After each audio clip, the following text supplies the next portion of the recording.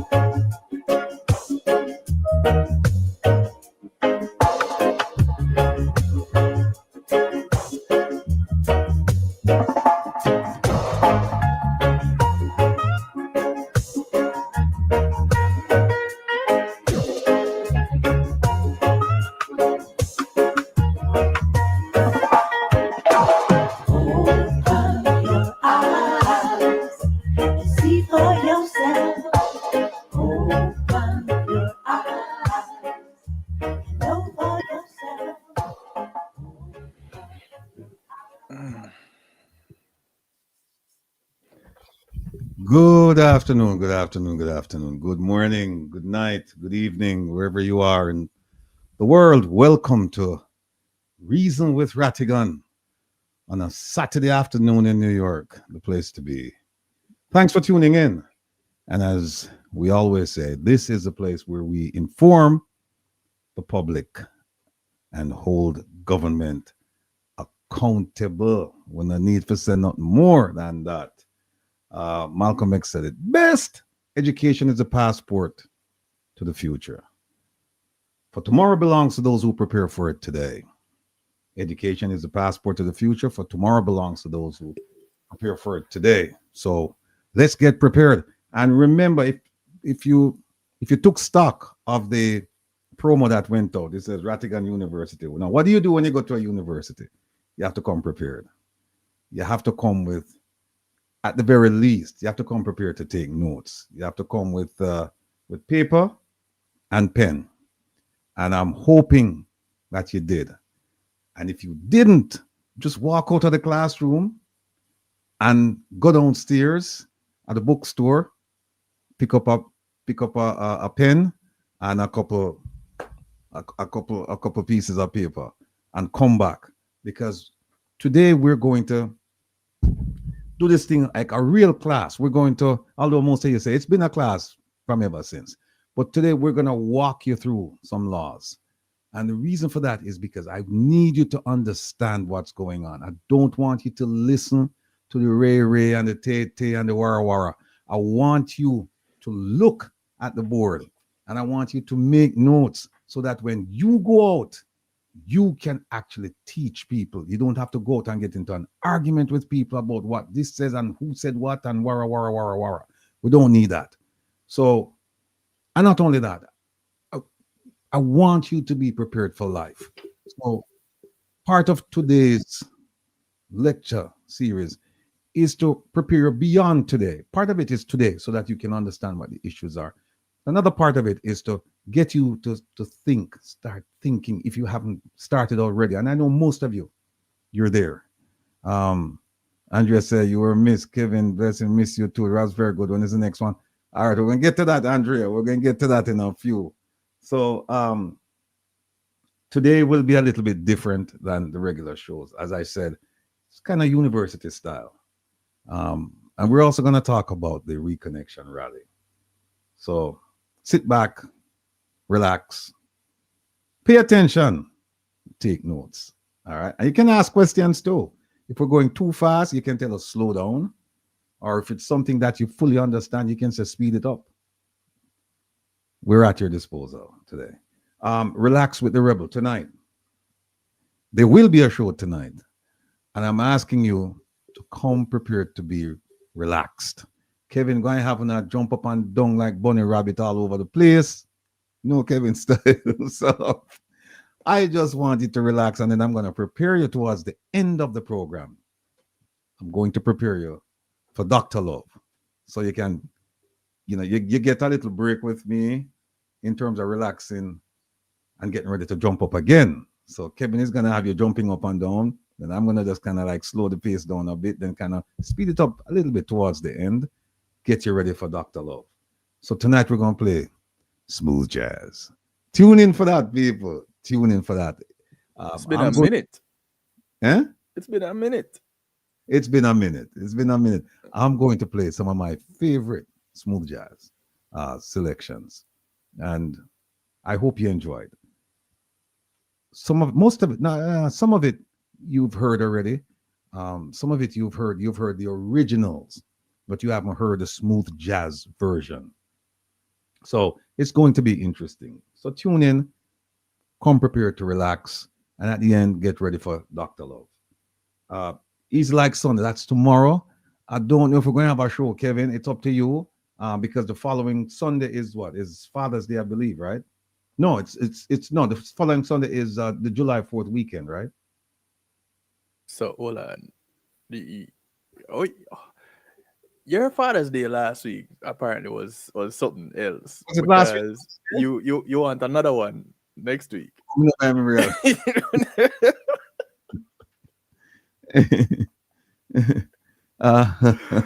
me completely out of it. Miss Rita said we can't relax too much. You're right, Miss Rita. We just relax just a little bit, just for 2 hours. And actually, it's more like an hour and a half. We can just relax because the last half hour of the program tonight, we're going to just kind of speed it up a little bit. All right. But Kevin are teasing because he must say Father's Day was last week, and apparently either me never know or I enjoyed it so much more of 2. So, oh, Jeffrey said Father's Day every day. That's true. That's true. That's true. I don't know. By the end of the period, by the end of the period, the lecture series of period, Kevin and I will decide if we're going to have one tomorrow. And you'll know. Come Reason with Ratigan this past Wednesday. We had a great show as usual. Dr. Ben was on. I was on as well, and we went through kind of like hot wash, a kind of like rehash of the reconnection rally. And it was great because we had a whole bunch of testimonies. We had people who participated in it. We had people who watched it, and we had people who actually promoted it. Like we had producer OT and we had producer Joan, and they were instrumental in things that took place there. But we have a lot of people that we have to, a lot of people were instrumental in getting this thing off as well. But particularly those two, because we have Prezi, we have Jamaics, we had the Prezi's sister, we had what's her name again? Losing it now. We had Dorrit, we had Merle, we had well, a whole bunch of people, but we'll get to them. We'll get to them. We had Miss P. We'll get to them. We'll get to them. We'll get to them. All right. No. Big up OT. Big up OT, a trooper, real trooper. Believe me. that lady there, strong, beautiful, intelligent black woman. Like Joan, but we'll get to Joan later on. When we talk about OT now. OT, I mean, she's a force to reckon with, people. And I mean, she's the kind of person, when things need to get done, OT will get them done. Just put her in charge. She's like a bulldog. She just, she doesn't stop until the project is over. And I'm not just talking about the reconnection rally. There are other things that she's done and things that she's actually doing. So I just want to say, OT, big up yourself, big up yourself, big up your nice self, OT. And who else? We could get to the shout out and the greetings. By the way, people, let me telling you something now. Everywhere I go, people come up to me and they must say to me, "Where's Kevin?" Them ask if me all right. Them just walk up to me and them just say, "Watch, where's Kevin?" And I said, well, "Kevin, all right." I said, "No, but where's Kevin? Kevin, I thought Kevin would be here with you." I said, "No, Kevin live far." It's only through the miracle of technology that it would appear as if we're close personally, but in terms of physically being close to each other, we live in two different places, like, I don't know, close to 1,000 miles apart.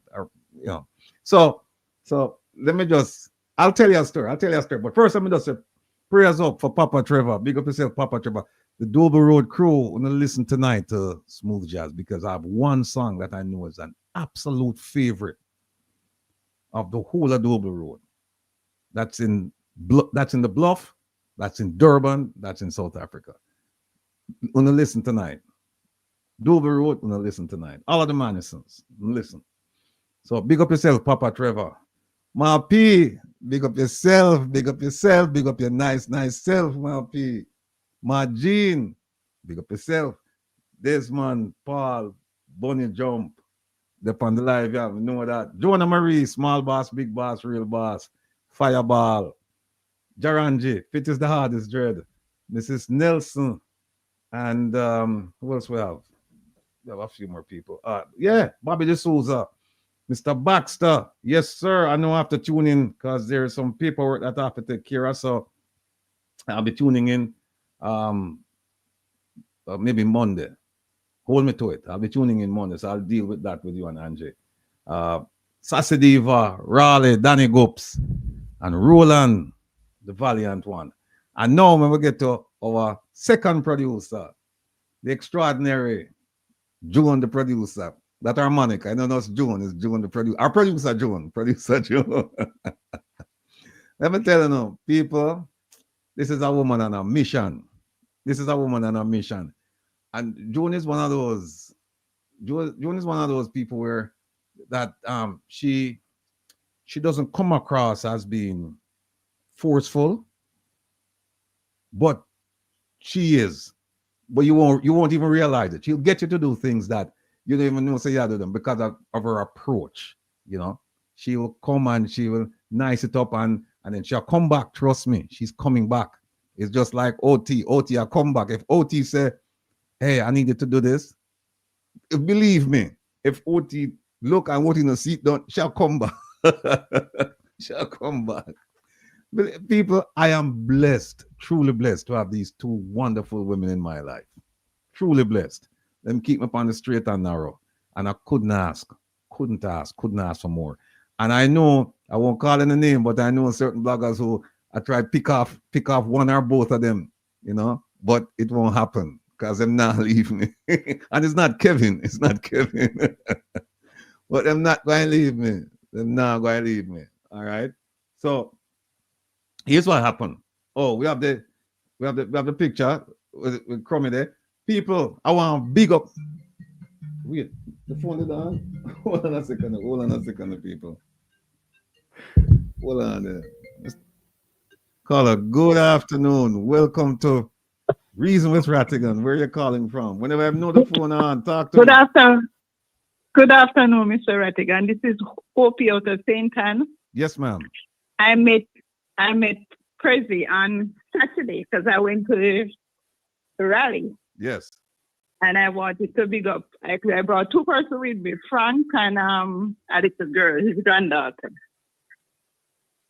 Okay. So I just wanted to big him up because I was explaining to him how we go. And then when he came to the rally, he said he have learned so much. Oh. So he got his T-shirt and I saw him in the T-shirt. I said, Frank, why you wearing the T-shirt? He said, need to advertise the whole thing. We ain't going to market anyway. I explain the whole thing to everybody.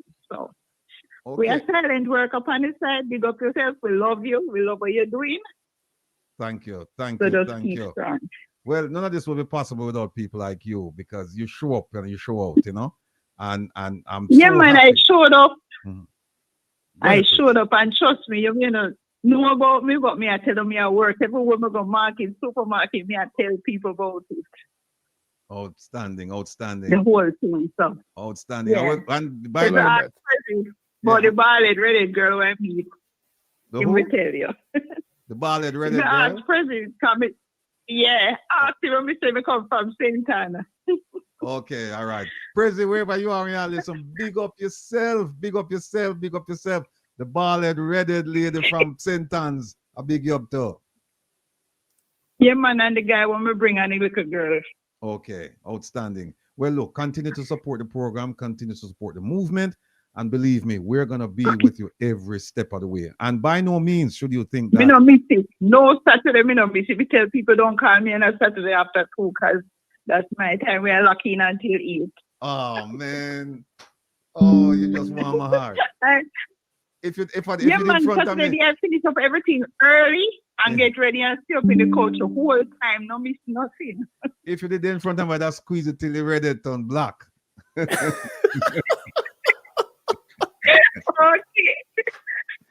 Big up yourself, big up your listeners. Jamaica, we come. All right. Thank you so much. All right, no flow. All right, bye-bye. Well, Kevin, me never noticed the phone on and on. Apparently, I left the phone on from the other night. So, but hey, Good job. because here's what happened. That wasn't even like, somebody where you call and say, hey, if you like it or whatever, just calling. This is somebody who just calling out of the blue. And it just so happened, this is providence at work because the phone was on. The phone's been on from Wednesday night, and I didn't even know. We left it right here. So when the phone rang a while ago, I was kind of shocked, So, caller, bald-head, red-head lady, big up yourself. Enough love.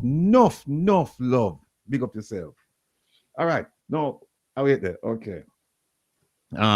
Before we put it on, Kevin, you have anything you want to say? I just want to make a quick call.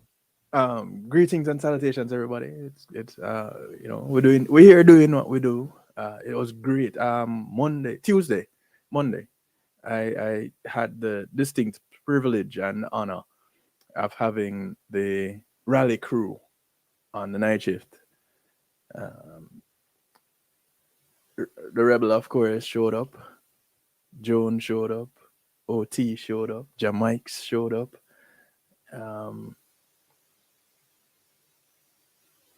Did I leave anybody out? It was just the four of you. I think it was just the four of you that showed up. And we got a call.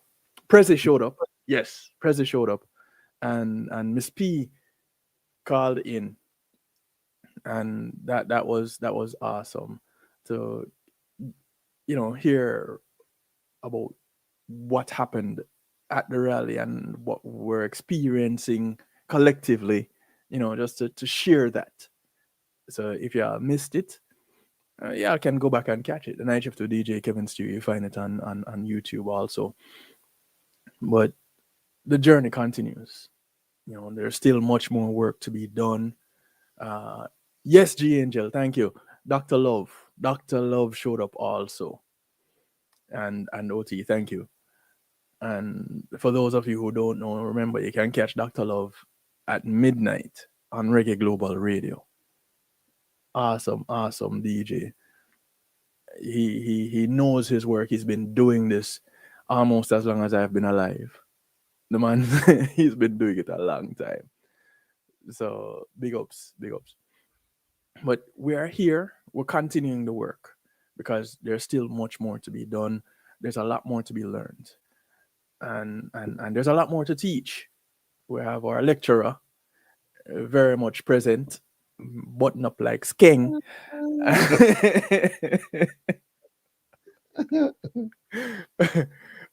Often getting me in trouble, but that's between us behind the scenes. by the way, folks, let me tell you something. See it, Tune in and watch Kevin on was it a Monday night, Tuesday night, Wednesday night, Kevin? Yes, Big up the thing, man. You're going like it's a shot. yeah. I was just saying it. The night shift to DJ Kevin Stew. It happens Mondays, Tuesdays, and Wednesdays. And there's a whole website dedicated to it, kevinstew.com. And I'm live on alternating days, on alternating weeks. So the broadcast does still continue. But as I was live last Monday, I'm live this Tuesday, live next Wednesday. I had to change it up a little bit because of work schedules. So I'm live there Mondays, Tuesdays, Wednesdays, kevinstew.com. And the themes are different.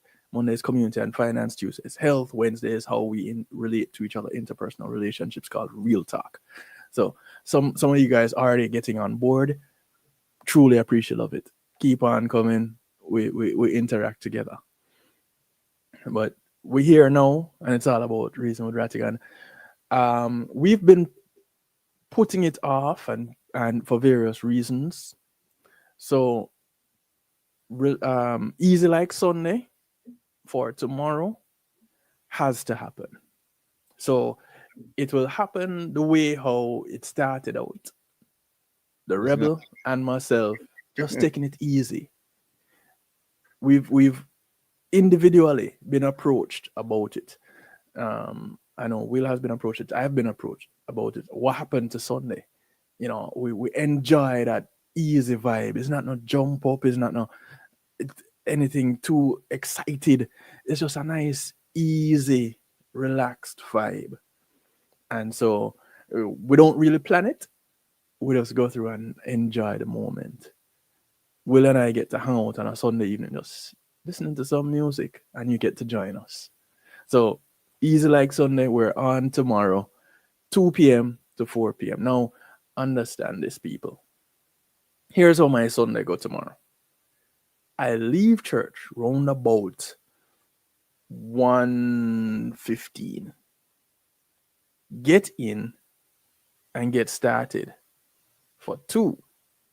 I will get done at 4 to allow Clinton Lindsay to come on for his broadcast on Reggae Global Radio.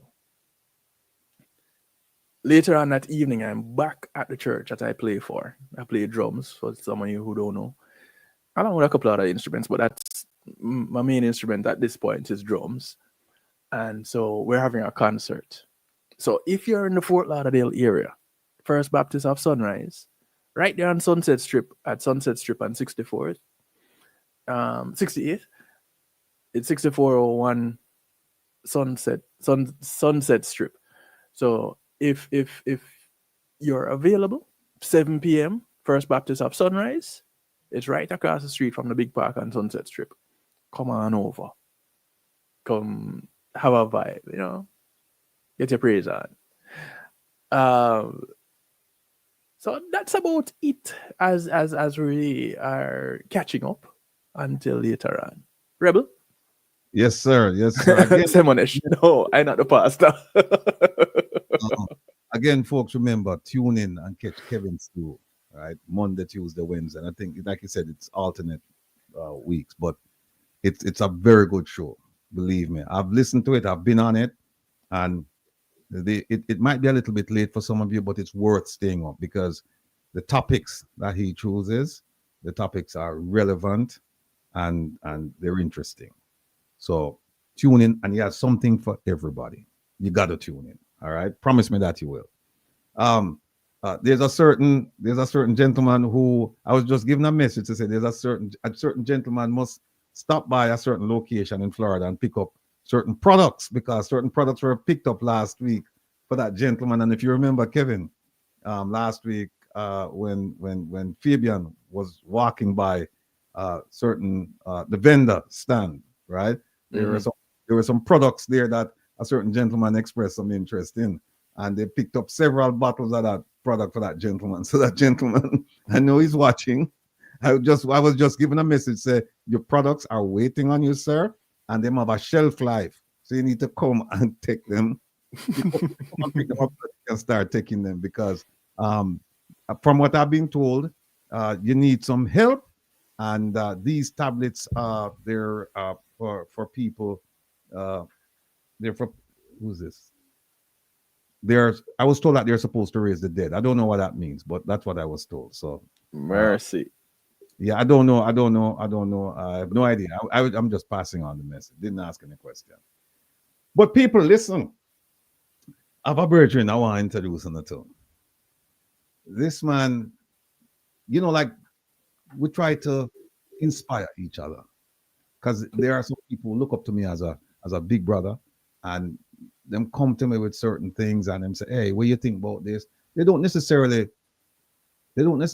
take my advice all the time, but at least they want to hear my views on certain things. Sometimes they take my advice, sometimes they don't. Sometimes they'll take some of it. Sometimes, as I said, they don't take it, they reject all of it. But at least it's somebody that they trust that they can come to and talk to. And I have quite a few people. I was going to present some of them today. One of them is this gentleman here.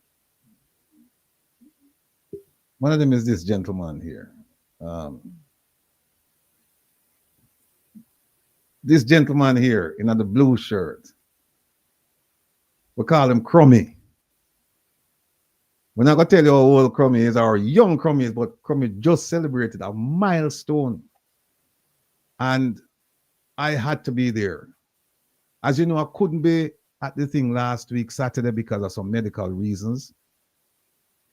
But this one, I said, no, I have to just go and show my face. And the man said to me, Kevin, he said, listen, if it's 5 minutes, that's good enough because you're here, right? And I went, and I can tell you, it was about 110 degrees outside. And the man keep a day party in the yard. And we passed through, complimented the man, pay my respects, met up with the family and everything. And by the way, this was the function where a beautiful young lady walked over to me. She never said, hi, Mr. Rattigan, or not like that. She just walked over to me and she just looked me dead straight in the eyes. And she said, where is Kevin? I said, who? She said, where is Kevin? I said, well, Kevin is not here. I had to call Kevin. I had to put Kevin on FaceTime so he could say hello to this beautiful young lady. And she said, listen, I watch you guys on a Saturday. I'm a silent viewer. I don't make any comments or anything like that, but I watch you. I support what you're doing. And then, while she said that, and she kind of boosted me up a little bit and said, yeah, I watch what you're doing and you guys are blah. Then she turned on and said, and I just want you to know that you can't do nothing without Kevin, because Kevin are the one who have to set up the whole thing. I'm going to sit there and say, you're absolutely correct, man. You're absolutely correct. I can't do none of those things that this is me doing. I can't do them without Kevin. I said, I'm learning as we go along, and I will continue to learn as long as Kevin is willing to teach. And Kevin is willing to teach, so I'm willing to learn. So, but big up to all of the people who approach me, not just at this event, but all over the place. They call me, they text me. They said to me, where is Kevin? Kevin is alive. Kevin is well. Kevin is several hundred miles away from me, but he's fine. And just want to say on behalf of Kevin, and Kevin can address it because he actually did speak to the young lady. Just want to say, hey, on behalf of Kevin, we appreciate all that you guys are doing to support the program, because it is necessary and it's a refreshing program. It's a refreshing program. So I've been told. So Kevin, what do you want to say this? Oh, by the way, this before we're going further, this lady in the middle, Dorothy, big up yourself, Dinga wife, big up yourself. Crummy, why, brethren, keep it going because man, I tell you, it's like you know, skip a beat. You're still lively. And just have hope and praise that the Almighty will continue to provide you with the strength and the vigor to go around and still maintain your composure and still be that person who we all love. Crummy, love you, my brother. Big up yourself. Kevin, go ahead, sir. Yeah, it's always a joy to be able to give flowers while the recipients are available and can get them. Big ups to the nice young lady that had asked for me, the Browning. And you know, it's refreshing. It really is. When there are people that are always locked in, they're quiet in the background, but they don't miss out. And you come across them in public and they say, boy, keep up the good work. I check you out here and there and every now and again or all the time. You are appreciated, loved, each and every one of you. And where was I, Barry? I was here in Florida as Ratty was elsewhere. I wasn't where he was. I was actually playing for the artist Caution. I was playing for his EP launch down in Miramar, Florida. So that was when Rebel called me and we video called and spoke. I got to greet a couple of our Ratty's friends. And, well, they're more like family. Right. Because after a certain point in interaction and life, these people are not friends anymore, they're family. So a couple of family members from Ratty's side and this lady that asked for me forcefully. Kevin, what the other thing though? What you cut out this, you slice and dice the Maya Angelou thing? Oh, I didn't put it for you, no? All right, let me. Yeah, because I want to put it up now, and because I have some people coming on. Mm-hmm. No, all right, I'll grab it real quick for you. Right. Yes, folks. So last week Saturday was just a joy. It was a joy. It to watch the culmination of all of the hard work. And we really didn't look at it as hard work. We look at it as necessary work to bring education to our people, particularly the children. And want to big up all of you who kept me in touch, because Kevin and I we didn't get to see the continuous stream. So we were doing the program and we were checking every now and again. But then we had people like Elaine and a few other people who touch base with us and say, hey, this is what's going on. And we were kept abreast of everything that actually took place. Got a call from some very influential people too who passed by and said, hey, we like this look here. This is a really nice look. And a couple of people said to me that some wrote, essentially, they stated that this is the first time in the history of Jamaica they've had anything like this, where Semanesh,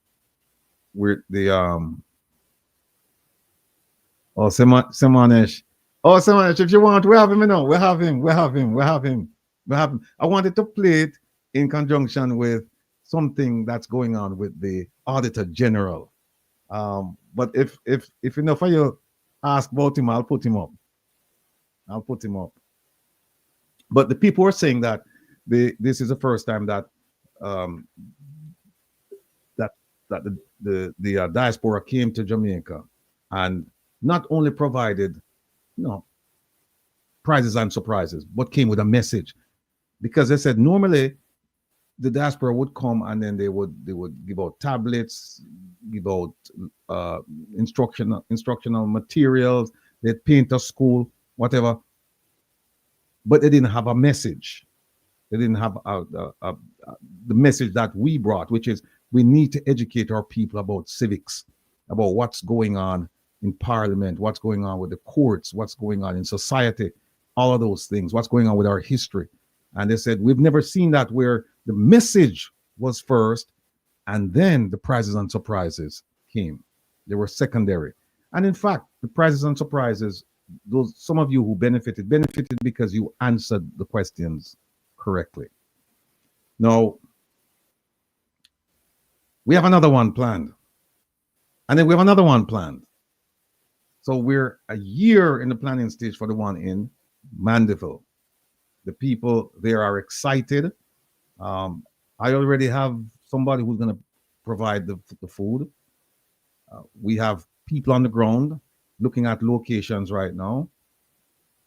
And all of the other things that go into making something like this a successful venture, people are addressing those issues right now. And think about it, that's next year, June. We have the second one is going to be my place, Waterhouse. We hope to have it at the place where it started for me, the Balmaji Primary School. We're going to be touching base with the community leaders. We've started already, but we're going to, in earnest, we're going to start next week and try and make this thing happen. There's a transformation the way it's being done. The first one was done where we invited the whole country. The second one, and going forward, we're going to go to communities. Roe Washington said, yeah, we're going to do one Asante. No worries. And so going forward, we're going to the communities. And so the community will the community will develop this program. We will be there to provide assistance. But what we did at Randy Williams Center, the community will be able to do it because we have to be able to do for ourselves. We can't wait for government to come back and do what is required to educate our people. We can't sit back and say, well, the government not doing it. Well, the question is, okay, they're not doing it, then who's doing it? Because it has to be done. And we're taking up this task of working in conjunction with the communities. And we hope that some people or some communities, they will start doing this on their own. We're hoping that bloggers will take on their own communities where they're from, and then they will start doing this. But be that as it may, when it's Clarendon, megawatt. But megawatt, remember what the American government said about Clarendon, you know, them said don't stop at all. On the highway. So, nowhere. So maybe you have to do some cleaning up over there. So before, no, I'm just kidding. Look, communities were asking you to reach out to us, and we plan to do this like every 6 months. But if there's a need to do it every 3 months, if people are interested in doing this, then that's fine. I'm gonna put it up, Kevin. All right, Whenever you're ready. All right. Like this. See this, people? I just want to show you something. Maya Angelou, great American poet. Hold on, Kevin. Want it bigger, please. Come on, go to the top. I got you. All right. The top. You see what Maya Angelou said at the top? Don't worry about the bottom part, at the very top. She said, I don't regret my past. I just regret the time I've wasted with the wrong people. Think about that, people. Think about that. And that's why I keep telling you that when you have the naysayers and the evildoers and all these people, don't waste time with them. There's too much to be done. We don't need a distraction. Think about that. Just think about it. Let it just percolate in your head a bit. I Mhm. don't regret my past. I just regret the time I've wasted with the wrong people. Think about that. And then I want to show you this thing on the bottom. Hold on a second. Hold on there. Hold on there.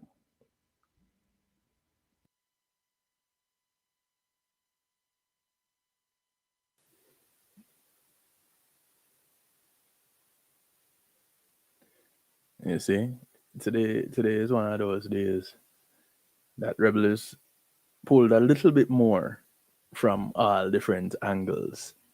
Yeah, see this people? Family isn't always blood. Family isn't always blood. And you've heard me say that sometimes the best family members you have are people who are not related to you by blood. And you know this. We all have it in our lives where we have people that them Mhm. so close to us, they're closer to us than our blood relatives. So family isn't always blood. It's the people in your life who want you in theirs. The ones who Yep. accept you for who you are, the ones who would do anything to see you smile and who love you no matter what. See what I'm a family members. Yes. Let me pull this down now. See me people, the great Crummy. I'm just called me a while ago. Great Crummy. Family member that I chose. Because you hear people say, "Well, I'm a family, but me couldn't." But when people talk about a family member that they don't really accept or they don't wanna, them not really want to have nothing to do with them. Them say, "Well, me never have nothing to do with them." Well, here's a family member that I chose. I mean, know him choose me too, right? Crummy, big up yourself, big up yourself, big up yourself, big up yourself, my brother. Looking forward to seeing you soon. All right. Um, I tell you, you can't find. You have to go look and search hard to find a nicer person than this man because this man I tell it like it is. True friend. If you're not flying straight, I'm going to tell you. I'm going to tell you, and you do whatever you want to do. And he's giving me a whole bunch of advice. A lot of people don't know, but this man, I know Kevin. This man, this man talk to me every day. Every day, me and him talk through text or something. And guess what happened, Kevin? This man, him send me a morning greeting, and then me and him talk. Him send me a afternoon greeting, me and him talk. Him send me a evening greeting, and before I'm going to bed, him send me a good night greeting. Every single day. Every day. Barring Yeah, no matter holiday, no, every day this man. that's a So big deal. just want you to know, my brother, say, this is how I truly feel about you. Family isn't always blood. It's the people in your life who want you in theirs. The ones who accept you for who you are. The ones who would do anything to see you smile and who love you no matter what. Remove that. The great Crummy. And we have some other people where we are waiting for them to come on to where we feel strongly about them. So that's where we are. We could just jump to this thing our producer Joan make up for you. Go through this thing quickly. All right, there we go. Me that. All right, turn a blind eye to corruption and you lose sight in your other eye. Fully corrupt. You turn your eye to. Let us skip that one there. Reconnection rally. We're going to talk about that. Part of the agenda is the introduction to the Financial Investigative Division and its investigation of the Prime Minister. We're going to show you what is likely to happen with this investigation. And believe me, we have three options. None of them good. None of them good. And when I say good, none of them good for justice, transparency, Jamaica. They're good for the Prime Minister. And we're going to show you. Right? Hold on, Kevin. I see Michelle come. Hold on. Winsome Griffin, yes. I played drums for Genesis for many years. So yeah, if you might know me from there also. It's me, same one. Yeah, back when Junior Thompson was there, yes. Same Kevin.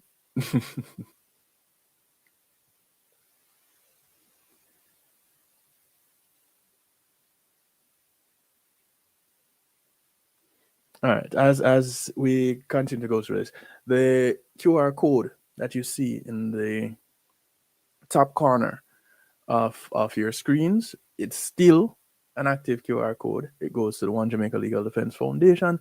Contributions are still accepted because guess what? The whole rally thing is continuous. So it doesn't it didn't end with what happened last week. The work is continuous. The things that we gave away at the rally, the tablets, for example, those went to students, and that's an ongoing thing. Some of you that tune in with ISAT in Context Matters, he has that project that he started down in Portland, in East Portland. It's in line with and aligned with that same project. It's all part and in parcel of the same thing. Now, what it is not is something political. That is what it is not. I don't know if I can emphasize that enough.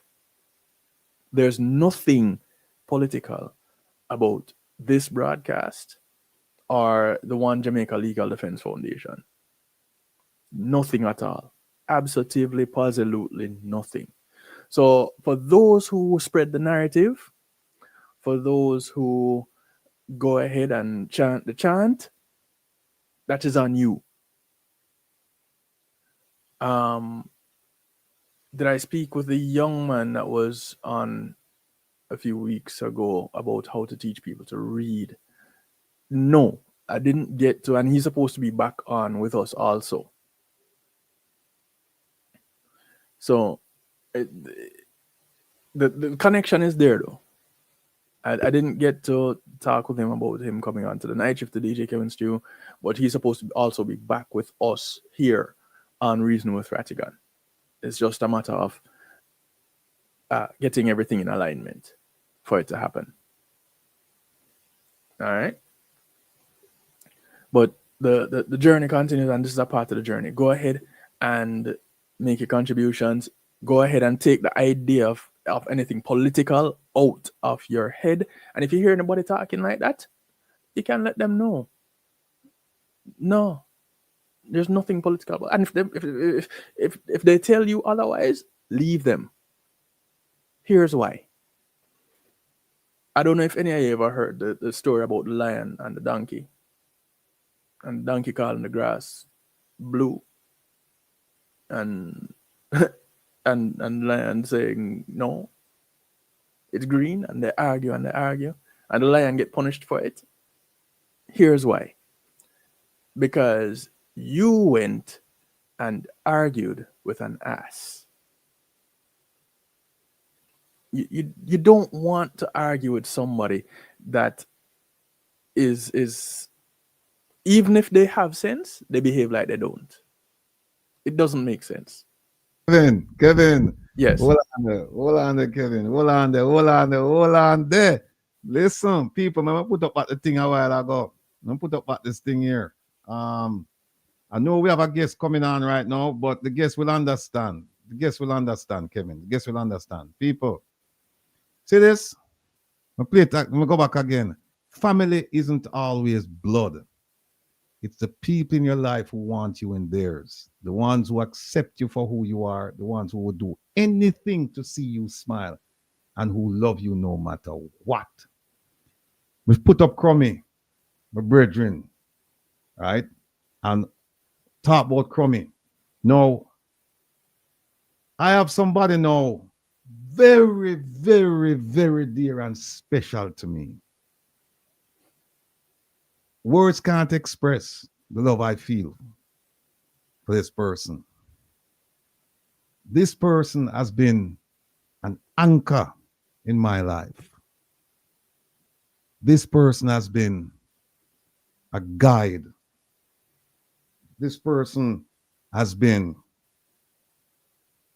my support, my inspiration.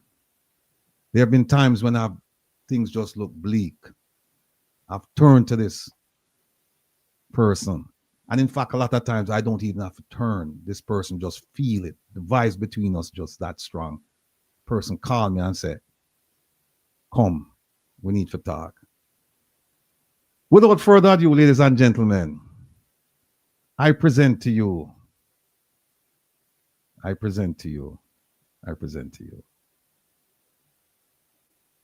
my second mother, Mapi. Mapi, big up yourself. Grace and peace, everyone. Mapi, good afternoon. Good afternoon. Good afternoon. I'm here to show that I'm not just a fiction of his imagination. I'm alive, well, and I'm very elated, I should say, to be on his program, on my son's program today. Thank you, Mapi. Thank you. And for you to, you know, that I will always love you. And I know that what you're doing, inspiring and making the people, especially the people of Jamaica, knowledgeable of situations of which they are not aware, is like doing God's work. Mapi. Yes. Let me tell you about this lady. My heart's so full right now. My heart's so full. My biological mother passed in 2017, right? And I love my biological mother to death. But see this lady here? This lady is coming just like my biological mother. The Mapi. The Mapi. Mapi. People, let me tell you now. She tell me all the time. She said she has 3 children, all successful children, and she said, "You are the bad picnic when we never have." Yeah. Yeah. She tell me that you are the bad picnic, and I'm telling you, folks. Sometimes I've learned so much from this lady. She is a reservoir of wisdom. I'm telling you. Thank you. When you sit down and you talk to her about any subject, she's well versed. Well versed. Trust me. You will never get bored sitting down just talking to her. Right? Our mind is as sharp as if she was, 16 again. She's actually 17. Well, I'm telling you, this lady here, to know her is to love her. And I'm beaming with pride right now that when I saw her, I said, Mapi, boy, come from over. And she said, of course, son, whatever you want me, I'll come on your program. I tell you something, people. You see, when I go to New York, if I go to New York and I don't go look for Mapi, big trouble me, if she ever find out. And usually she find out, and then it's big trouble me, big trouble me, because it's like I cannot go there and not see this lady. Cannot go there and not see my mother. Cannot. She treat me. Don't treat me. I am family. She not treat me like me a family. I am family. And better than to treat our daughter. You see, hear this, you know.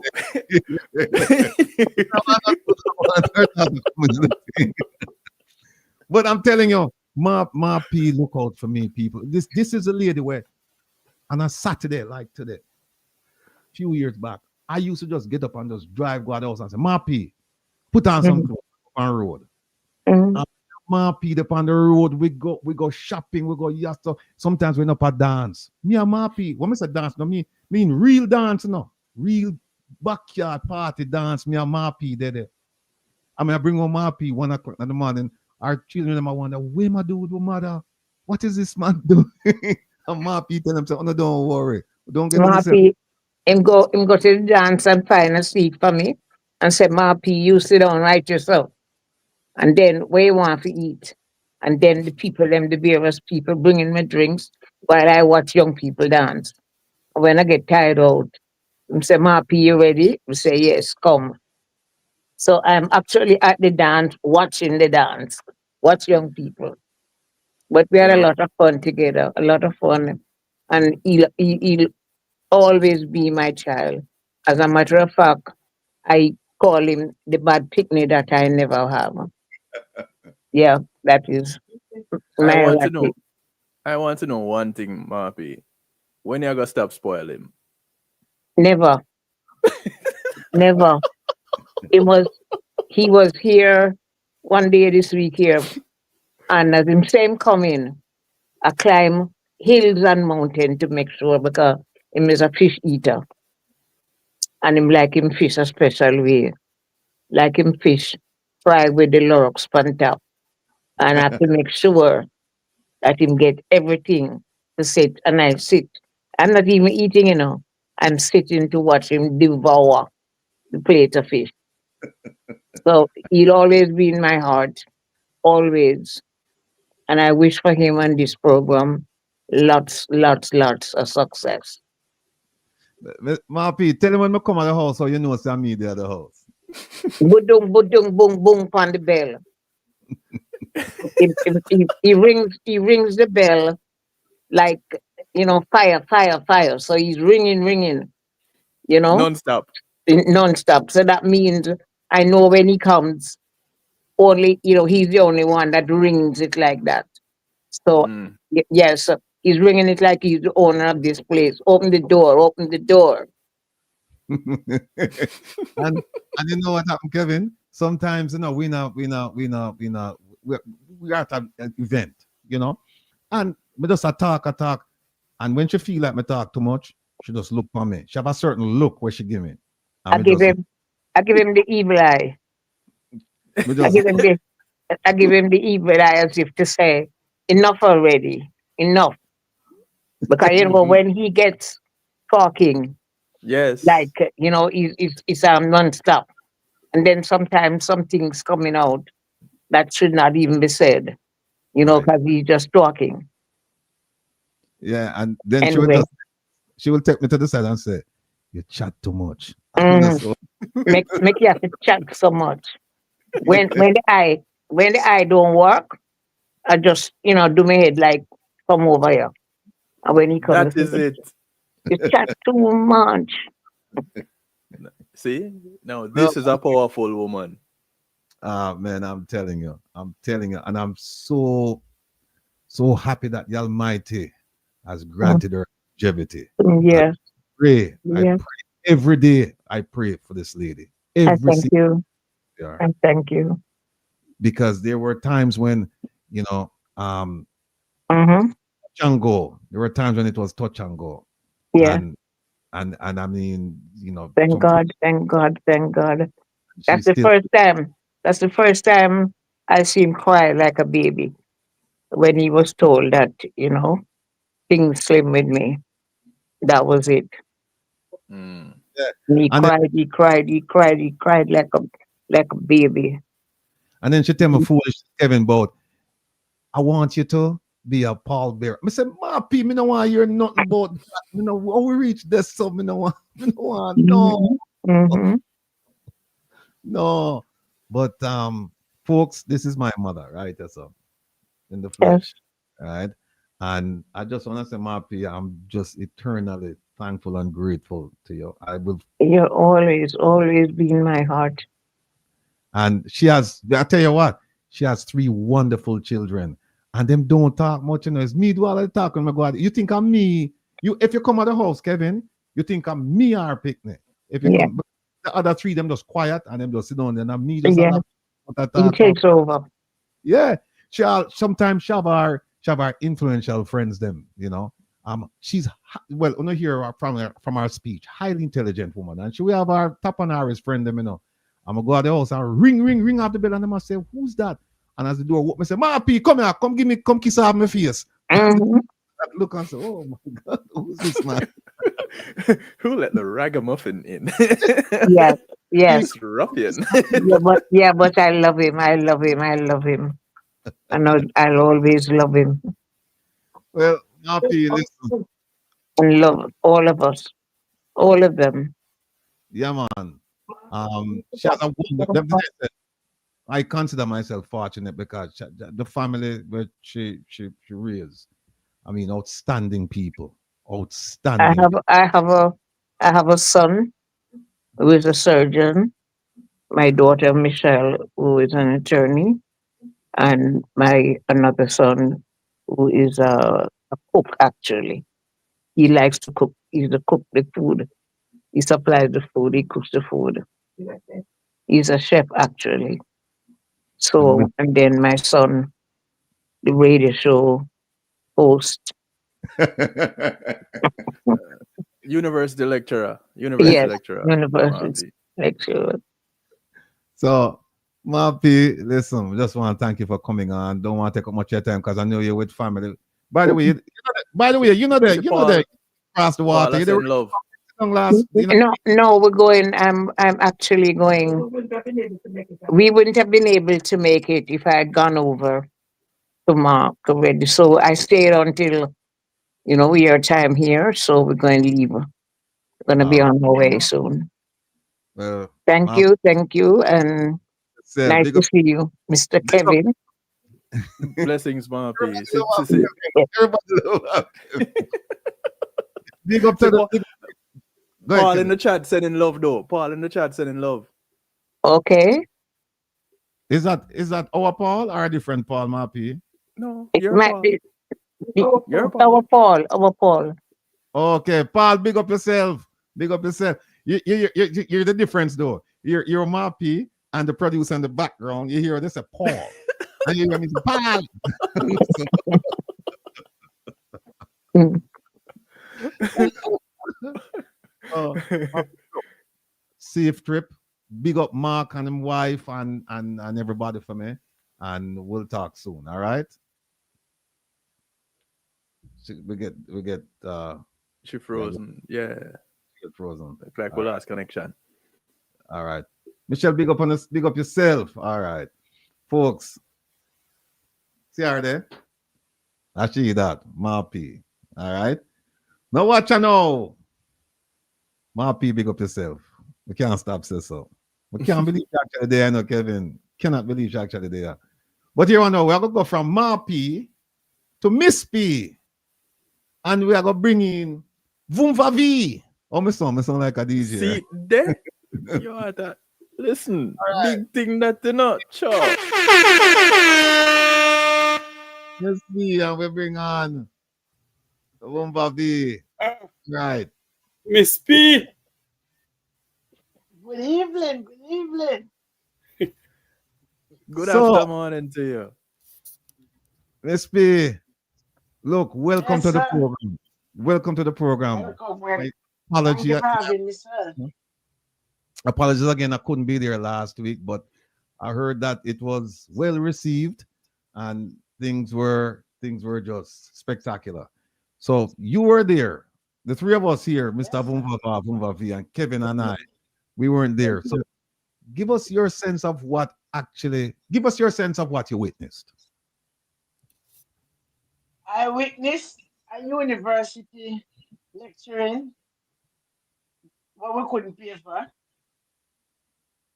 I witnessed the love, the warmth, the happiness of the children, and that it words can express. Because normally people that come and pick them up and down and you give them a little gift, but this is not like that. This is an educational something. We teach you for things where you even go school and you never get those lecturing in a school. Older you might be, you not get those lecturing and it's facts. Because you have Mr. Nine, you have one next man, Bongo, something like that. And what they're telling you about your own self within your own country, your own rights, what to do, what not to do, and if this should happen, or it should be handled. Mhm. And even the children them didn't know lots of what was preached there. And we have Daniel Archer who tell us all about the constitution. I used to hear this word constitution, but I really never know what it is. Because there one place near constitution hill. So I mean I really know the constitution is a law we govern the land. But Mhm. being connected to Uno from last year before, and I learn. Then when you see them by the TV, I tell you about when Daniel Archer and Mr. Knight and the rest speak now, and then the young lady from the last student lady, I don't remember her name, young lady. Samantha. Understand it, Samantha. And then Sabrina. Sabrina. Sorry. Sabrina, yeah. Some people been asking you then, I said something go. And what is? I come in and say, that's what is really, really good. So we learn and we learn a lot. And we left motivated.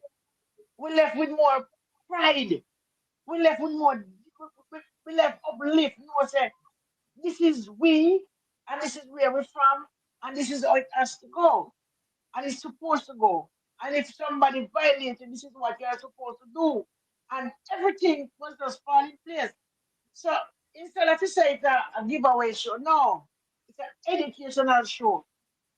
And I know kids are going to want all of it in teaching in a sub exam sometime to come.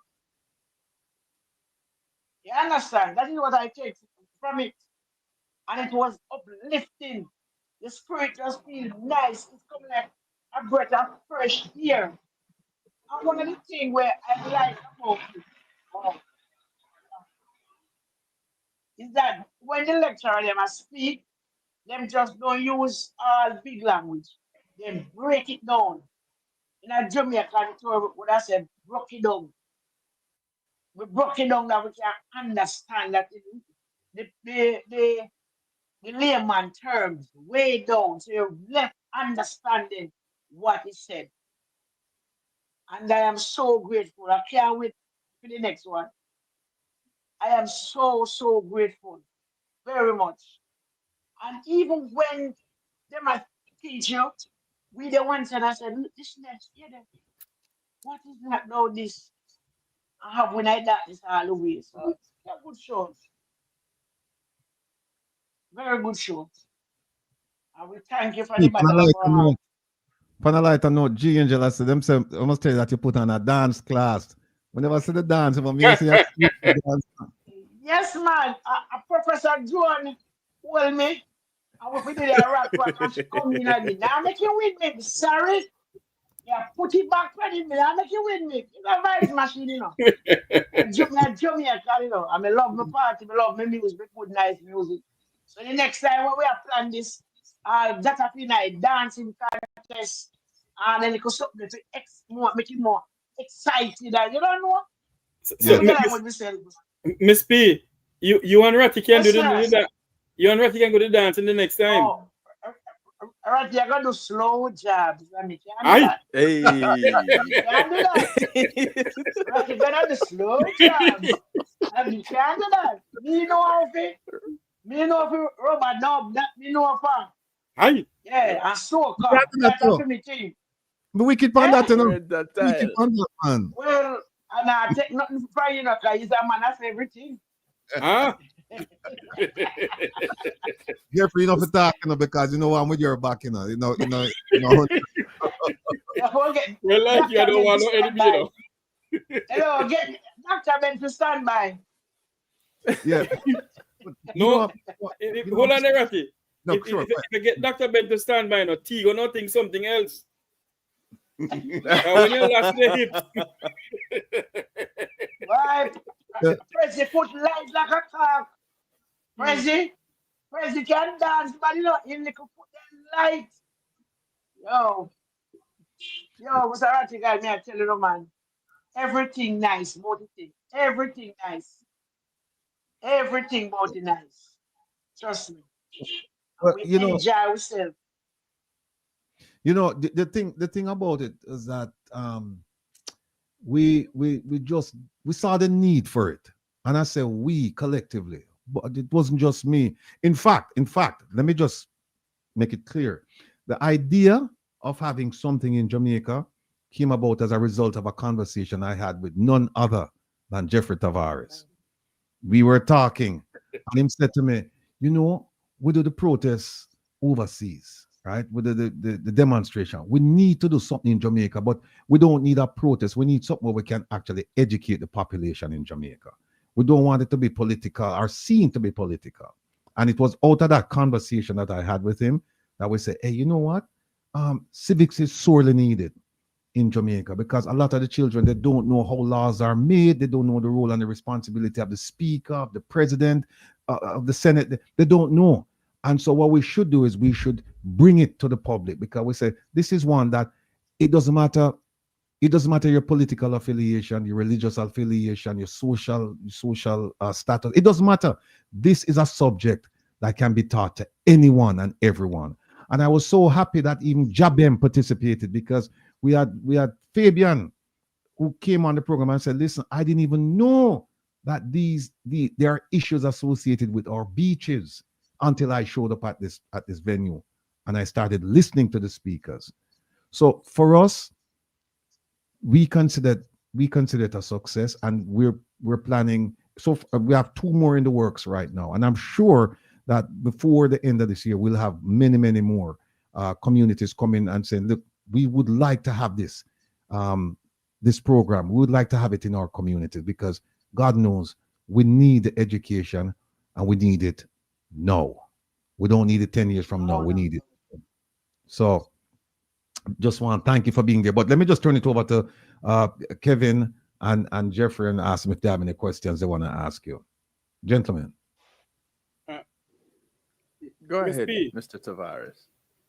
Thank you. Thank you very much, young man, to grace the older man, for him to go ahead and speak. Miss P. Yes, sir. You've been down there and you see all that take place. Tell me something. Do you believe that it was well received by people who were there? And for us to continue doing something like this, time and time again.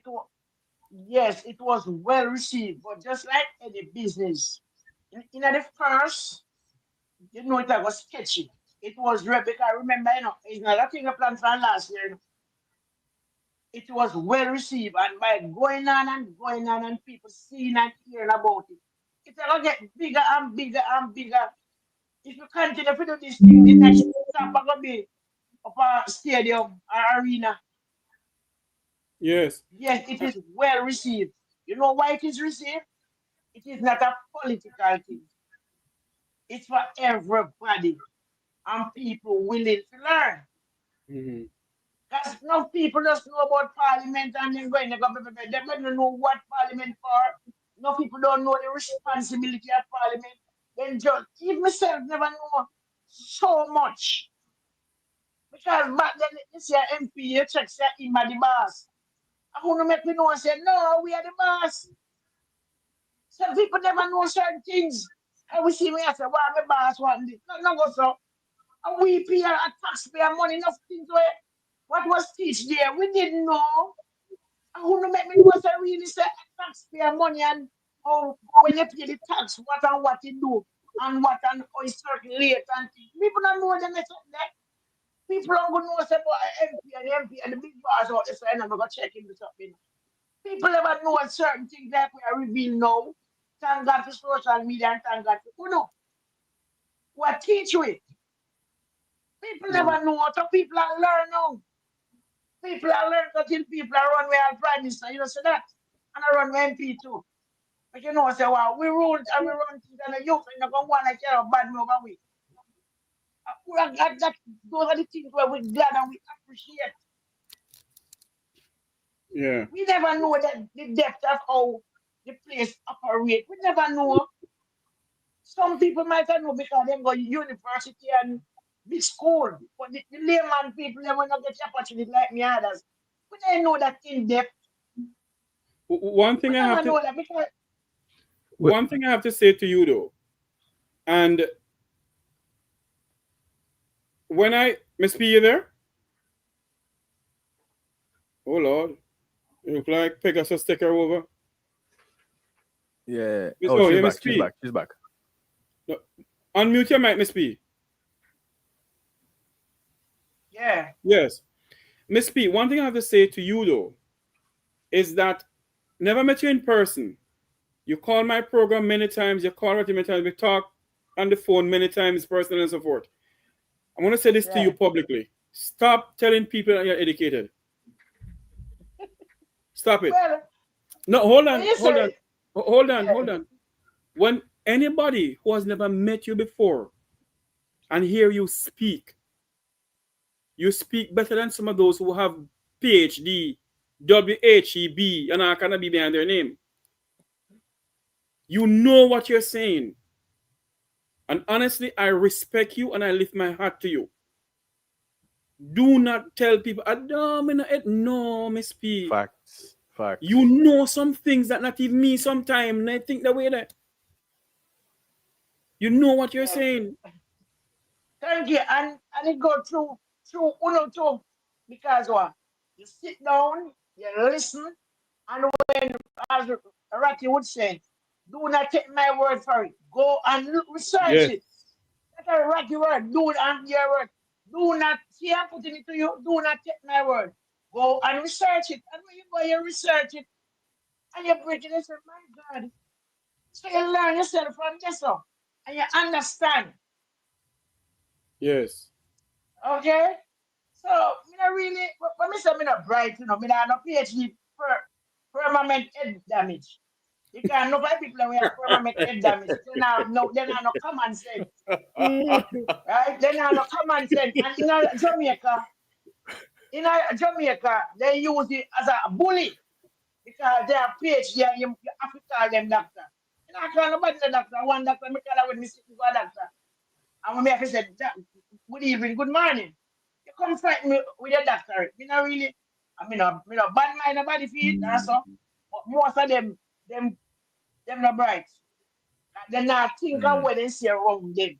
They go think about paper. Well, Because you know, I remember as a young lady, you know, this man saying come from university. And he come to teach of the plant agriculture in a country. No, the man has sow the plant, you know. And you know, say banana and plant, you have to plant them at distance so that when they grow, the leaf of it get place to spread. So this man come and tell me, so we have to plant it, that and that. And Mr. Sir, we are telling me not go so a long time, I plant. No, that's what the book say. Me, tell me a little young people, girl, you know, young girl, you know, live a deep rural country, you know. So I'm running away and say, brother, yeah, your book now gone away. I me plant them like, oh, you say the plant. No grow. Yeah, we have first guest here waiting. So we're going to just finish up with Miss P. MP Paul, don't go nowhere. Sit tight. We're finishing up with Miss P here. Miss P, Kevin, through the magic of telecommunications or technology, you can bring her back.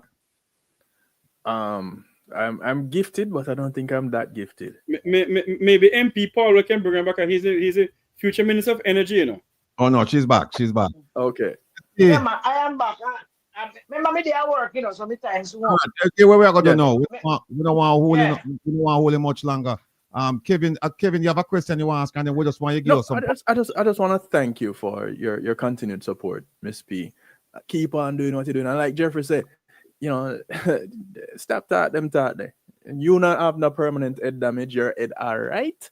So as you learn, as you go along, you share what you learn and bring some people along with you. Keep up the good work. Gone. No, they are okay. All right. All right, Miss P. P. Miss P, we have to jump off now, okay? Kevin, freeze. So I'm cool, but I'm not freeze. So let's see. We are going to have you on. We have to do a full segment with you, you know, because like if you should see the chat. If it's the chat, all the people might big you up. You must see the chat. Yeah, man. Thank you guys in the chat. Anne-Marie, O.T., Joanne, producer Joanne, Tracy, Natasha, and then Mr. Lance White, that the list goes on and on. Big up to everybody. Them all work. So we big up thing about some people, we big up Jamaica already too, but we are big him up again. I'm big up Jamaica. Yes, I'm praising with the light foot. Dr. Love, where are you, sir? Dr. Love. Tune in tonight. Miss B. That the man can drop music. Miss B, listen. You have to tune in tonight to listen to the What time? And after I'm done, then you can go listen to Dr. Love. Me I come on from 10 o'clock here. Man. All right. On Reggae Global Radio, All stick to Reggae Global Radio from now till Yeah, man. tomorrow I morning. go back. Kevin Twino. Yeah. We go back. Kevin Twino. Okay, outstanding. Much love. Yeah. Tonight, All right. can you Much play a love. special song for you? I'll play a special song for you. So All tune in. right. I mean, me and Jeffrey now left, you know. Jeffrey knows I've been put up here me over there. I will not get to try it maybe there. I know that, Miss B. All right, thanks for coming on. All right, Yeah, Miss man. P. Big up on yourself. Yeah, man. Okay. All right, take care. All right. Yes, ladies and gentlemen, you just okay. Just heard from Miss P. You know her, you love her, and she talk up the things, and like Kevin and Jeffrey said to her, she's. I always say, no, Kevin, that being educated, some people think that being educated means you have to go to school. Going to school is just a formal way of being educated. It is not the only way of being educated. It's just a structured way. But they have people out the street who never see a classroom, and my mother was one of them. My mother never see a classroom beyond age, I think 9 or something like that, and she couldn't hold a conversation with just about anybody. So just keep that in mind, that you going to school is just a formal way of being educated. It is not the only way of being educated. All right, folks, listen. So we had Ma Pian, we have Miss Pian, and tonight we have Mr. P. All of the P's are coming in, We'll try something. Yeah. We have Mr. Philip Palwell, MP Palwell, on the program. Him come tonight. with two by himself. See it there? So what we're gonna do now, we're gonna ask him to jump on. Hold on, let me put him on. MP Palwell, how are you, sir? Can you hear us? Yes, good afternoon to all three of you. Good to be on. Sorry that my camera not functioning today, but I gather that we can still have the conversation. But we wanted the young girls to see the beautiful anyway. Yes, well, we will do that one day in the coming week. But for today, they'll hear my voice. Okay, Yes, sir. That's good enough. All right. How would you like to be addressed? You want me to call you Philip or Mr. Paul? No, man, I'm Philip, man. Philip. All right, Philip. Our future minister. Well, we'll get to that.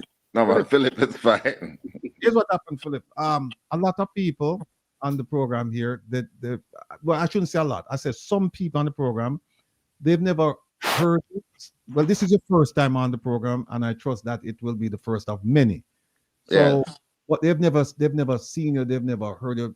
A lot of young people, and even some more mature people. So what I'd like you to do is do what we've always asked all of our guests first time to do, and that is just give us an introduction of who Philip Palwell is. All right, sure. So I am the current member of Parliament for East Kingston and Port Royal. East Kingston is where the Norman Manley Airport is.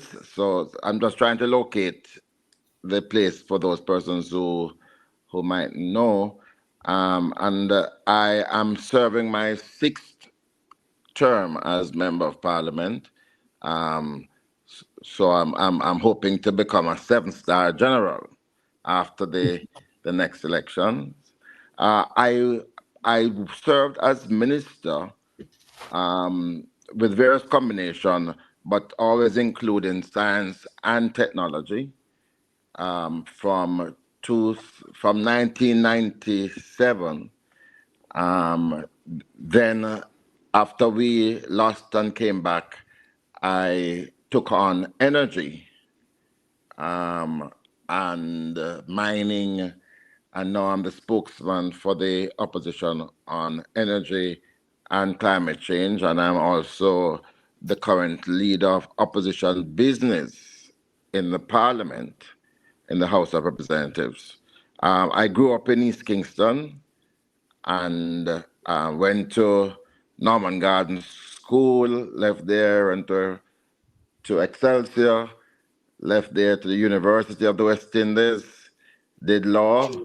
So, like you, sir, I am a lawyer, and I do that now as a member of the private sector until we win the elections, when, as usual, I'll have to fold shop and focus on running the country well. So that's me in a nutshell. Yes, sir.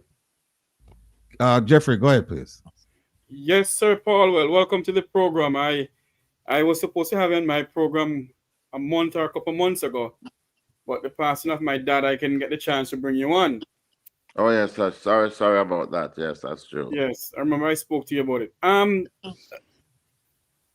Member Paulwell, my question to you this afternoon, sir. When you leave, when the last PNP was in power, Yes. electricity rate was 21 cents per kilowatt. And now it goes up to God even knows how much.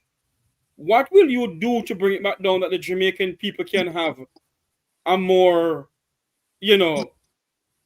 leeway in the sense of not paying so much electricity bill? And will you consider, as a future, when you come MP, when you come minister, will you consider to build a solar power plant in Jamaica to help the Jamaican people from this high electricity bill?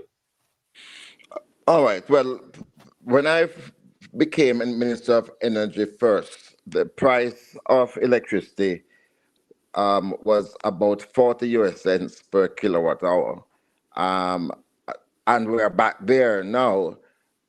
After some time in the ministry, we were able to get the price down to an average 23 cents. So in 2016, when we left, it was about 23 cents. And this was after some massive changes that we did. When I became minister first, we were using, I think about 98% of electricity was generated using what we call fossil fuel, which would be heavy fuel oil and diesel. And by the time I left, 60% of our electricity was being generated using liquefied natural gas, and we had about 12.5% of renewables, comprising using solar, wind, and some hydropower, and the rest was the traditional fossil fuel. I should pause to remind you that Jamaica during that period established the largest solar farm in a place called Content in Clarendon, generating 20 megawatts of electricity. That was done during my period as Minister of Energy. We also established earlier the Wigton wind farm, and after 2 additional adjustments to the wind farm, we were generating 60 megawatts of capacity. The wind farm had done so well that this government sold it and realized a large amount of money from the sale. So we had the transformation was very dramatic in that period between 2011 and 2016.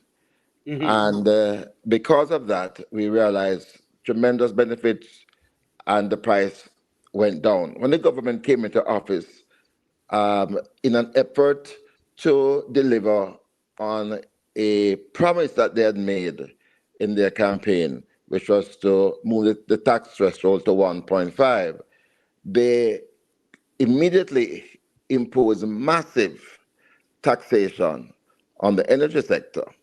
And that, along with the fact that they did absolutely nothing to continue the work that we were doing, we now have a situation where, for example, electricity theft has gone up, and every time a legitimate customer of JPSCO pays a bill, 20% of that bill is due to the theft of electricity.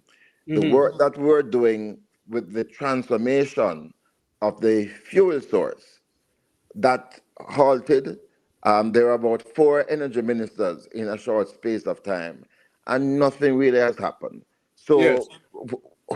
it is not going to be too difficult to get back to the trajectory that we were on, just that we have lost 9 to 10 years out of that. But you're absolutely right. Solar is going to be the major focus. So just as how we were able to use the cell phone to transform Jamaica in terms of telecommunications, Mhm. we intend to use solar to do this dramatic change now to Mhm. get our people access to cheaper electricity. And that's why we use the slogan that we're going to be putting electric power for the people. When we say power for the people, we are giving people electric power, and it's going to be affordable, and it's going to dominate the space in terms of the use of solar. Mhm. What are you going to do about the monopoly with JPS? And are you prepared to bring in another telephone provider? Because we have two telephone providers in Jamaica. And you and I know that when you all go out on your campaign trail and to have live feed, because I bring a lot of live feed from whether the PNP or the JLP, and every time the feed comes in, it froze up and all those things. Are you planning to bring in another telephone company? And you know, yes, are you bringing in another telephone company and also the monopoly with JPS? All right, so let me deal with the issue of telecommunication first, Mm-hmm. because we don't want to cross portfolios, one being energy and the other being telecoms. I am not the current spokesman on telecommunications, but as you know, I was very instrumental in the way we're able to liberalize that sector Yeah, to because bring in competition, starting with Digicel and others. right. Unfortunately, we haven't seen, again since 2016, the kind of dynamic competition emerging as was the case in terms of telecommunications in Jamaica as we're doing. Well, we, for example, up to 2016, Jamaica was one of the leading countries in the world in terms of the technology for telecommunications that we had access to. The standards were much higher. Um, we were on course of delivering exceptional broadband capacity using the Universal Service Fund. And with competition, we got our prices down and we got our capacity up.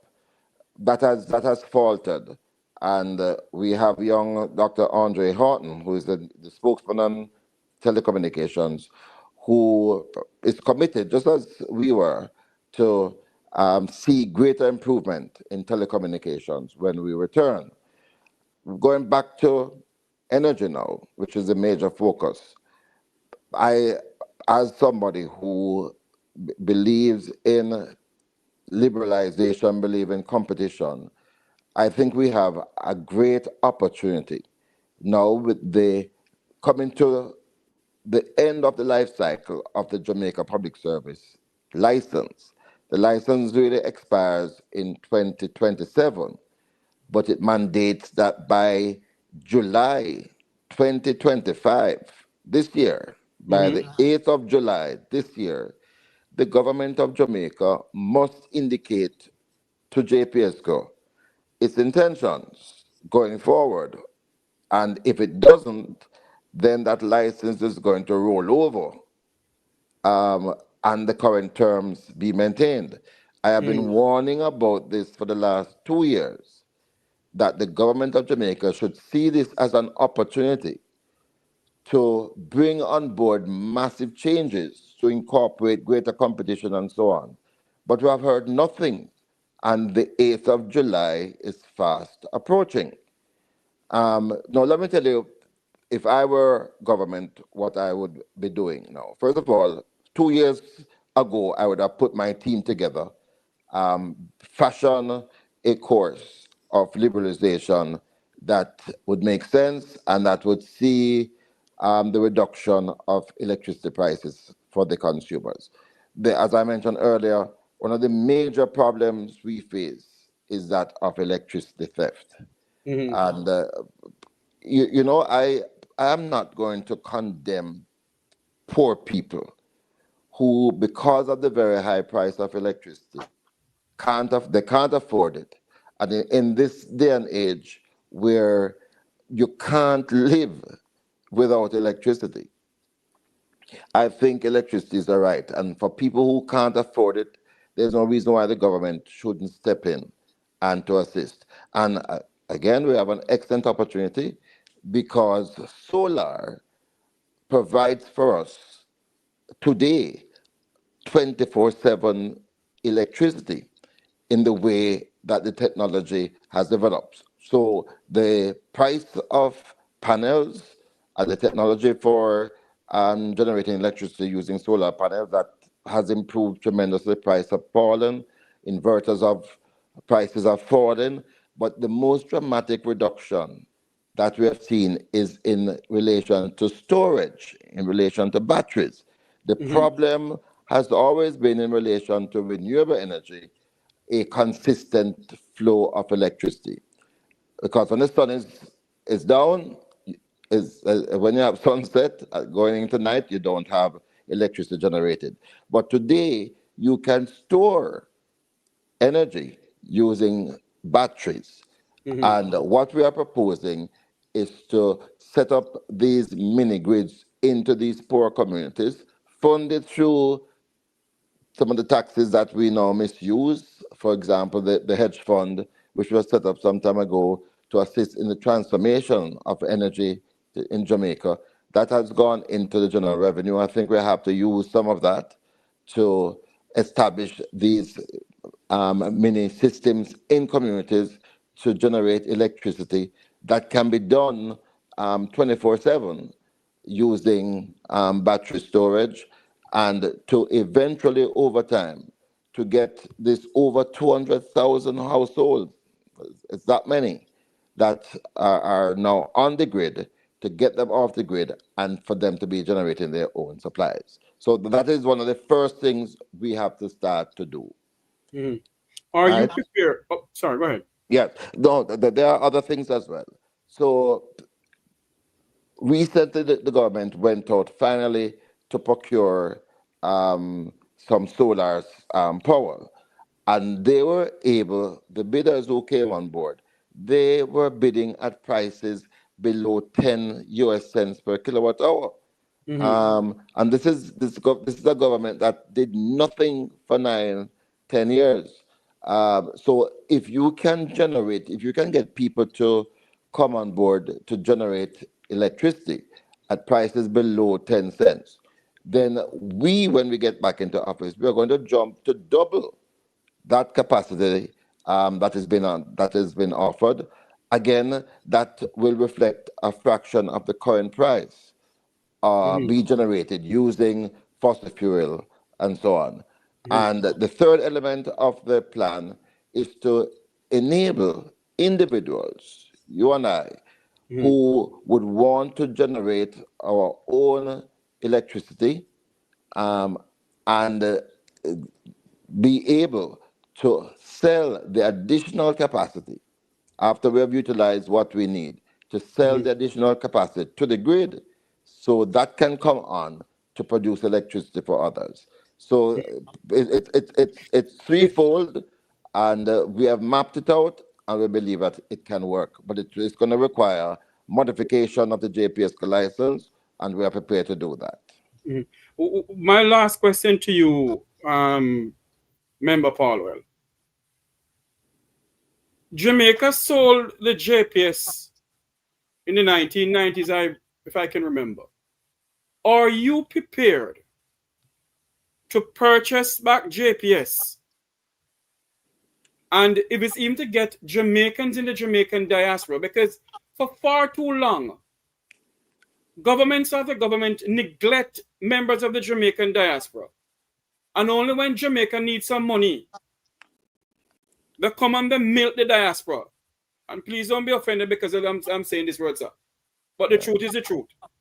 Yeah. Are you prepared, Member Paulwell, to purchase back JPS and also to get investors from within the Jamaican diaspora? Because Jamaica have some Jamaicans in the diaspora, you know, who is willing to invest in Jamaica, who's willing to buy back Jamaica. Because we have too much foreigners in Jamaica, Member Paulwell, who disrespecting the Jamaican people. Are you prepared, Member Paulwell, when this license is up, are you prepared to buy back JPS and get investors from the Jamaican diaspora to invest and buy back JPS, sir? Well, let me say this, because opportunities exist now for the participation of Jamaicans, home and abroad, members of the diaspora, to be involved. And I certainly will be encouraging and marketing directly to the members of the diaspora, because one element that is already competitive is that of generation of electricity.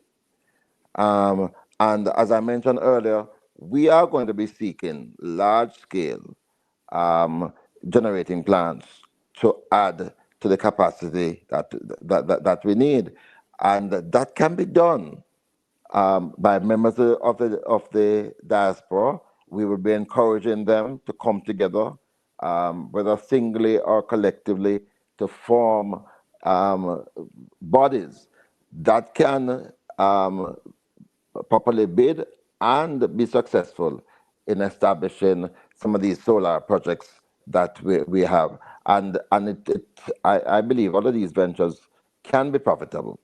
I can't say to you today, in relation to the JPS license, what we're going to be buying back and what will the new phase will be like, because unlike this government, when we get into office, we have to sit down and negotiate. My view is that there are some substantial changes that will have to be contemplated. The possibility of a buyback is also on the cards, but when we get into office, we're going to be in a better position to determine the way forward in terms of the JPS license. I know I said one more. I have one more question for you, though. You are the person who gave the now persons who are drilling for oil the license to drill for oil, eh? Yes, in 2015, Yes. I was the one who granted the license. So the current group who are there, yes.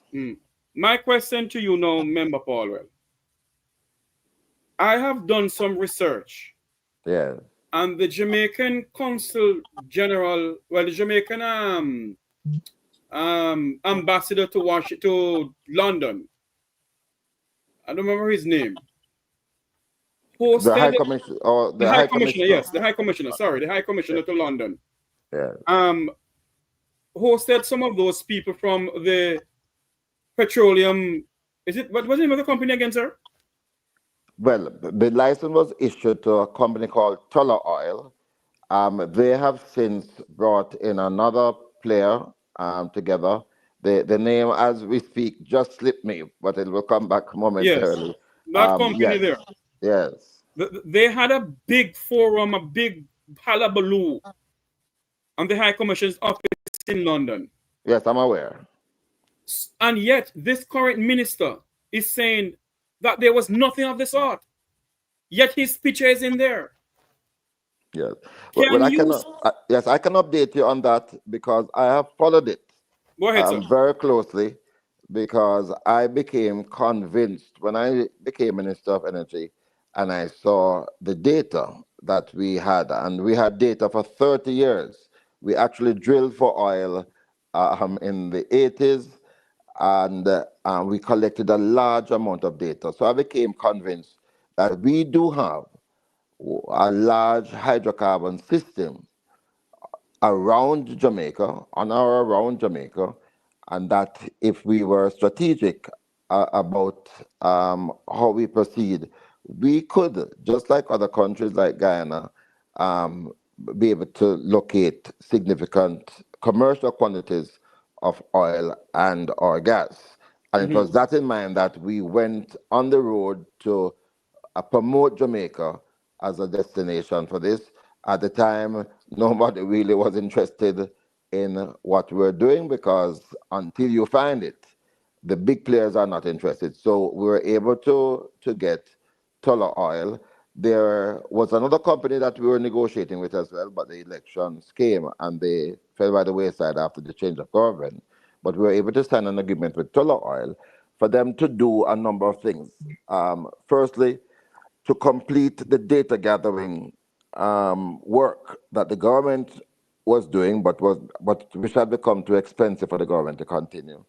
To complete that, and the major aspect of that remaining work was what we call to garner three-dimensional seismic data based on the new technology that exists, and then for them to engage in drilling.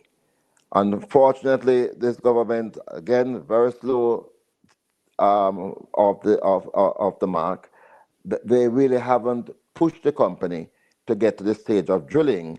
Well, what we do know is that the further data gathering that has revealed that that there are significant structures underwater that is worth drilling, because those structures, if they do have oil and or gas, would have large amounts, billions of barrels of oil and gas. But you're not going to know for sure until you drill, which is where they are at now, and they are doing some marketing, and that's why I think that that function was done at our High Commissioner's place in London.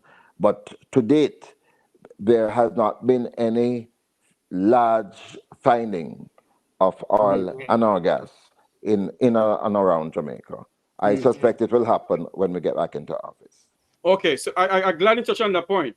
When you get back into office, sir, and you find oil, does the layman Jamaican, the little dirty foot choices according to Muddy Perkins, who live below Crossroad, will they be having a say in the oil that we find in Jamaica, in the sense of, not the people of the Vumvavon, the Vumvavi, all of those we're going to have, to dip in it, and they have all of it. And while the layman in Jamaica has no say, they don't get no benefit from it. Are you prepared, Member Palwell, to say on this program this afternoon, if and when the People's National Party get back in power, will you help that the low class of Jamaicans, the poor class of Jamaicans, can have a say in benefiting from the oil revenue in our country, and not the people of the higher up? Yeah, man, we're very clear about this. Just as how Michael Manley was able to recognize that the exploitation of our bauxite couldn't continue in the way it was, and impose a levy on the foreign corporations that were involved in that sector in the 70s. We have studied countries where oil and gas really became a curse rather than a major benefit for some of these countries. We're not going to go down that road at all. I'm holding you to that in a Member Parliament. But it cannot, we couldn't. The People's National Party would have failed in its historic mission to see about the people's interests first and foremost. And we will make this solemn pledge that any oil and gas finds that we have in Jamaica will recognize the value that it must have, first, to the country. There are certain things that need to happen immediately. We need to get rid of our debt that we have. We need to ensure that, as I believe Guyana is doing now, ensure that the country, the people, benefit from whatever finds we have, and that they should always be a part of the decision-making process. So there will have to be a broad-based stakeholdership that will be responsible for any fines that we have so that everybody is on board, everybody can participate, everybody can be a part of whatever decisions we make. And especially going into other areas now, apart from where Tullow Oil has their license. Because once you find it, you are now directing the show. And there are major corporations who would want to rush to Jamaica. And it's at that point that you maximize what the country can earn from any oil and gas finds. We're not there as yet, but we are hoping to get there. I yield to Sir Rattigan. Come in. Yes, sir. Yes, sir, Greetings, Rattigan. Philip. Welcome to the program. This is Thanks very Kevin. much, man. Oh, Kevin, yes. All right. So, I was listening to you, and I heard you mention a few things. One of them being the natural energy resources that were in place that were sold off. So, how then will what's the plan to get that cheaper energy back in Jamaica? If these resources were sold off, what is the plan then to fix that? Yes, well, firstly, in relation to the Wigton wind farm, it was sold, but sold to Jamaican entrepreneurs. So we still have the wind farm selling electricity to the grid.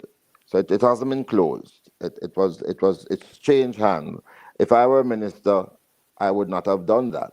I believe that the wind farm has brought tremendous value to the Jamaican people, and the profits that we were making went back into the country. This government has sold it to the private sector. Fair enough, it is still there. We intend, though, to ensure that in our next round as government, this drive to enlarge the solar capacity of the country will inure to the benefit of the ordinary people. So you have a house in Jamaica, you are going to establish your solar system. We are going to encourage you to make sure that you have a system that can supply yourself, but also to generate additional capacity for the grid. The license will have to be modified to ensure that you get your own license to sell the additional capacity to JPSCO, and that money you get from JPSCO will enable you to amortize your whatever capital you had outlay in providing the system. We believe that this approach will provide dramatic increase in the capacity that will be required, especially because the price of solar is so cheap. We also, as I mentioned, will be going for large-scale procurement as well. And I mentioned to you that we were able to establish a 20-megawatt solar farm in Content in Clarendon. We expect, and this is an area where I believe the diaspora can come in to bid on projects such as this.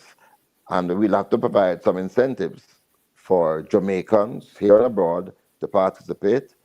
But we have no doubt that the renewable energy segment is going to be that which will provide for us much cheaper electricity until such time when we find our own oil and our gas.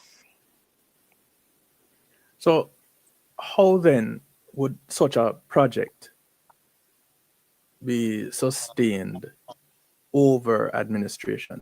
Because personally, I care not for any of the parties. Yeah. I don't, because I haven't seen where either has been effectively managing the country. Yes. So how then, you mentioned the renewable energy projects initially being coming into place, electricity coming down, the cost of electricity coming down, administration change, all of that get wiped out. How, if it is good for the people yes, of the country, yes. how is that? How would it be put in place to be maintained across administrations? Yes. But you know, the problem with this current administration is just that it has been lethargic. It hasn't really continued on the same path as we were, though it in words they do commit to a similar strategy. So what we will have to insist on as Jamaicans, not as a government of the PNP, but as Jamaicans, that what is working, you should maintain, you should continue to do so. And I believe our drive to enable Jamaicans to generate their own electricity, that is electricity that they need, plus to supply the grid, and to give them a license to do that. That license will guarantee them certain rights that will subsist beyond administration. I think that is the way to do it. But the primary aim that we have is to enable each person to have, as it were, power in their own hands, and so that no government can come and say to them, you know, you have to now dismantle your energy system because we are on a different course. That will not be possible. And when I speak about the fines of oil and gas, I believe by that time when we find oil and our gas, we will have an export market to focus on. We believe that there are still significant markets around the world for us to refine products to sell to them, rather than at that time to change back our system from renewable energy to fossil fuel. So I believe the plan that we have is going to be sustainable, and it is going to enable Jamaica once and for all to see lower cost energy, which has really been the problem that has affected us from realizing growth in our economy.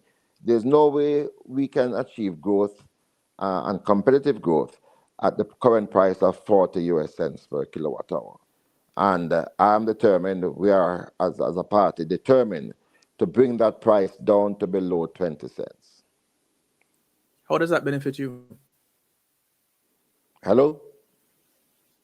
How does that benefit you? Historically, Yes. we have seen where our representatives Yes. will do things that generally benefit them. How does that benefit you? But it is going to benefit. If it benefits the country, it must benefit me. People will want to vote for me if, as I did with telecommunications. The benefit that comes to me is that people recognize that we're able to do a dramatic transformation in a sector that hitherto was controlled by a monopolist with high prices and poor standards. That's the benefit that we have when these things happen. And the people in your constituency? Of course, when I first ran in 1997, believe it or not, the number one cry by my people was they're not being able to communicate using telephone service, basic telephone service, you know. People were on waiting lists for years trying to get a telephone. People had to go to call boxes if they want to call their friends, their family members. After 2 minutes on a call, people were knocking them up to say, listen, my turn now. That was the number one problem. It wasn't water or electricity, believe it or not. And within 5 years of being minister, people were having 2 and 3 phones. So that, for me, was a tremendous achievement. And that provided me with the satisfaction that I, as a representative of the people, want to have, being able to affect their lives positively. So, as an active member of the government, as well, not now. Seen, I mean, when we get back into office. No. Yeah. You're an active member of government. You're not the administration that is running the country, but you're an active member of the government because you are there. You're the opposition. You have a responsibility to us, the people. Yeah. So as an active member of the government, why hasn't there been a lot of activity in response to the rising cost of electricity? No, man, you can't Why? say Why? that. Why? If you Well, we follow, haven't seen well, beneficial effects of that. no, These yes, same renewable. yes, 1 second. These same renewable energy sources that you were talking about at the beginning, are they still being used? of course, that's the news. So The return, who benefiting from the savings? everything is channeled to the grid, JPSCO. I mentioned to you when I was minister, we expanded Wigton to 60 megawatts. We started again the plant WRB at content 20 megawatts. We also had another wind farm in Malvern in St. Elizabeth. All of those are still there, contributing to the grid. The current government, I mentioned to you, imposed dramatic taxes when they came into office, Current and they did not continue.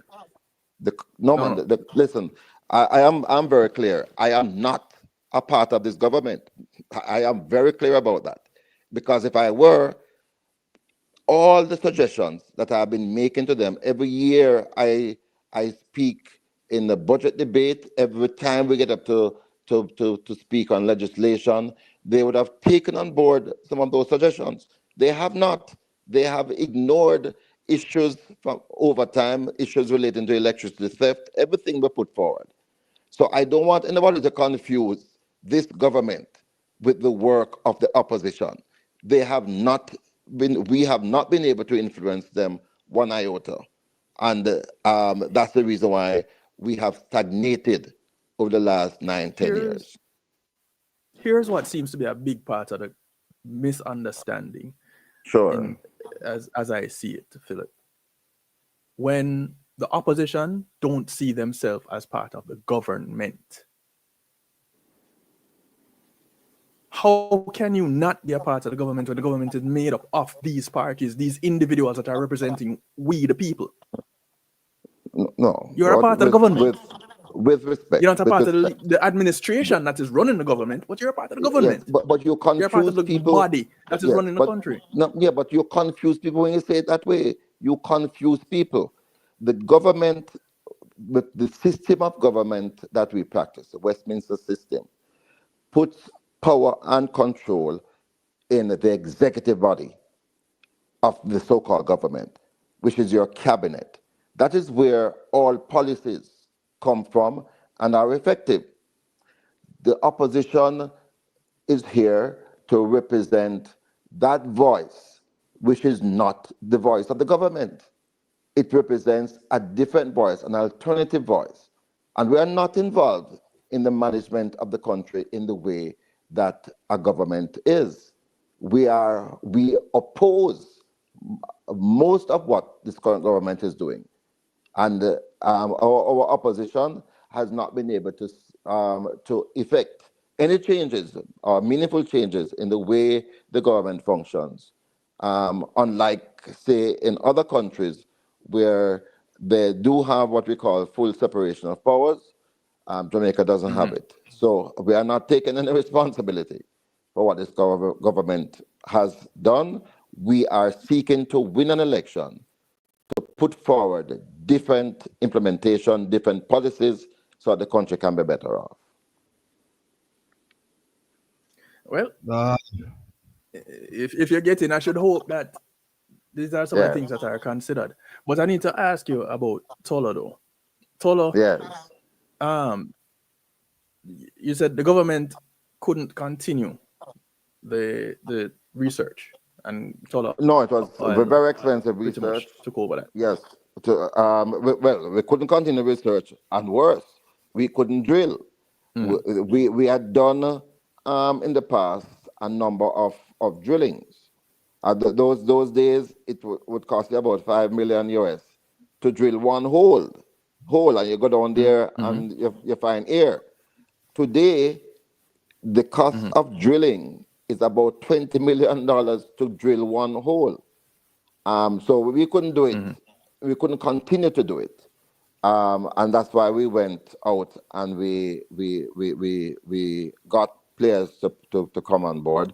This Tullow oil, they only have a certain block. There are other blocks that are available that we will promote when we get back in office. Okay. How are these entities that are doing this research? How are they being compensated? They are not being compensated until we find oil. So they are prepared to take the risk. Whatever money they spend now, if they don't find oil, they'll have to walk away and bid Jamaica bye-bye.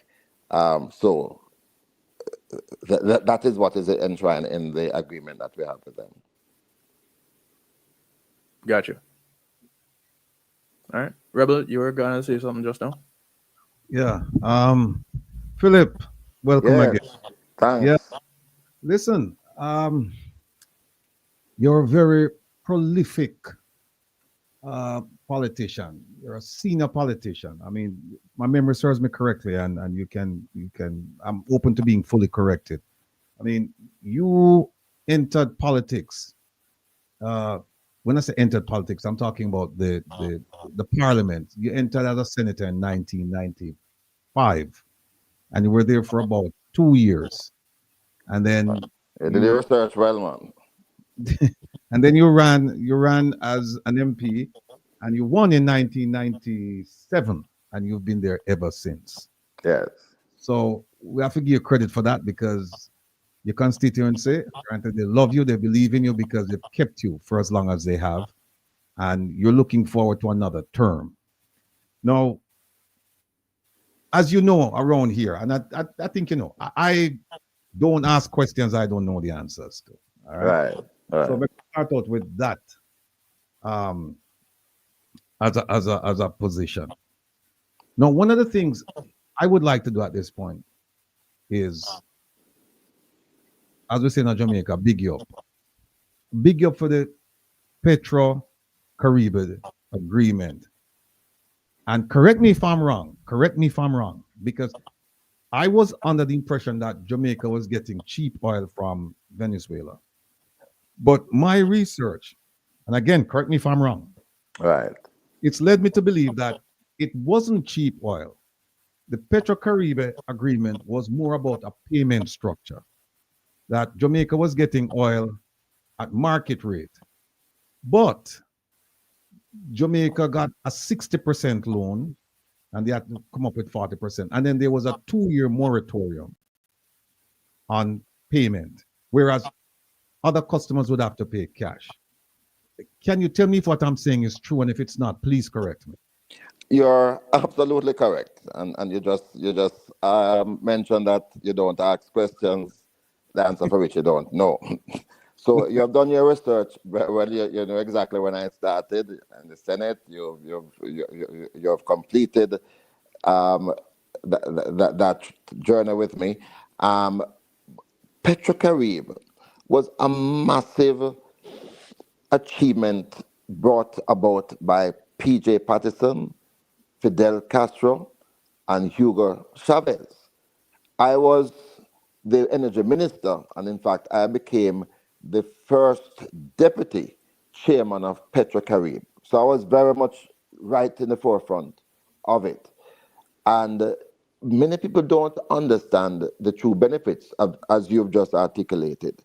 The real benefit was in the fact that we were able to utilize a whole lot of money in this, what generated as a Petro-Caribbean fund from that payment scheme that enabled us to put aside, depending on the price of a barrel of oil, whether 60% of it or 80%, and put it into a fund that you only pay 2% on after a 2-year moratorium for 20 odd years. And you could pay back that money not by only cash alone, but by bartering things like we were able to use cement and other products to barter. It was an amazing achievement, and it saved Jamaica. In fact, it saved the JLP government in that Great Depression period from 2008 to 2010,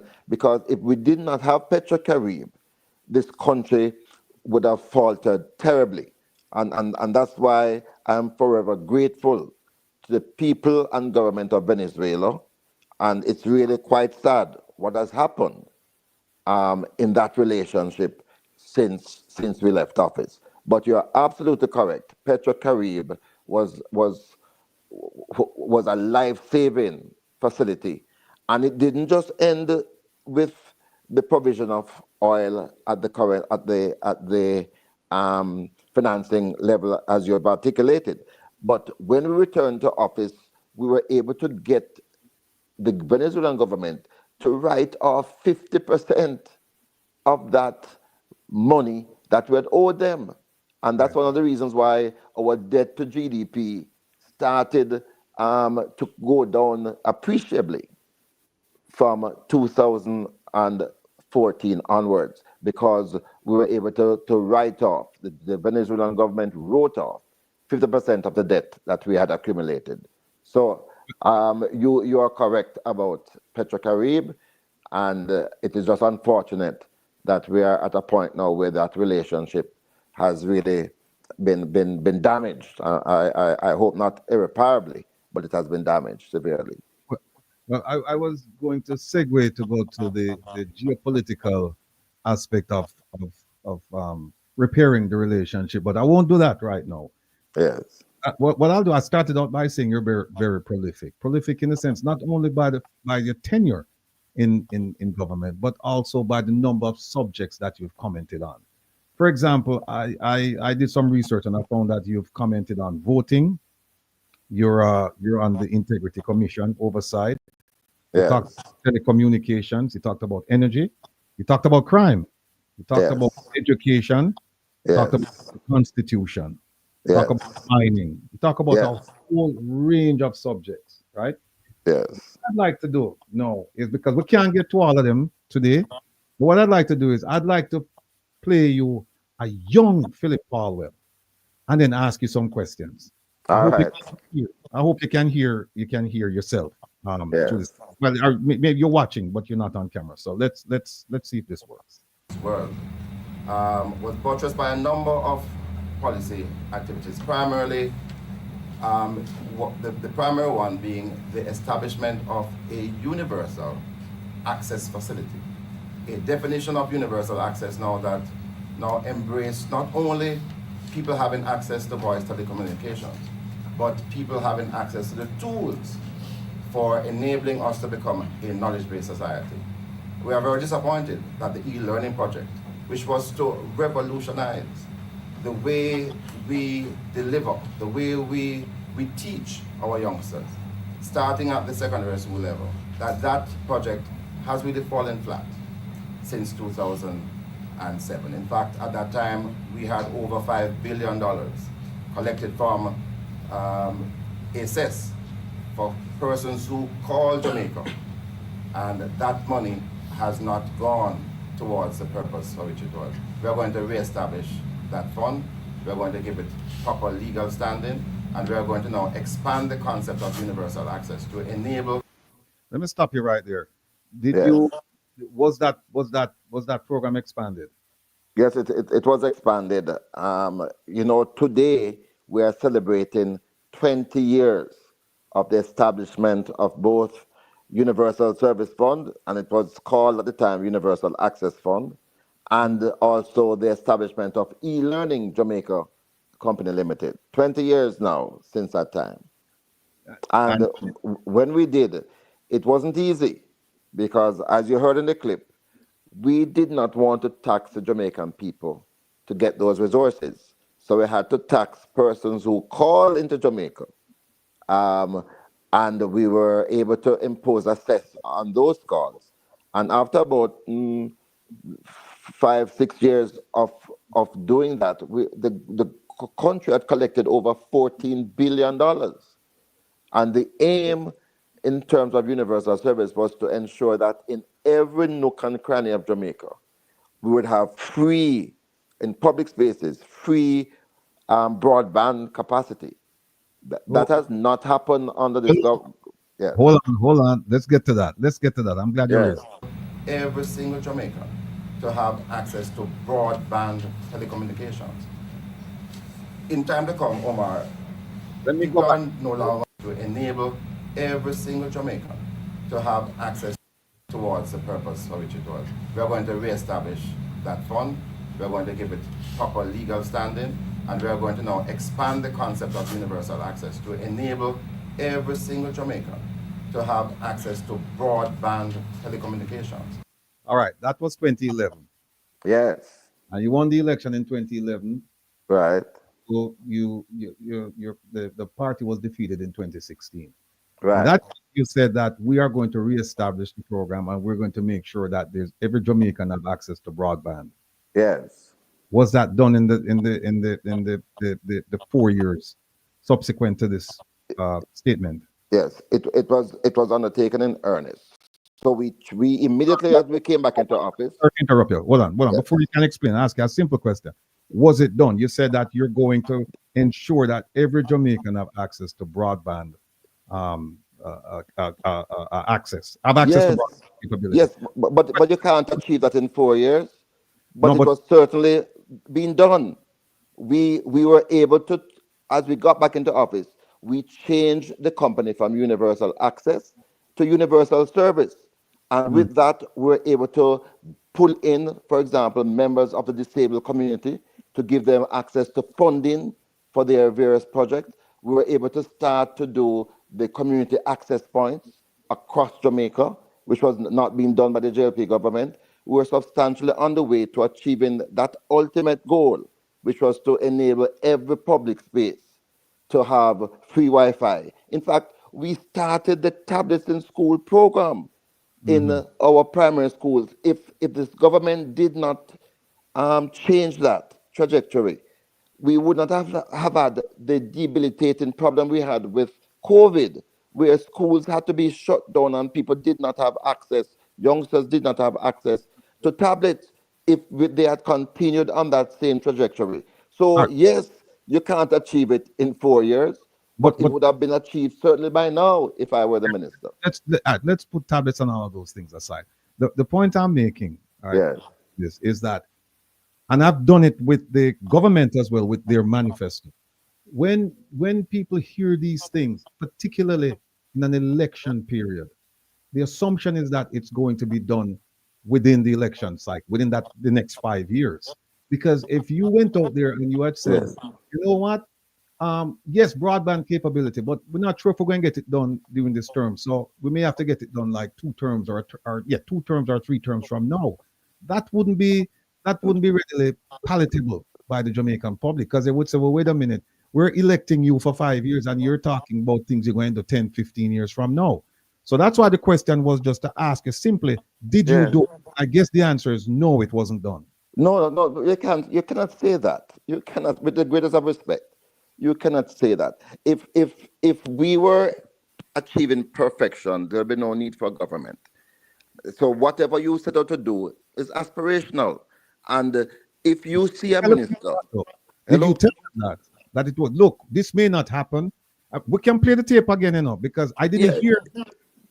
No, but with the greatest of respect, if a minister comes and says this is what we are going to achieve, it cannot be done overnight.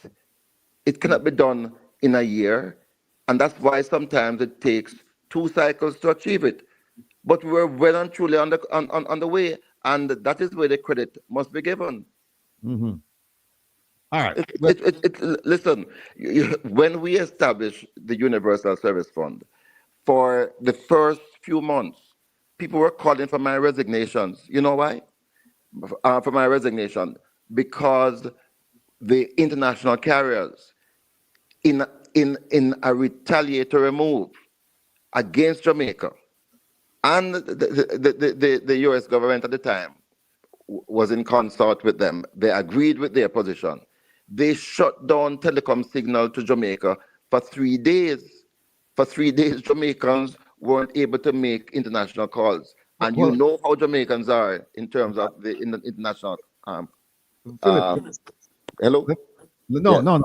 Let me interrupt you for a second because there are people in the chat, and one of them, a dear friend of ours, is saying, let's focus on what is going to happen in the next 3 months. Why go back in the past?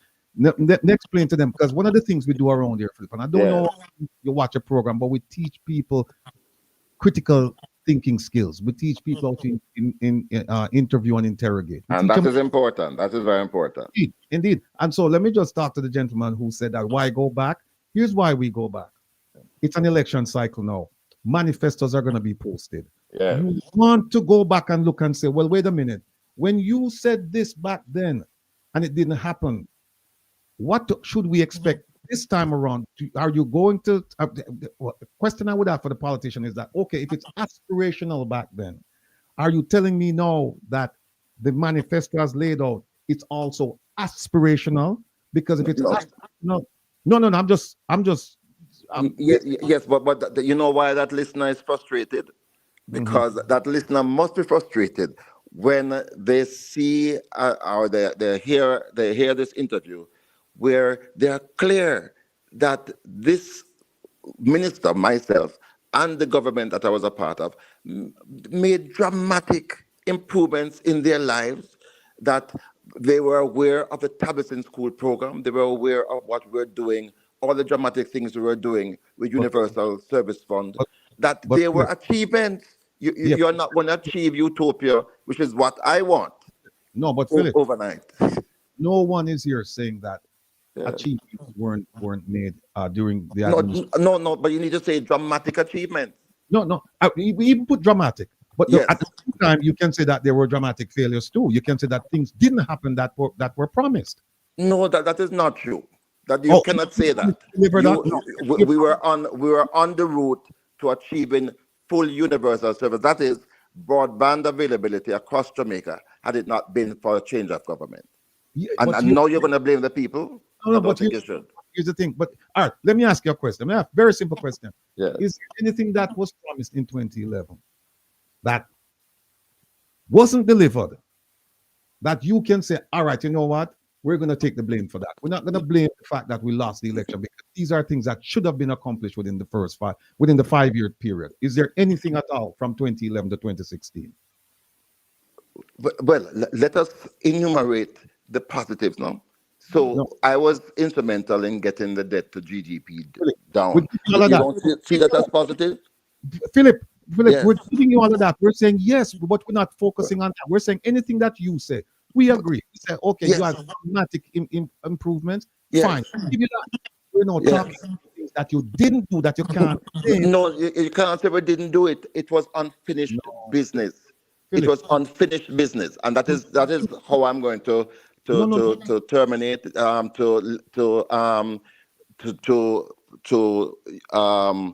leave that discussion.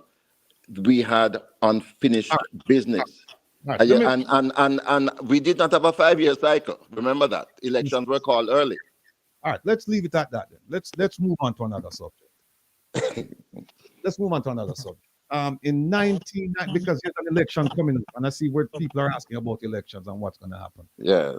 In 1997, when you were elected, 65.2% of your constituents in Eastern Kingston, Port Royal voted.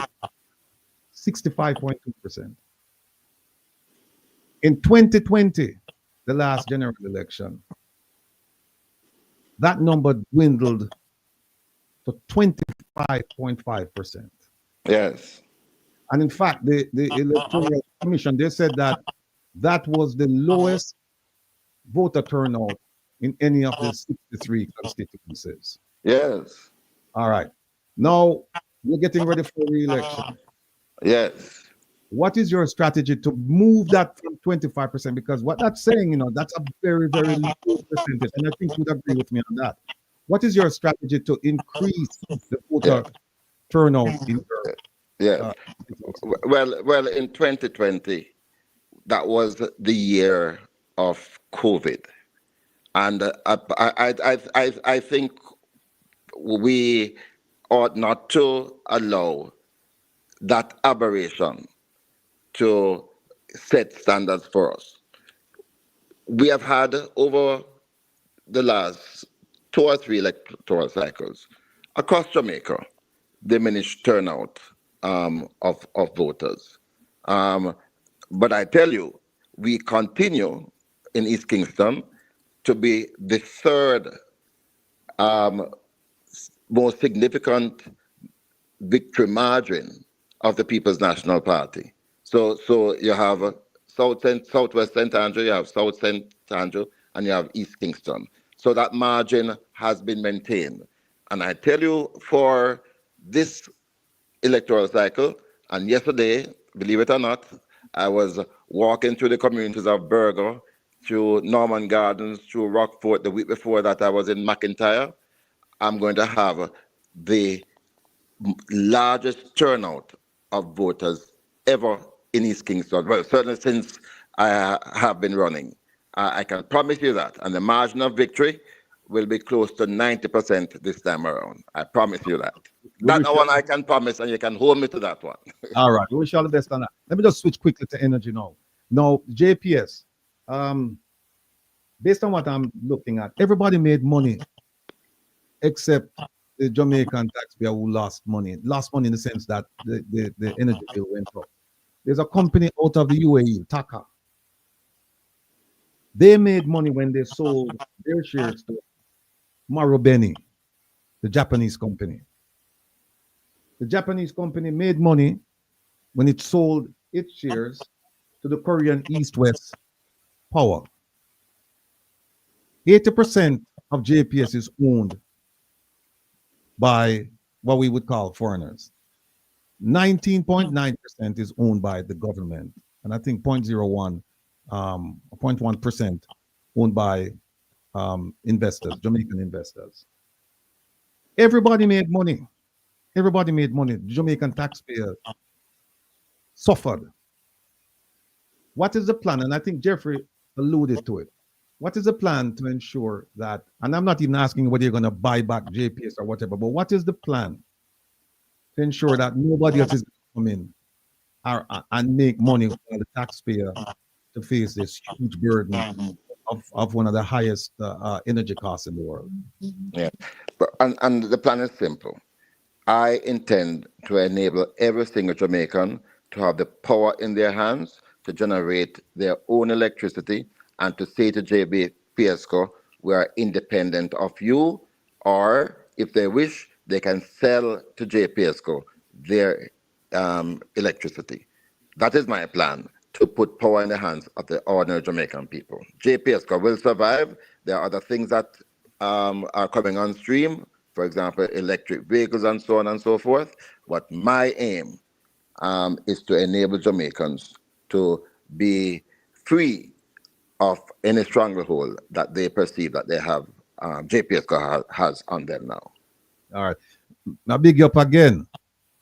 No, you big me up to try and break me down, but it's all right. No, man, no, big up. I don't mind the debate, though, I don't mind the debate. No, I don't mind the debate. That's why I'm a lawyer.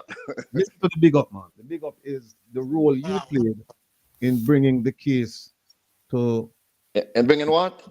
Bringing the case, the lawsuit, against the constitutional lawsuit, against the extension of the tenure for the DPP. I want to give that because that was a great move on behalf of all Jamaicans. Respect. But here's the thing, we didn't go further. Why didn't you and Mr. Bunting and others, why didn't you appeal the judgment of the Constitutional Court? Because by the time that came around, the current incumbent, Ms. Paula Llewellyn, she would have only had a few months to go. Ms. Llewellyn has indicated, and it is clear to us, that she will not be seeking a further extension. And remember, this wasn't against Paula Llewellyn. It was against what the government did at the time, which we still believe was inappropriate, was incorrect, was wrong. And The, that the appeal court found otherwise. These things cost a lot of money, going to the Privy Council, and that's why we have to change our law to allow for a final appellate court in the Caribbean. And I certainly wouldn't be incurring that responsibility to go to the Privy Council on the matter, especially because it could have been seen as a pyrrhic victory, even if we won. right. But here's the thing: the reason why I wouldn't see it as a pyrrhic victory is because of the principle involved, not because of the fact that she would have been, the time period which she had 2 months or whatever, 2 years or whatever time period left to serve, and therefore going through the process would have meant that by the time you get a decision, then it would have, she would have served her tenure. My point on this is the principle of it and the fact that it shouldn't be changed the way it was changed. Because I read the brief, and I mean it makes perfectly good sense to me. So that's why I was wondering, why is it you didn't pursue this further? And the other thing is this: when you started down this road, did you not think that, wait a minute, you know what? There could be a judgment against us. So therefore, we better make sure that we have a war test in order, so that if we have to go to the Privy Council, then we go to the Privy Council. Was that short-sightedness? Was that funding? What was that on your part that you didn't think all the way through to go to the Privy Council on the principle? On the principle. Yes. No, but you're a lawyer, and you know that you have to take guidance in terms of how you proceed with these matters. And we were very confident that we would have won at first instance. So we really did not contemplate that it would have required going all the way to the Privy Council, to be quite honest. Okay. The last question I have for you before I bring on, I said Jeffrey and Philip and Kevin. No, you have to realize today we have our championships taking place at the stadium, and Right. I am a fanatic, so I can't give it my entire afternoon. No, I we didn't expect that. So but we're going to make you take your leave now. But I just want to ask you this question concerning the Integrity Commission. You sit in the Oversight Committee. Yes. Okay. What's going on? Well, I think it's a deliberate strategy to undermine the role of the Integrity Commission. Listen, nobody likes to be scrutinized about their financials and so on. But once you are in public office, this is really a requirement of your being there. I'm the only person in Jamaica, in the history of Jamaica, that in 2017, I put on a website all of my financials. I know. From 1995, you got the year right? I know, I'm aware of that. Up to then, and I intend to do from 2017 up to the current period, because I think the Jamaican people have a right to know. And when you put it out like that, anybody who suspects you of being involved in any wrongdoing, they can use that as a basis to challenge you. They can use it as a basis to do further investigations. And that is the only way people are going to be able, I believe, to give politicians a better record than we have, because everybody believes that every one of us is involved in wrongdoing. So I support the Integrity Commission. I support greater powers to the Commission. I believe that, and I'm only speaking as Philip Powell, I believe that all of us should put our thing out there in the public. And I just believe it's unfortunate what has happened over the last year or two. All right, Philip, listen, it's been a pleasure having you on. I know you have to run, but I hope that you will find it convenient to come back pretty soon. No, man, I really enjoy, I like the sparring too, so I will come back. I will come back, and when I return, what I'm going to do, I'm going to give you the 3 things that we're going to achieve in year 1, the 2 things we're going to achieve in year 2, the 5 things we're going to achieve in year 5, and those that we'll have to carry forward for the next term of the PNP's administration. That is for the second term and the third term and so on. I'm looking forward to the discussion. So, Philip, you're saying then that you're coming back in short order, right? Yes, the People's National Party will win. I think. No, it's talking about you coming back on the program, Philip. Oh, of course. No, man, I enjoy these conversations, and especially because you're reaching out to the diaspora. I really believe that the Jamaicans, anywhere you are, you should play a greater role in the running of the country and should be able to influence such roles. So, yeah, man, I fully support that. All right. Okay. Look, enjoy the event tonight. And it's ongoing. It's ongoing. Last night, did you see the 100-meter finals last night? The ladies? Well, actually, the ladies in particular, but the men did very well too. This guy Oblique Civil, he really astonished us because I thought he was going to pull out of the finals. He ran and came second, so he's on his way to the World Championships. But Shelly-Ann Fraser Price. Hey, big up Shelly-Ann, big up Shelly-Ann, big up Shelly-Ann, big up Shelly-Ann. Man, remarkable. That's all I can say. Yeah. Looking forward to it. Well, look, you enjoy the sporting event, and thank you for coming. And we're looking forward to having you real soon. All right. Yeah, man. Respect to all of you. Big up yourself. Yeah, man. Take care. Bye-bye. All right. Ladies and gentlemen, that was Mr. Philip Paulwell, MP for East Kingston and Port Royal. He didn't shy away from the questions. I mean, he's a lawyer, he's used to this.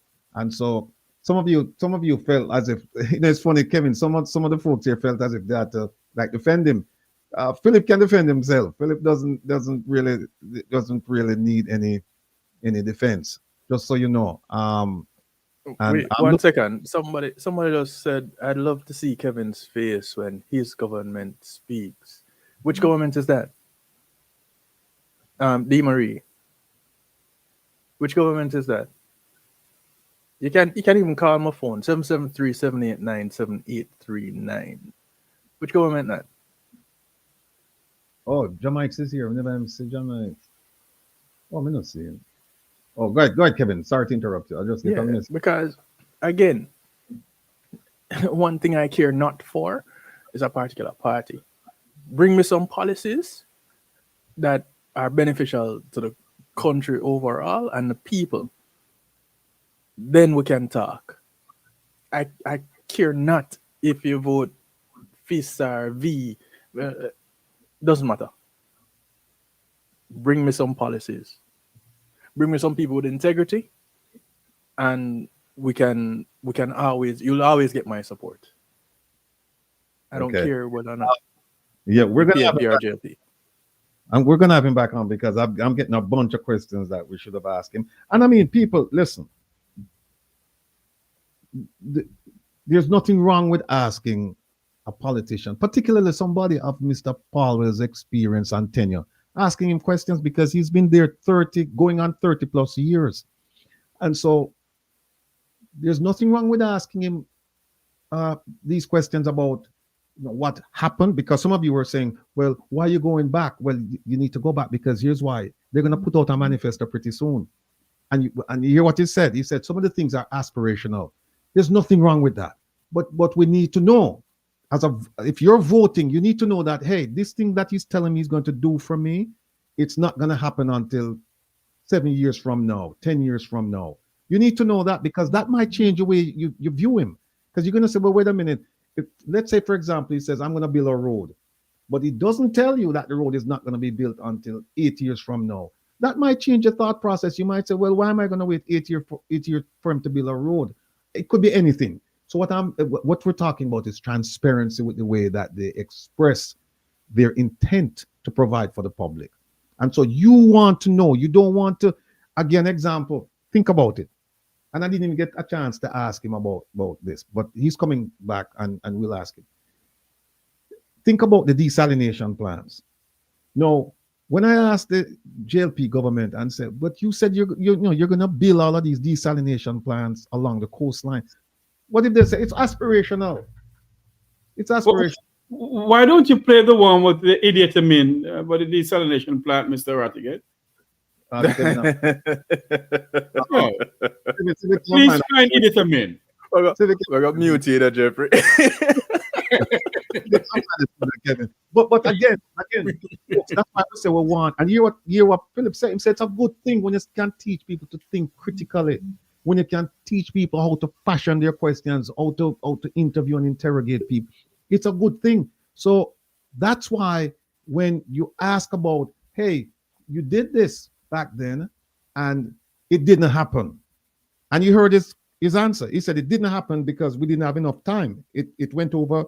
We lost the election, and the opposition that became government decided that they weren't going down that path.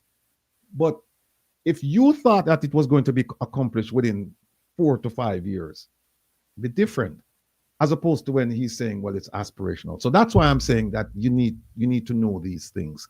Don't ever discount don't ever discount information in the past. Don't ever discount it, because it could formulate the way you think about going forward. Go ahead, Kevin. You know, the more I look at some of the comments in the chat, is the more I wonder who it is that actually is on the broadcast regularly or pays attention to some of the things that we do here. How are you gonna ask us to, or ask Ratty to invite people from the JLP to be on to face some of these questions? You know that everybody gets invited equally. Right. When I say everybody, I mean everybody, representatives from both parties. Even on the Make We Talk, equally. if I may, Kevin, sorry to cut in. Even on the Make We Talk program, we have invited members of the Labour Party, and as what my good friend Portland Spice said, Jeffrey, they now go come. Better than that, they have been told not to, under any circumstance, be seen on Reason with Rattigan. So how are you gonna ask the question to invite members of the JLP? They're not. They get invitations. As a matter of fact, if you pay attention, you would have seen where it had been admitted to by one such member of the Jamaica Labour Party. You mean idiot Amin? This guy. Tell us about mute your mic, you know. Where he says, listen, yes, I've been admitted, I have been invited, but you guys are targeting us. You're biased, and no, you just happen to be the people who have been running the country for the past 9 years, and we have seen decline and not growth. So there are questions. What is sad doing, Kevin? It is sad that we have programs like these, and members of the opposition are willing to come on any of these programs. Okay? But when you invite members of the Labour Party, the Prime Minister said, I call name, Andrew Holness told him not to come on. They have to go through Andrew Michael Holness and Idiot Amin. Idiot Amin is the sheriff, the new sheriff in town for the Labour Party. And he told him not to come on. He said, no, sue me for tell me I'm a liar.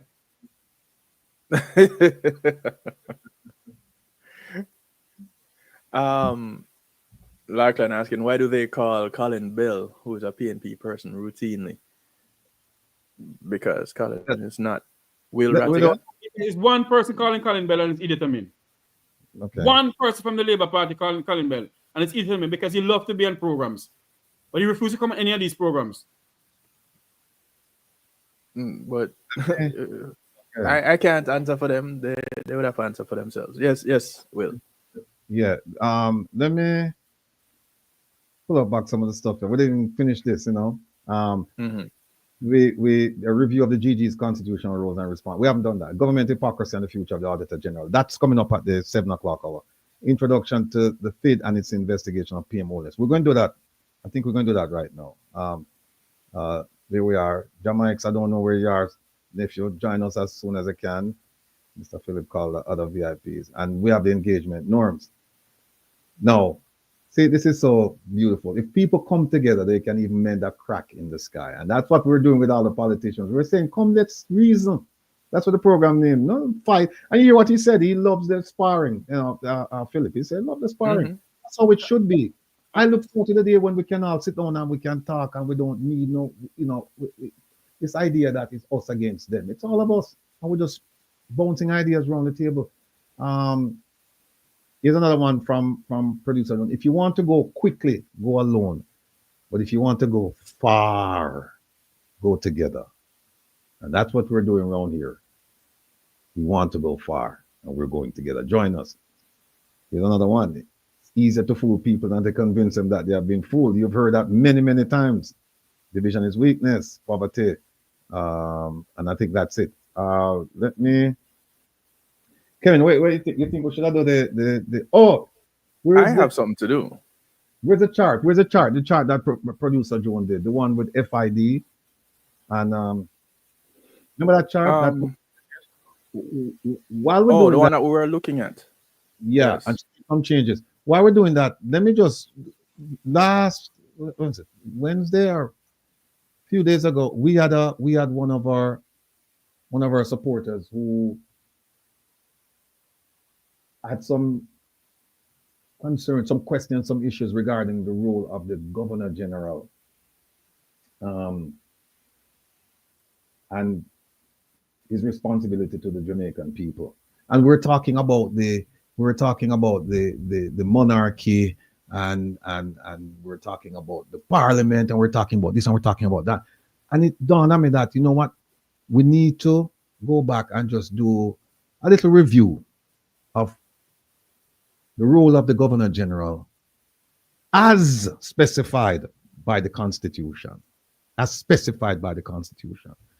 And so, Kevin, you're moving it. What I wanted to do is I'm trying to get back in right now. Oh, you're out. All right. Let me. GG. Where's GG? To your left. Right there. This? No. Between to the right. There you go. Oh wait, no. All the way left. Further left. Looking at the wrong one. Here you go. Right here. Over here. Where? Look at the mouse. Look, all right, there you go. Oh, you move it down all the way to the sun. All right. Leg on the bird. Leg on the bird. Fly the bird. All right, folks, we're just going to do a quick review, right? It's a quick review of the Constitution, quick review of the Governor General in the Constitution. And by the way, let me put this up here. Let me suggest, Mr. Rattigan, if I may, sir. then watch out. All right. Yes, let me. If I may say, Mr. Rattigan. Go on. All right, go ahead, Jeffrey. Let me bring Will back. Yeah, if I may, Mr. Rattigan. I don't know if you have you addressed the situation with the babies? Because when I saw you put up the thing with the baby, I thought it was the 24 babies you put up, No. It is in line to be addressed, actually. Did I hit this, Kevin? Yeah, 1 second. Let me get Will back. His computer doing fancy things over there. So let me just bring him back you kick him off? in. Oh yeah, because I can do that. Yeah, no, I forgot to go back and get all of the stuff then, but that's fine. Let me quickly this one. Nope, that's not it. This.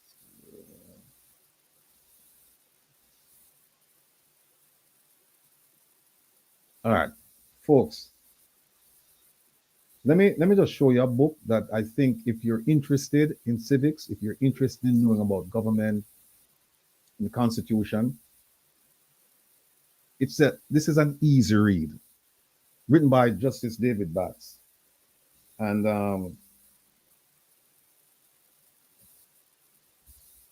I recommend it. While you talk about that, I'll just quickly grab this document here. Right. There it is, The Law and Constitution for Every Jamaican, David Batts.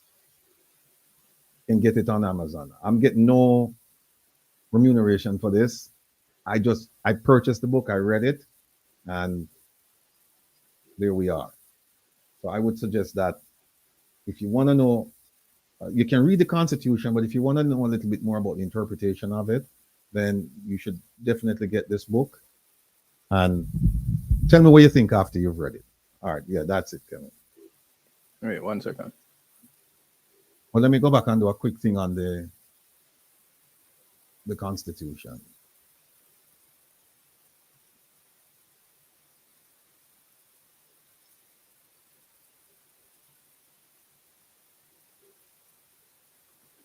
Okay. I'm not back yet. Oh, I thought you were talking. No. All right, cool. Hold on a second.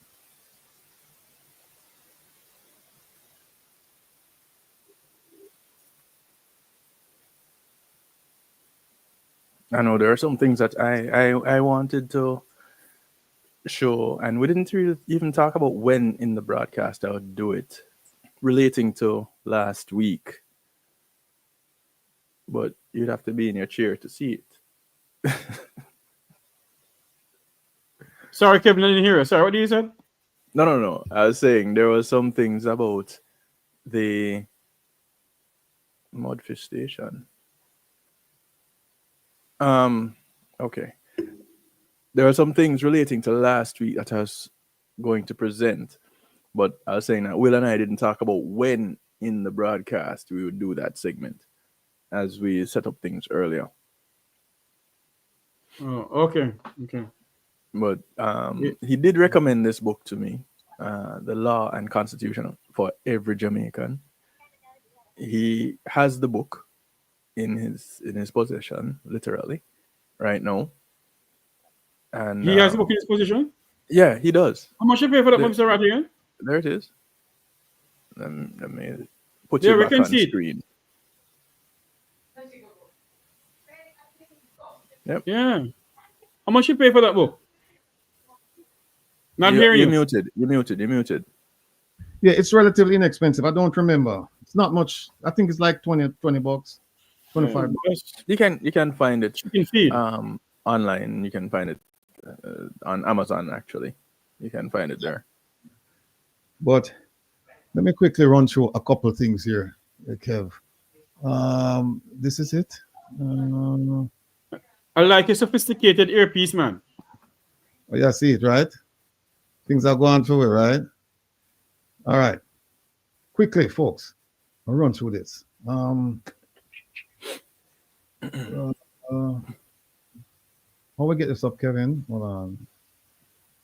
Oh, there you go. No, I need to get this on the screen. Yeah. You didn't.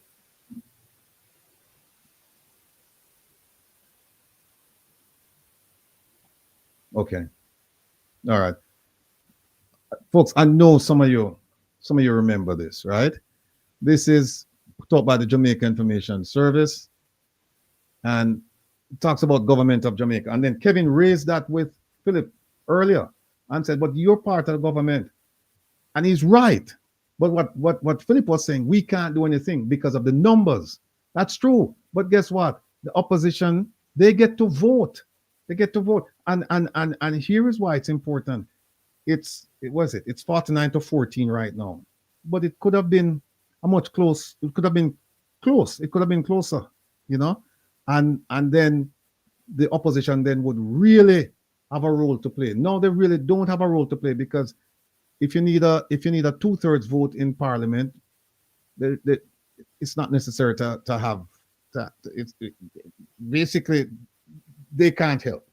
They can't help themselves because they don't have enough to mount a 2/3 to stop a 2/3, or even to stop a simple majority. They just don't have the numbers.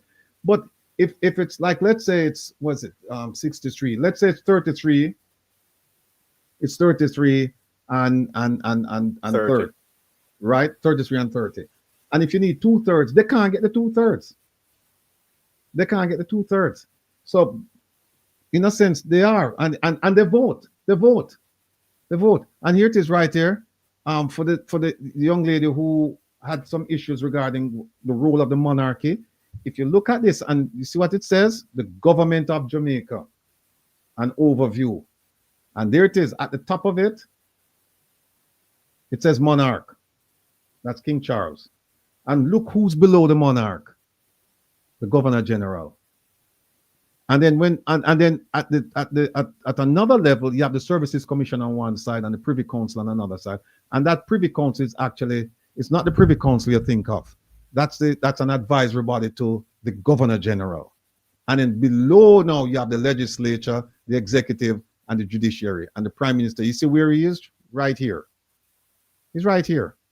And over here, see, you have the Senate and the House of Representatives and the Auditor General. See where she sits, right? This is the government of Jamaica. This is the government of Jamaica. Now, we were talking to the lady. Where is it, Kevin? The one with the let me remove this. The one with the, is it this? No. The one with King Charles. Did you put it in GG? Yeah. I want to check this. No. This one right here. Yes. Is it this one? Table of precedence? Let's see. No, that's not it. No. Okay, here it is. Big that up for me, Kevin, please. It's important for the Jamaican people to see this. All right, you see this, people? The order of precedence, meaning order of importance in Jamaica. Look at number 1. Can you see it, Jeffrey? You see it, Kevin? Yes, man. You see what it says? Make it bigger. Yeah. Make it even bigger. There it is. When you see where it says Jamaican order of precedence, you see who's number 1? Jamaica has a king, people. Charles III, because it didn't say King of the UK, King of the British Isles. It said no such thing, because you know why they're talking about Jamaica. And the title is the Jamaican Order of Precedence. And look who is number 1. The King of Jamaica, Charles III. I hope this settles the argument for those of you who don't believe that Jamaica has a king. King of Jamaica is Charles III. Look who's number 2, the Governor General. And look who comes in number 3, the Prime Minister, followed by the Deputy Prime Minister, and then leader of the opposition. Right? Then President of the Senate. Yeah, there's one more, Kevin, that we need to. Mr. Cognac. Let's go to. Here you start up. Let's go to the Constitution. All right. Now, the lady said a few nights ago, she said that, and I have it written here. She said that the GG is the representative of Jamaica to the UK as part of the Commonwealth. No, you move it, Kevin?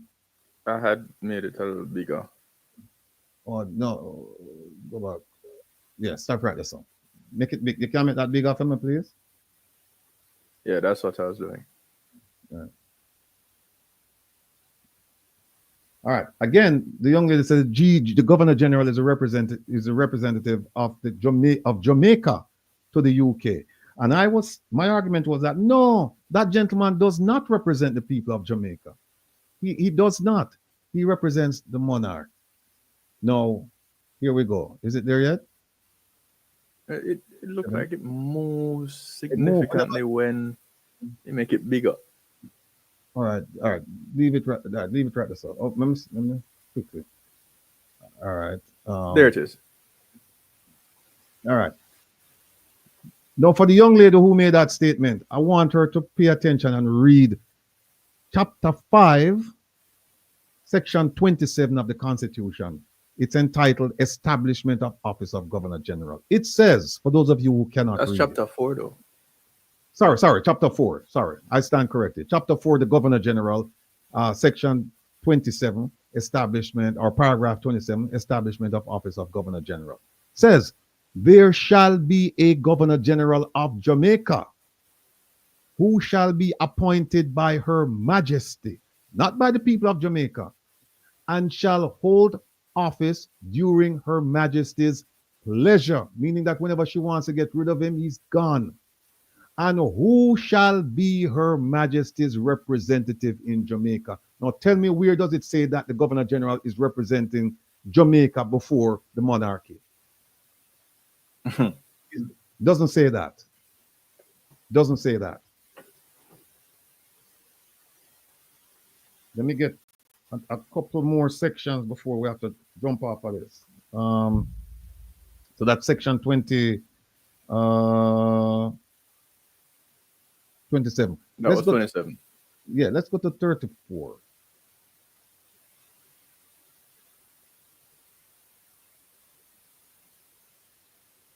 Look at 34. There shall be a parliament of Jamaica, which shall consist of who first? Her Majesty. And who's representing Her Majesty in Jamaica? The Governor General. That's why you have to have a throne speech. That's why the Governor General opens up Parliament. Parliament is not opened by the President of the Senate or opened by the Speaker of the House. No, Parliament is opened by the Governor General. And you know why? Because it's his business. And you know why? Because Her Majesty is part of Parliament. Let's quickly run down some more. That's 34. We did 27 already. Let's go to 68. Where are we? Okay. Is that 68? Yeah. Right there. You just passed it. Pass it? Yeah. 6. Okay. There we go. 68. Look at 68. Because remember what we say? Remember what we said? No. Let's go back to this chart here, Kevin. What a chart. You had a chart in GG. Yeah, let's go back to this chart here. Remember this chart here? Monarch, Governor General. And then now look, we have the legislature, which is Parliament. We have the executive, right? Which is the Prime Minister's office, the cabinet, all of those people. And then we have the judiciary, which is a court system. So we have 3 branches of government. Legislature, they make the laws. Executive, they enforce the laws. And the judiciary, they interpret the laws. Now, what did the Constitution say a while ago? Hold on, let me remove this. Put this back. No, remember now, Parliament is the legislature. Parliament is the legislature. And what does the Constitution say? It says Parliament shall consist of. And who's part of that complement? The Queen or the King now. So they're there, and the King is represented by the Governor General. He's there. So now we have one branch of government where the monarch is involved. Parliament, the legislature. Look at the second branch here now, the executive. This is now the office. This is the group that's responsible for making things happen, right? For implementing the laws. Section 68, subsection 1 says, the executive authority of Jamaica is vested in Her Majesty. So we see now the monarch is involved in Parliament, and which is the legislature, and now we see that they're involved in the executive branch, 2 out of the 3 branches. And guess what? With the judiciary, guess who gets to appoint all of these judges and all of that stuff? Governor General. So that's 68. We could just quickly jump to 70. Kevin. You just pass it. Yeah. There we go. Oh, I was telling you the other night that the Governor General can appoint a Prime Minister under certain circumstances. And here it is under 70. It says yes, he can. Yeah. It says, Yes, he can. Yeah, there it is. It says, whenever the Governor General has occasion to appoint a Prime Minister, he acting in his discretion, his Yeah. meaning his discretion, shall appoint the member of the House of Representatives who, in his judgment, is best able to command the confidence of a majority of the members of that House, and so on and so forth. So the Governor General can, under certain circumstances, appoint a minister. That means, Mr. Rattigan, if what I'm going to say is correct, that means that if the GG do not see that this person is fit to be prime minister, he can appoint somebody, even from the opposition, to be prime minister. Yeah, it says that if in his discretion, if he says, I don't think this person can command the majority of the party that won the election, he can pick. Now the question is, will he do it? And see, that's where people get confused, because people are looking at convention, and so the convention is that doesn't happen. But does it mean it cannot happen? No, Correct. Can happen. it mean that. And look, where were they now? Look, go 76. That was 70. All right. 76. No, look how powerful this Governor General is. Look at 76. It says the Prime Minister shall keep the Governor General fully informed, not partially, or if him feel like, fully informed concerning the general conduct of the government of Jamaica, and shall furnish the Governor General with such information as he, the Governor General, may request with respect to what? To any particular matter relating to the government of Jamaica. That is power. That is power. In other words, what this is saying, people, is that, listen, if the Governor General, anything the Governor General wants to know about the government of Jamaica, him just say, PM, come to King's House, and I have some questions I want to ask you. And the Prime Minister has no choice. He must go. He must go. Now, is the Governor General this active? No. But does it mean that he cannot be this active? No. But he can't walk now, Mr. Rattigan. Him can't talk, no. Him do have to walk for do it.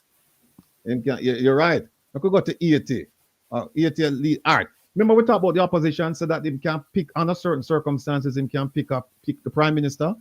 Here it is right here on that 80. He can pick the opposition leader. 80 subsection 1 says there shall be a leader of the opposition who shall be appointed by the Governor General. Right? That's 1. Look at 2.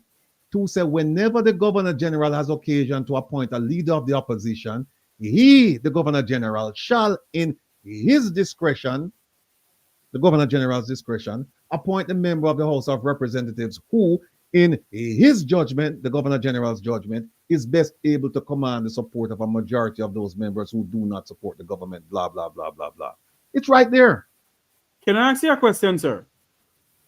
Yeah. And I don't remember seeing it in the Constitution. Does the Constitution of Jamaica have on it that there should be a deputy prime minister? No. No. There is no provision for that in the Constitution. In the Constitution, yes. No. There's no deputy prime minister. So, in other words, like how Dr. Harris Strong. No, there's a provision in there for a deputy governor general. Yes, we know that. Yeah, I don't recall a position in there for a deputy prime minister. I don't recall that. And again, I'm open to being fully corrected. If anybody knows where that is in the Constitution, please point it out to me. Doesn't mean that such a position isn't important. It can be quite useful. But the question we must ask, though, does this current deputy prime minister and deputy minister of defense and the minister of national insecurity and injustice, does it mean that he's collecting 2 salary? Deputy prime minister salary? No. It's 1. It's just like the prime minister, he's minister of defense. He's prime minister. He has the office of the prime minister. He has all of these other positions, but he gets 1 salary. One fat one. Yeah, a fat one, right? Yes. No. And a cognac to drink. Hear you. All right. So listen, we could go into this, people, and we could talk more about the Governor General, but I just wanted to point out those elements of the Constitution that directly go to the argument made by the young lady this week concerning the role of the monarchy, the role of the Governor General, within the Constitution. Just to let people know that this man is very, very powerful. It's just that not just him, governor generals in general, they don't exert their powers. Yes. They don't. They do have the powers. That's all I'm saying. I'm not saying that, I'm not saying whether they should or shouldn't exert it. All I'm saying is that they have the powers. Yeah. What they do with the power, that's up to them. If I may, Mr. Rattigan, somebody saying that they have never had that deputy prime minister before. Yes, they have always have deputy prime ministers in Jamaica. Stephen Mullins and the Patterson administration was deputy prime minister. Dr. Ken Baugh was deputy prime minister. At one point, David Core, if my memory serves me correctly, and the Mandy administration was deputy prime minister. Yeah, and he was minister of finance as well. Right, and minister of foreign affairs and foreign trade. So they have deputy prime ministers before. All right, Kevin, what I'm looking for now is you remember those, is it this? Jamaica. Okay, here we go. All right. Folks, we just want to go over now this thing about Dennis Strong and the FID. And I think I owe it to all of you to provide the information so that you can take a look at it yourselves and decide if what you're thinking is correct. I'm just going to show you some things and kind of like connect the dots. And then you'll be the judge. Now, remember that they talked about the FID, the job application, the job posting. And last year, I think it was October and November, and they added 12 years of law enforcement. Well, it didn't add it. It was there. 12 years of law enforcement experience, 5 years at an executive level. And then this year, I think it was March or so, when they reposted the job, it was removed. The law enforcement component was removed. And then it became like 12 years of like administrative responsibilities and 5 years at a senior level. The first question you must ask yourself is this: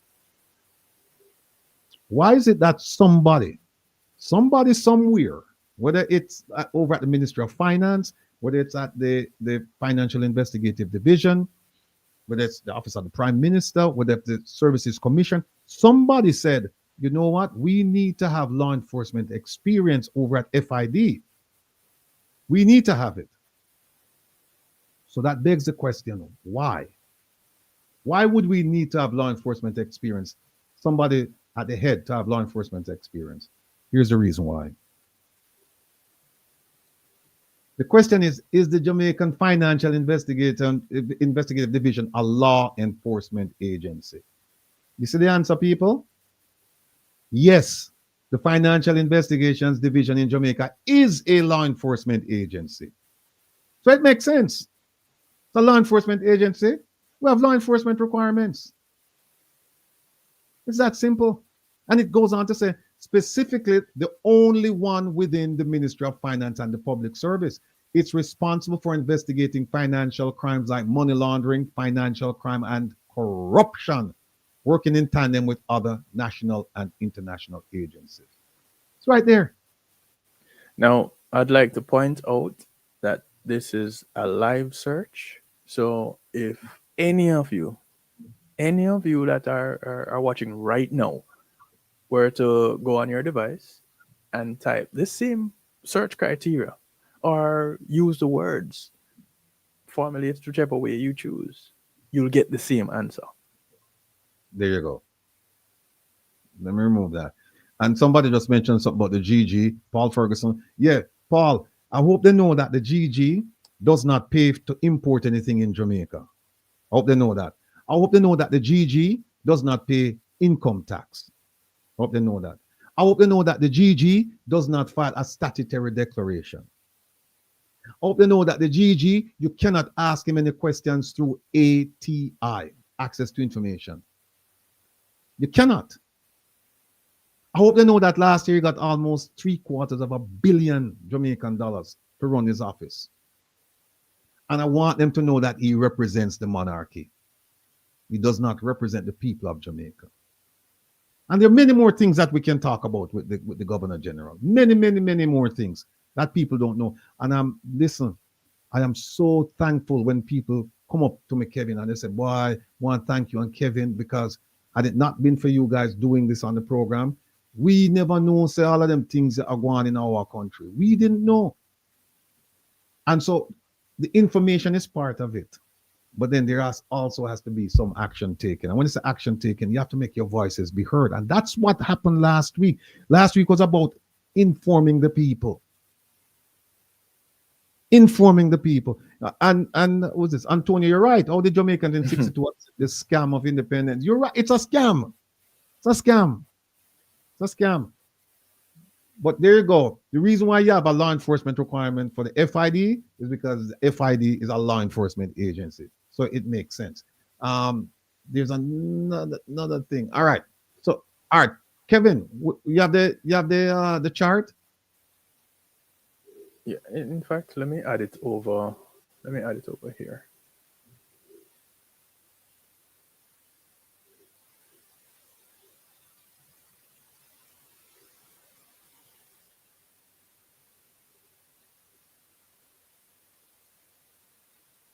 It's not there.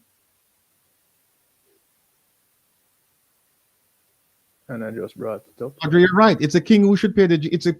It's the monarchy that should pay the GG, because he's representing them. Facts. But Hold on. All right, I'll just drop it here. Go ahead, Will. Yeah, but we're the ones. All right. Like this. I'm gonna put it up. All right. Let me big this up for now. Big up yourself, producer Joan and Kevin, because without know, me don't know this would go. All right. This is the chart right there, people. This is just a simplification of what could happen. Because remember, right, the thing that we're focused on today, right now, is, hold on.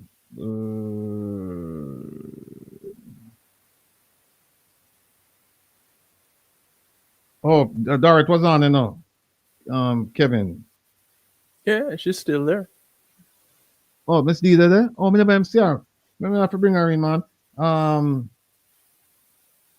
Where is it? Okay. We're talking about introduction to the FID and its investigation of Prime Minister Holness. Because as you recall, people, I'm happy, I'm proud of me now, and I cannot pronounce my words correctly now. You're enunciating. If you recall, the Integrity Commission referred the investigation of the Prime Minister to the Financial Investigations Division. Why? Because the Integrity Commission, claimed that the Prime Minister did not cooperate with the investigation concerning illicit enrichment. And because there is a memorandum of understanding between those agencies, Integrity Commission and the FID, it was prudent and it was authorized for the investigation to be transferred. Nothing wrong about that. So now that the investigation is over at FID, here's what we're looking at, people. It's a big round circle, eh? Chief Technical Director, that is Mr. Dennis Chung. And so now there are three possible ways of going with this investigation. One is, and we don't need to play it back. If somebody tell me play it back, I'll play it back. But Marva says, speak, you spoke. If somebody should tell me play it back, then I certainly will. But we don't need to play back what Mr. Chung said about his perception of the 28 bank accounts and some other things concerning the Prime Minister, as he was investigated by the Integrity Commission. We don't. If somebody wants me to play it, I'll play it. But I think we all know what was said, and it showed, at least to some degree, an element of prejudgment, that he had prejudged. That diagram alone shows why this may go nowhere. All right, yard night. Now here's what happened now. We're doing this, but then I'm going to run over to the to the Financial Investigations Division Act, the law itself that gives the FID the right to do a whole bunch of things, and we're gonna go through it so that you can see it. TB, so play it back. All right. Remind them, Lily of the Valley. Okay. All right. Hold on one second. Let me pull it up. Let me remove this. Where is it, Kevin? I think we had it here somewhere. Oh, here it is. Kevin, proud of me, come here, go on. Good. All right. Here's what Mr. Chung said before he got the position. Yeah, I don't think it's irregular to have 28 bank accounts. In fact, I can tell you, my experience is that if you go into several private sector businesses, you'll find that they have a multitude of bank accounts. Some of them inactive, some of them they're using, but people own bank accounts for specific purposes. So it's not unusual for people to do multiple activities. If you're doing multiple activities, then obviously, one of the ways I find that people, especially non-accountants, try to reconcile their business is by having payments through different cash bank accounts. Accountants, for example, might have one account and then you reconcile and adjust between, but many people, it's not unusual for them to do that.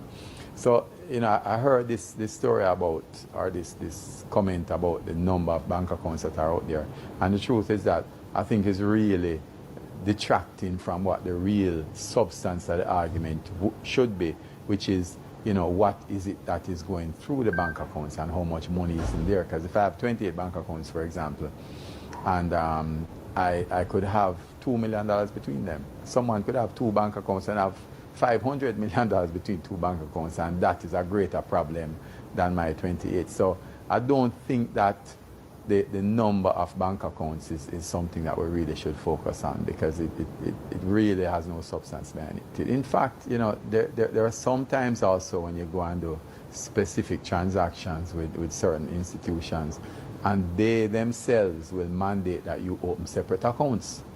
So therefore, sometimes it's not because of your own choosing why you want a new account, but they will say, listen, in order for you to do this product, right, or for you to do this investment or use this checking, this different company, I want another account, or I want two accounts attached to it. So, I hear the argument, but I think that the argument is really a detraction, for example, I think, from what the substantial situation should be, which is really the transaction itself. And I'm trying to understand what is the investigation around the number of bank accounts. What are you going to achieve with that?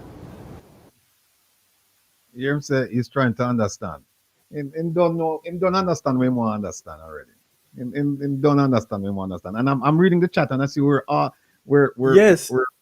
Yeah, I'm reading the chat and see where you guys are diving into the point, and see, I'm proud. Believe me, I'm elated because I see where you guys are thinking critically. I see where you're focused on where the focus should be. And The best question. Mhm. So the Prime Minister is a company? It's a company, right? Yeah. Because it's a private sector, have a private company, private business, they have that or something like that. So we don't know if look. It Is Andrew Holness a company? So make her go back to this now. So that gentleman who just spoke, he's now in charge of he's the chief technical director, meaning he's the head honcho over at FID. Now here are some possible resolutions to the issue concerning the investigation of the Prime Minister. One is Mr. Chung can make a decision on his own. He can just say, I don't see anything here. And most people who watch that video would probably say, he's going to say that because he said it right there. I don't see anything wrong with 28 bank accounts, and I don't see nothing wrong with all the things that because there are more things that we can look to see whether what is the money going through for, what is it going through the accounts for, and how much money, and said all kinds of things. So he could make a decision on his own. Second one is that he could provide that information to the Minister of Finance,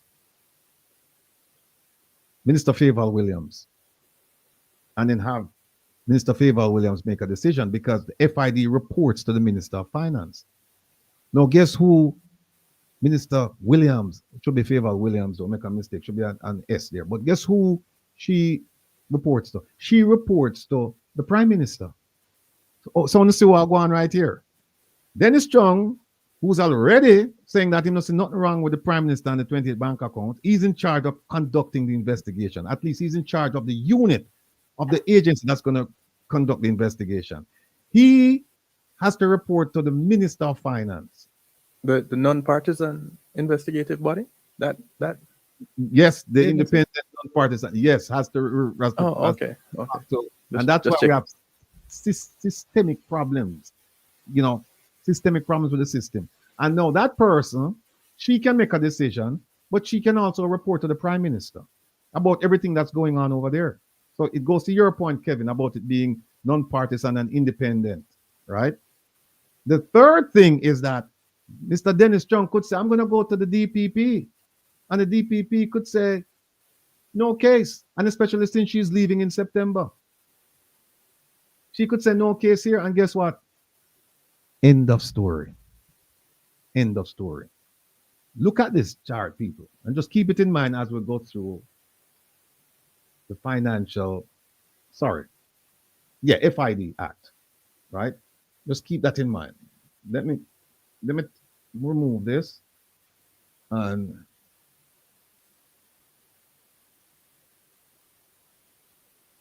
is it this, Kevin? Yeah. Okay. Let me see if we did. Okay. It is. Here we go. 3A.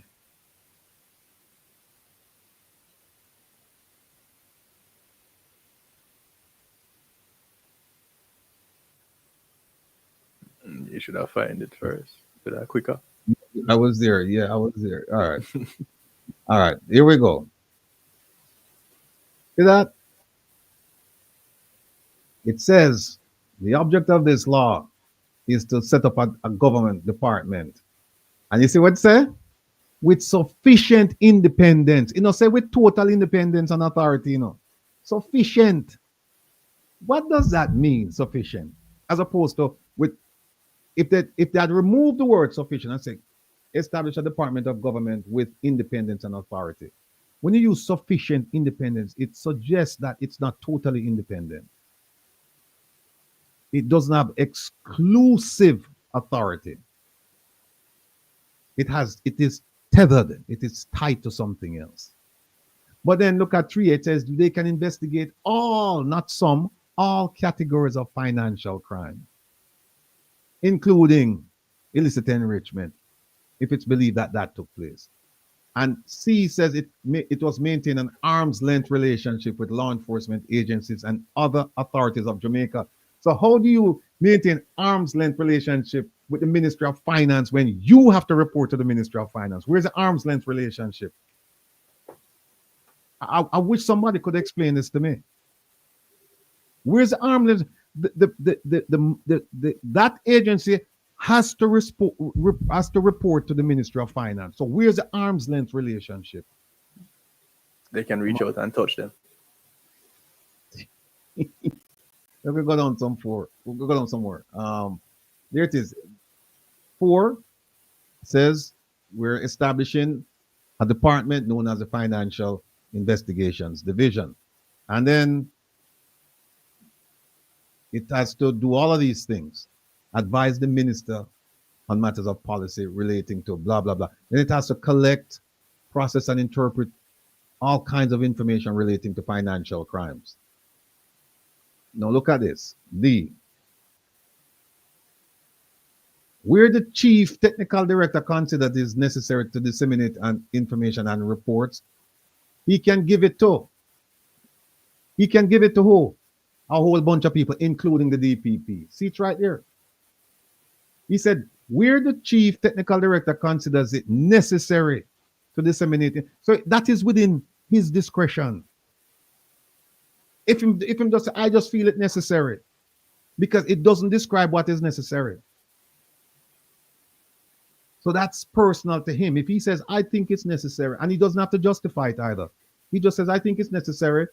And so let's say, just for the sake of this conversation, that Dennis Strong is conflicted. Dennis Strong is biased. Dennis Strong says, you know what?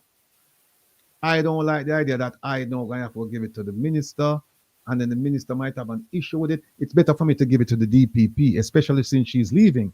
Give it to the DPP and make sure she just throw out the case. And then that way everybody can blame the DPP. But she's gone. If the office remains, though. Yeah, but once the DPP says that's it, that's it. So if the DPP does that, if the chief technical director wants to do that, who's gonna stop him? Who's going to stop him from saying I'm gonna give it to the DPP? Who? Nobody. Not nobody. All right. So that was D. We could go to E. He can the agency can investigate anybody at the request of the DPP, the police commissioner, or any other public body, right? And they can investigate anybody who they reasonably suspect of being involved in the commission of financial crimes. K. Let me go to K now. Hold on. We run through. All right. See this? Okay then. All right.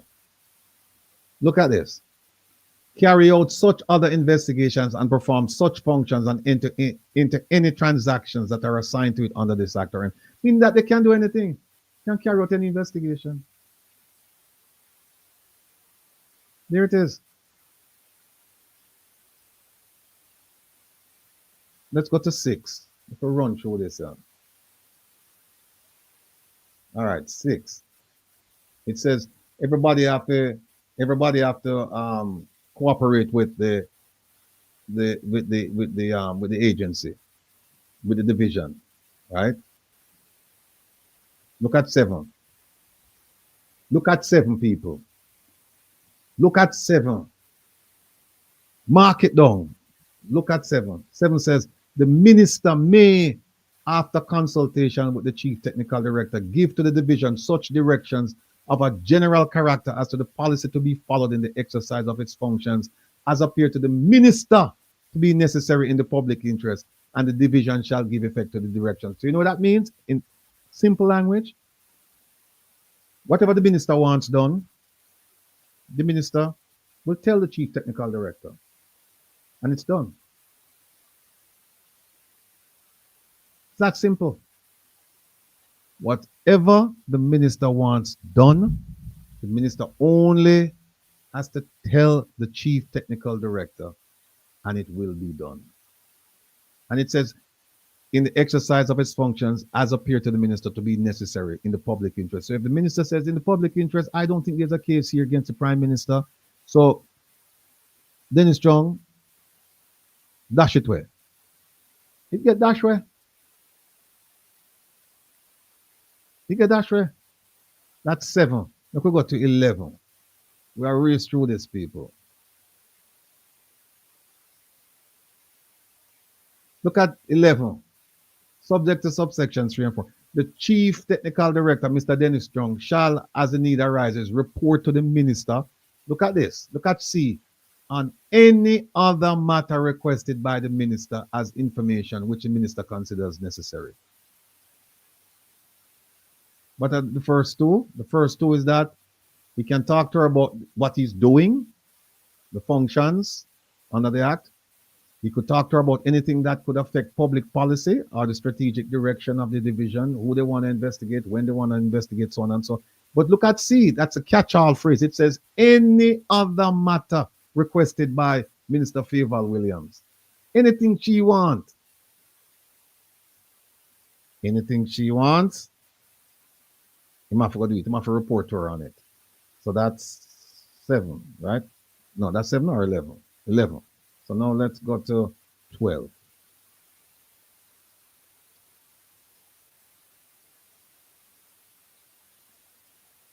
It is the chief technical director may, with the approval of the minister, enter into a contract, which is not Dennis Strong, but is what they did with the memorandum of understanding between the FID and the Integrity Commission. And that's why when you hear them make the argument that, oh, it should not have been transferred to the FID, is foolishness. It says it right here. The chief technical director may, with the approval of the minister, enter into a contract, memorandum of understanding, other arrangement or agreement or arrangement with a public body in Jamaica. Plus, not only that, there are other sections in the Integrity Commission Act and in this act that authorized the FID to receive information from the Integrity Commission. It's that simple. Simple thing. Now let's get to 14.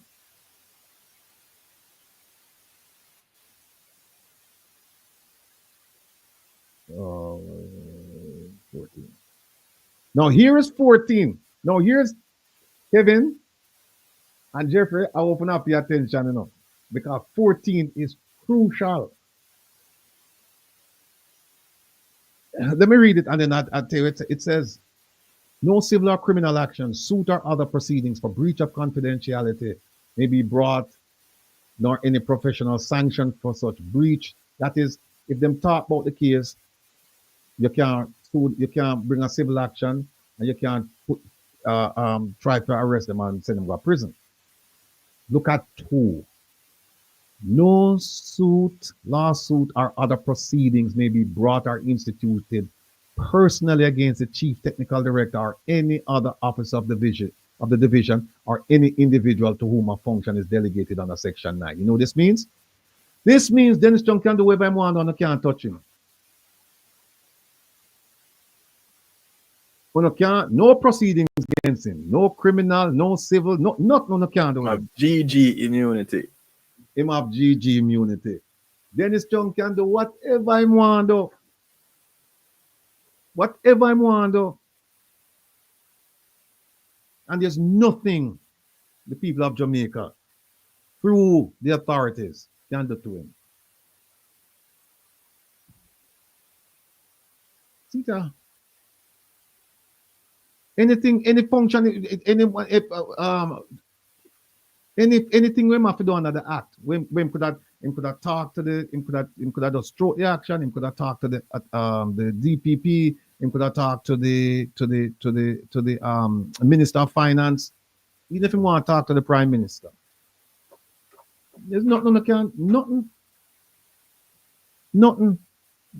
So nothing. is that really nothing that the people can do, or nothing that anybody that he investigates or his office investigates can do? Nothing. Nobody can do him anything. You can't do him.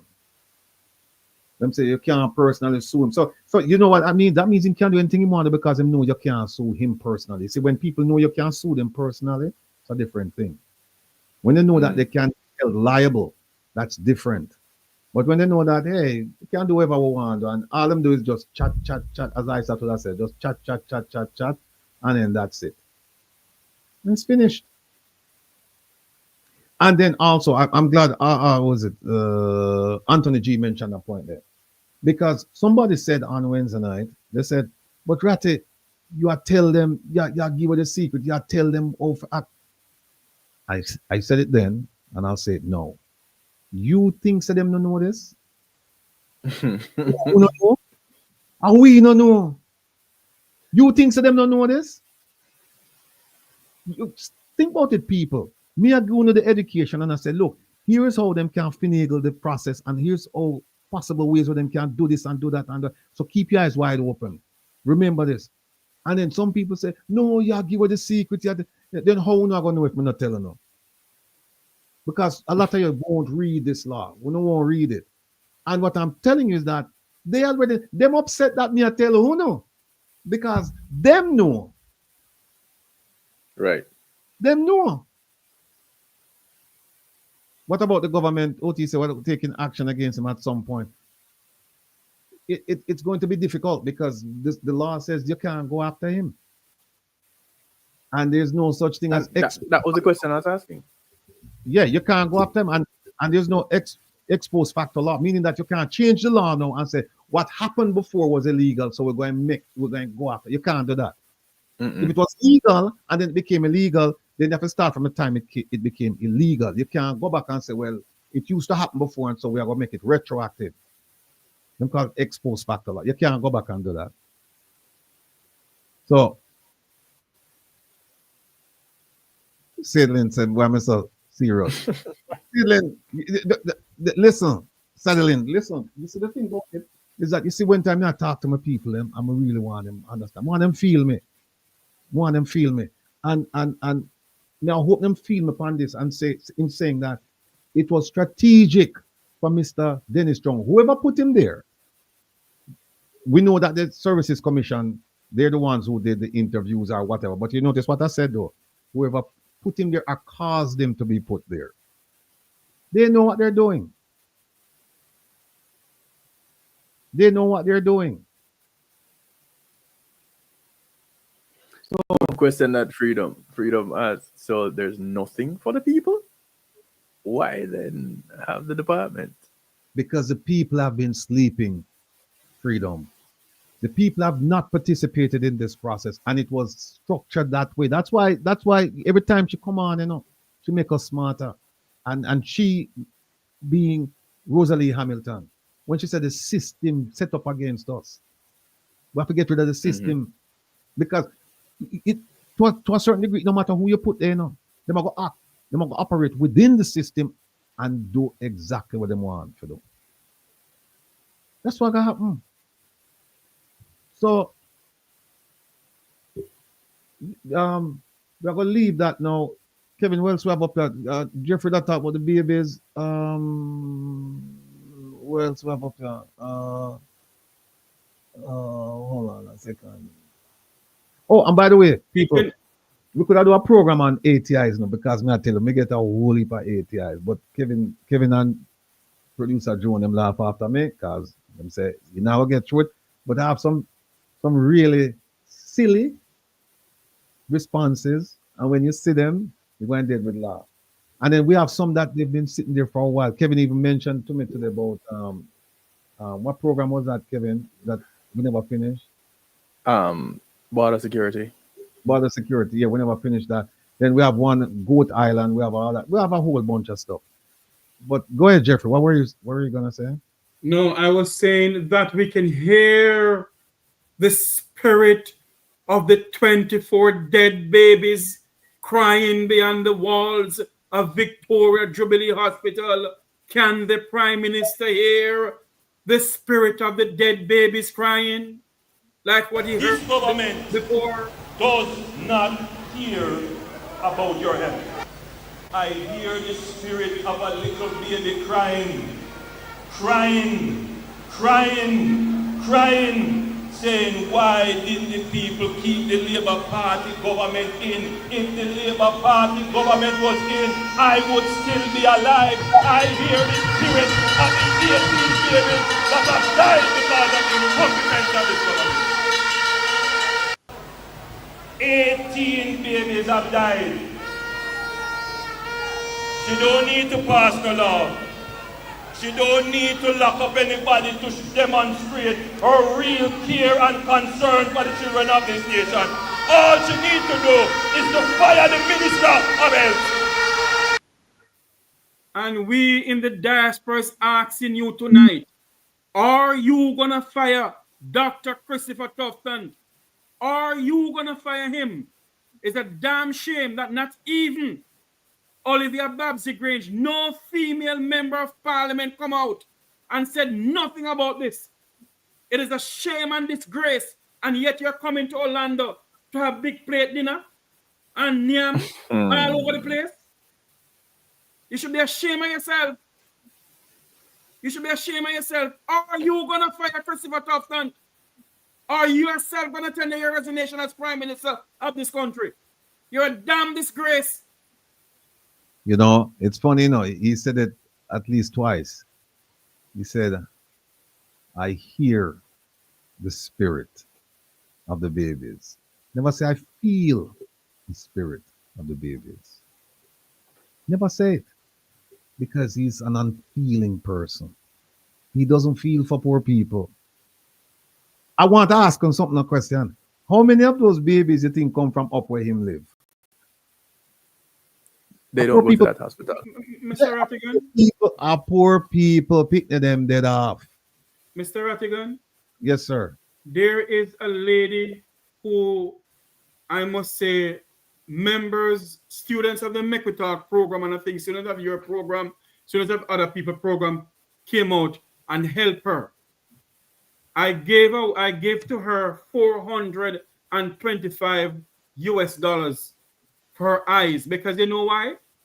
She had her baby at Victoria Jubilee Hospital. Her baby died. The woman never had the privilege of seeing her baby. Her husband never seen the privilege of seeing the baby.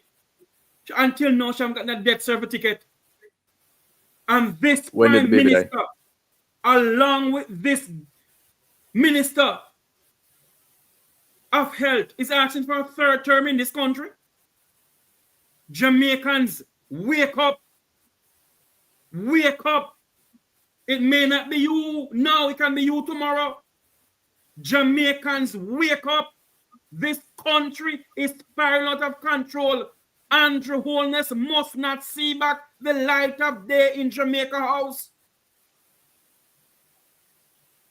I get to understand this is more than 24 baby died.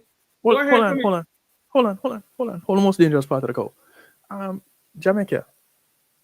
Shame on us for, you say we're politicizing.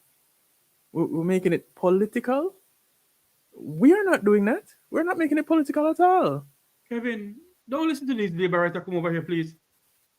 No, hold on, Jeffrey. Hold on. Because, they want to be recognized and heard. Recognize you. You're heard. But cannot tell me how this program right now doing that. And I give all my number all the time, because when you call me, you can get on this program live too. I won't do it all the time, but you can. But I'm saying that to say, so in a campaign, the current Prime Minister, who wasn't yet Prime Minister, said, I can hear it. I can hear the spirit. He was opposition leader then. Yeah.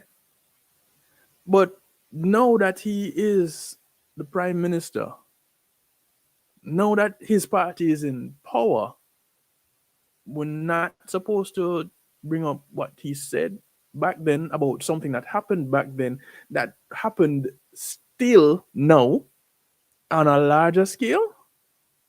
Make it make sense. We're not doing it. It was done. We're just asking why is something not being done about it. So if you're going to ask a question, ask a good question. Why is something not being done about it?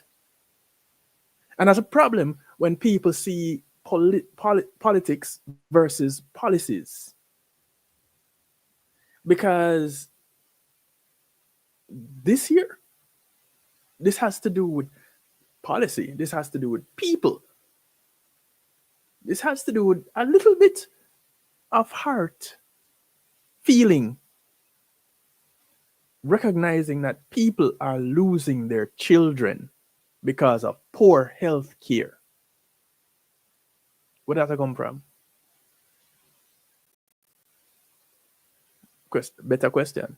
How can we fix it? So if you can argue some of those questions, then I welcome your next comment. Otherwise, from that, just if you're using a laptop, close it. Just listen. You don't have to watch no more. Just listen. Hide the keyboard if you're not using a laptop. I just have one thing to say to the lady who said that we're politicizing it. If it was your child, would you be saying the same thing? Simple. If one of those 25 babies was your child, would you come on the platform and still say, you guys are politicizing it? We're bringing something to the attention of the Jamaican people, and we're pointing out what the Prime Minister said about a previous Minister of Health when babies were dying. And he said, and a fewer babies died back then. And he said he was hearing the spirit of the dead babies saying that if the Jamaica Labour Party was in power, none of this would have happened. And he said the only thing for the Prime Minister to do was to fire the Minister of Health. And that time, Mr. Rattigan, it was Portia Simpson Miller was in power. Dr. Fenton Ferguson, a medical doctor, not a quashy doctor, not a spin doctor. Dr. Fenton Ferguson was a medical doctor, and he did the honorable thing and resigned. Why is it that this Minister of Health, why he wanted his resignation? The question the Jamaican people must ask Dr. Christopher Tufton, is it not Mr. Holness have some secret for you? Or you have something for Mr. Holness? Do the honorable thing and resign. That's what you need to do. And the women of Jamaica must wake up. This Minister of Health needs to resign. Until now, he can't finish Correctional Hospital. Cost overrun. He needs to resign. You know, my problem with people constantly talking about party this and party that and calling whole party wicked. And the party is an entity. It doesn't do anything outside of those that make up the entity. Talk about the people. Don't talk about a party. Talk about the people. The people who are representing people of Jamaica. Don't talk about a party. You see, look at this. Now, let me put it up on the thing. Watch it. Now, let me put up things, but look on that. Mr. Rattigan, my baby died 2000 at Cornwall Regional Hospital. Until now, I don't get the fetus to be buried or laid to rest. That's 5 years ago. I am Margaret W. Margaret, our heart goes out to you. But the people want to politicize it. Look at this. Mr. Rattigan. Baby died 5 years ago. And up to now, she not get the fetus to be buried. It's the same thing the lady said on my platform yesterday. Until now, she can't bury her baby. She get no death certificate. So people are asking the question, is it the baby that died or is it human trafficking going on? Why there's no death certificates? Are they being sold for stem cell research? We don't know. We don't. This is what I'm saying. How long ago was this lady's death, child's death, Jeffrey, that was on your program yesterday? About a couple months ago or a year ago, I think. I don't remember exactly. Okay. But until now, she has. Here is somebody on this very program whose baby died 5 years ago. 5. And she knows she gave birth. That much she knows. She knows she gave birth. Was the baby dead at pronounced dead at birth? Was the baby did the baby die? I am hearing is over 214 babies died since 2013 to now. From June 1st, 2025 to when the news broke on CVM, 24 babies died in this country. Wait, from when? Not June 1st, 2025. 24 babies died in that month. In June, this year, okay. June. Yes. Before that, 2023 to now, make it 214, I was told. 214. And until now, the Minister of Gender, Olivia Babsy-Grain, says nothing. The world-class Speaker of the House, her house, she have one at Upper St. Andrew, and she have the People's House, says nothing about it. Juliet Cuthbert Flynn, who love to chat, says nothing about it. You don't hear a female member of parliament says nothing about the 24 babies that have been murdered in this country by this administration. Nothing. I want to come and talk about political science in what? Wake up in this country and smell the coffee, man, and stop the stupidness of PNP and JLP. This country need help. And we must wake up in this country. I wouldn't agree with you when you say that the administration killed the people in Picnic. If you said by way of deficiencies of the administration. Why I said that, Kevin, if they were giving them the equipment to work with. Like I said, if you had said deficiencies in the administration. But say that because, again, you're on social media and people will take things and that is all that will be, and context matters. Well, that's true. Well, let me just make a quick announcement. Our next guest, JC, Jeanette Calder from JAM, the executive director, she will not be able to join us this afternoon. But the program will go on. We'll do the segment that we were hoping to do with her. But in her absence, we'll just use an article that she, what's it, a letter to the editor? Let me see what it is.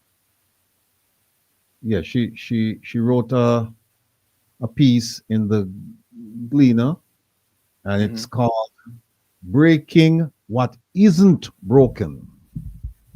And also titled The Flawed Case for Removing the Auditor General. Now remember, go ahead. Sorry, Rebel, before you get into this, because this is going to take us up to the top of the hour. And before you get into this, there's a little bit of recognition that I want to give. A little thing as it relates to last week. We started off the broadcast talking about last week, and there are some little things in that I wanted to show as a result of that. Now, there were some children that presented. They did a little acrostic to you, Will. And these were the children that were on the stage that did it.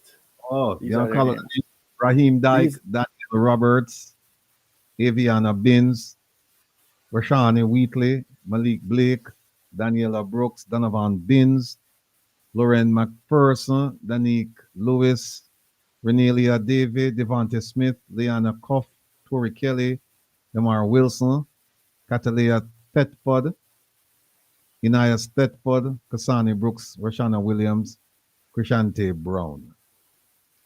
Now, those are the children that participated. They were in that little acrostic.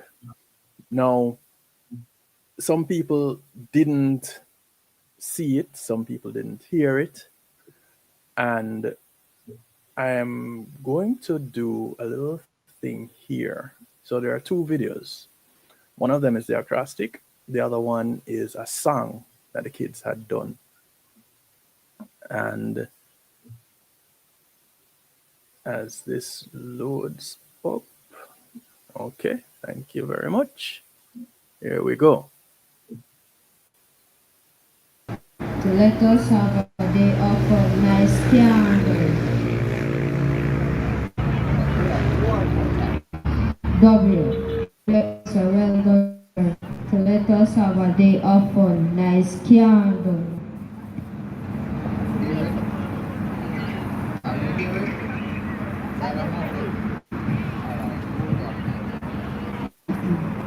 Done, sir. To let us have a day of a nice candle. Heard that? Next one.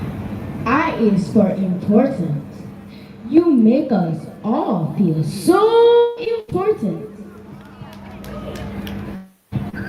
L is for love. Thanks to you for your team for showing such love.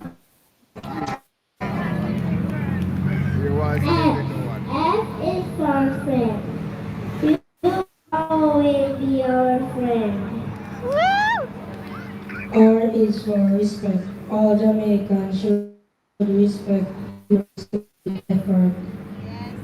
E E is for energy drink. Did you drink a lot to plan this fun day? We know for sure you had to pray. D. D is for dream. Thank God one of your dreams come true. You feel good, not you.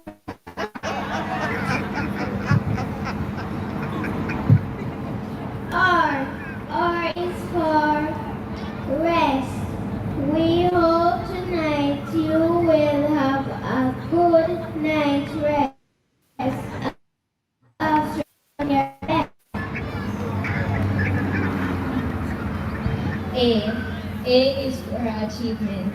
An achievement is just like today. Continue to use you in his own special way. T. T is W. Double. It is for thanks. Thanks on behalf of all of us who came from near and far. A big thanks for this special day. I. I is for inspire. You have inspired us with your willing, kind, and generous heart. G is for God. He is in the plan. Continue to hold on to his unchanging hand. A is for after. After this day is through, God's richest blessing will always be with you. N is for never. Never give up on your dream. Pray that the Lord will continue to give you a working team.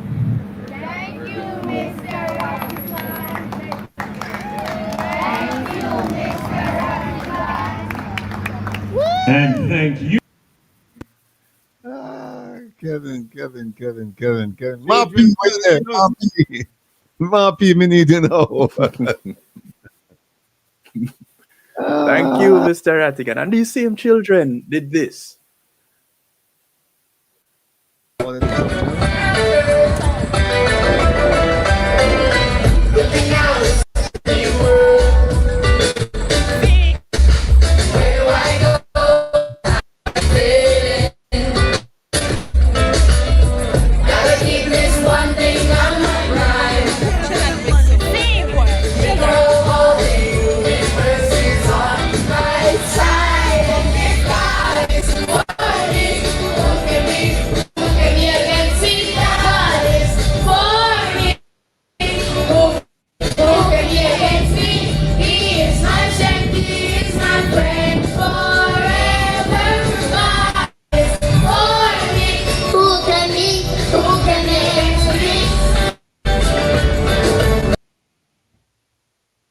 Now, I chose to cut that one off just because of policy rights and things like that. I don't want to interrupt this broadcast too much.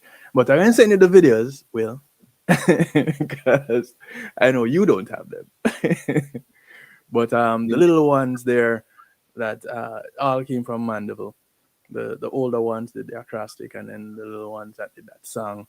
And there are a few more videos, children in bounce houses, playing around, playing games all around in the rally from last week. And of course, last week I showed you the plaque. So I'll send you all the pictures and the videos that I had gotten, because I know you don't have them. Mr. Rattigan.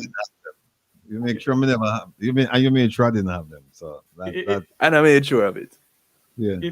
If I may, somebody in the chat a while ago said this. Let me find it here. The person's name is Paul B238. Make we thought, Jeffrey, did you check if they Pegasus your program yet or hack into your email? Probably. I want. You know, I see another one here. Let me put this one up on the thing. This Mark Winder said, okay, Ratty, give us the way to change the system. Now, here's a problem with texting as opposed to listening. It's hard to tell where the person is going because it's just in a vacuum right there, and it leads to many interpretations, as opposed to when the person is talking to you and you can hear the inflections, you can hear a whole bunch, you can pick up the emotions, and you can figure out what the question is really asking you. This one says, Mark Winter, okay, Ratty, give us a way to change the system. Not sure if it's being facetious or if it's being honest. So give us the way to change the system. But either way, Mark, and everybody who would think like this or look to me for the solutions. The solutions are in all of us. It's not just one person. It's in all of us. And so, Mark, if you're living in Jamaica, I would turn around the question and ask you, since you're living there and you're subject to all of the ills of government that we're talking about, assuming that you're not a member of the 1%, what have you done? What are you doing? What do you plan to do to change the system? That's what I would ask you. Mm-hmm. If you turn around and ask me, what do you do to change the system? Mark, there is an event coming up in a few months. There's an event, a very significant event. And I'm asking all of you who have registered for this event to participate. And it's called an election. You talk about changing the system. There are things you can do within the next 3 months to say, we're sick and tired of everything that's going on.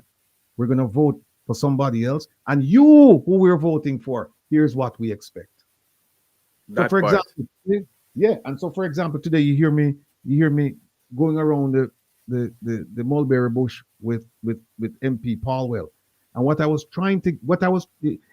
that exercise, wasn't so much for me and Philip, even though he said he enjoyed the sparring. That was for you to understand that, listen, when they come, we need to find out if it's notional, if it's aspirational, or if it's definite. What do I mean by that? The things that are being promised to you, are they going to happen within the next 5 years, the next 10 years, the next 15 years, the next 20 years? Because I don't want people to tell you we're going to do this for you, and for you to find out 5 years from now that they meant 20 years down the road.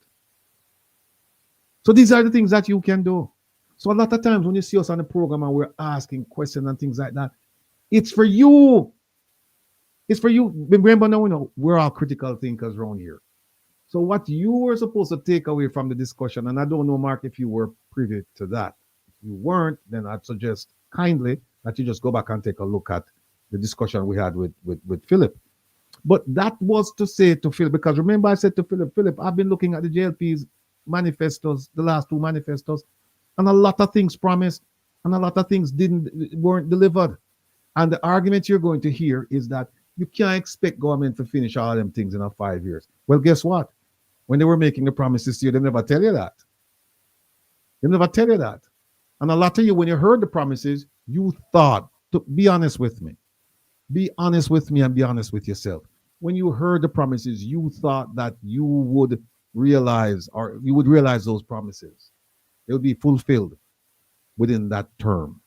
You had no idea that some of these things being promised, they're going to take 10, 15, 20 years. And in fact, some of the promises made in 2016, they haven't been fulfilled yet. And we're gone 9 years, and they haven't been fulfilled. There's a question in the chat room for you, Mr. Rattigan. Ratty, I believe you are a former FBI. You see it too, Jeffrey, you see it? Put it up, Kevin. I see it, see it. What it is? It is at 7:15. Ratty, I believe you're a former FBI. Yes. Do you believe and think the current JCF Commissioner of Police is doing an excellent job? Where is it? Oh, okay. All right, here it is. All right. Oh, Jamaica. Right, I believe you're from FBI. Don't you think the current JFC Commissioner is doing a president job? All right.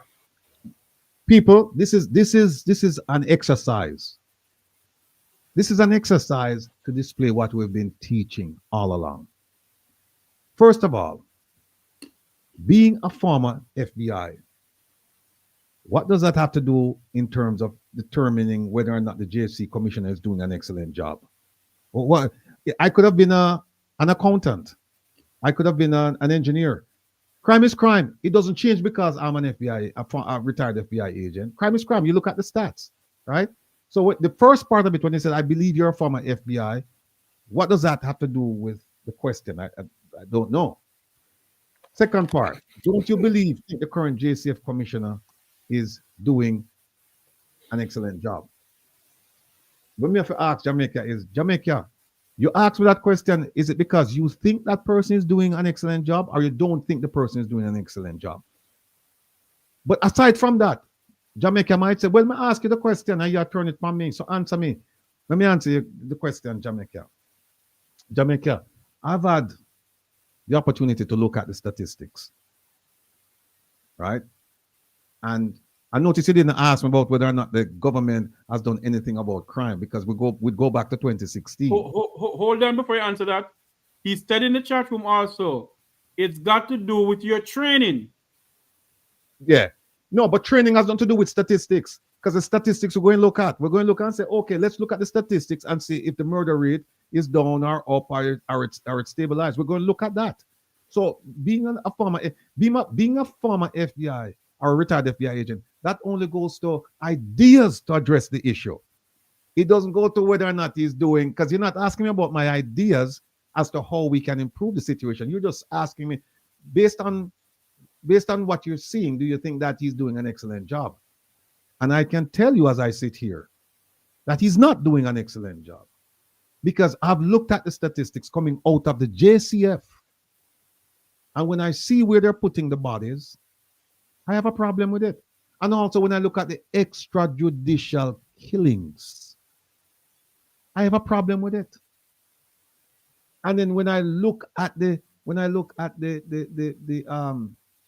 strategies that they've employed, I have a problem with it.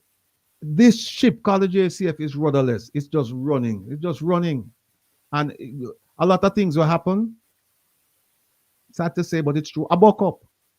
Some things I just buck up. Some things that deliberately go out. Like some of these people that you're killing, some of these people that have been killed, we have video to show that it's just outright murder. We have videos to show that. When you take a man out of his house, right, and you have 3 or 4 people surround him, 3 or 4 people from the authorities surround him, and them take him behind the house, and you hear 1 gunshot fire, and the man dead. Yeah, deadly shootout. Yeah, what you think happened back there? And them don't find no weapon upon him. Them not have no weapon upon the man. Them take him out of the house, take him behind the house, you boom! And then them say, oh, I'm dead.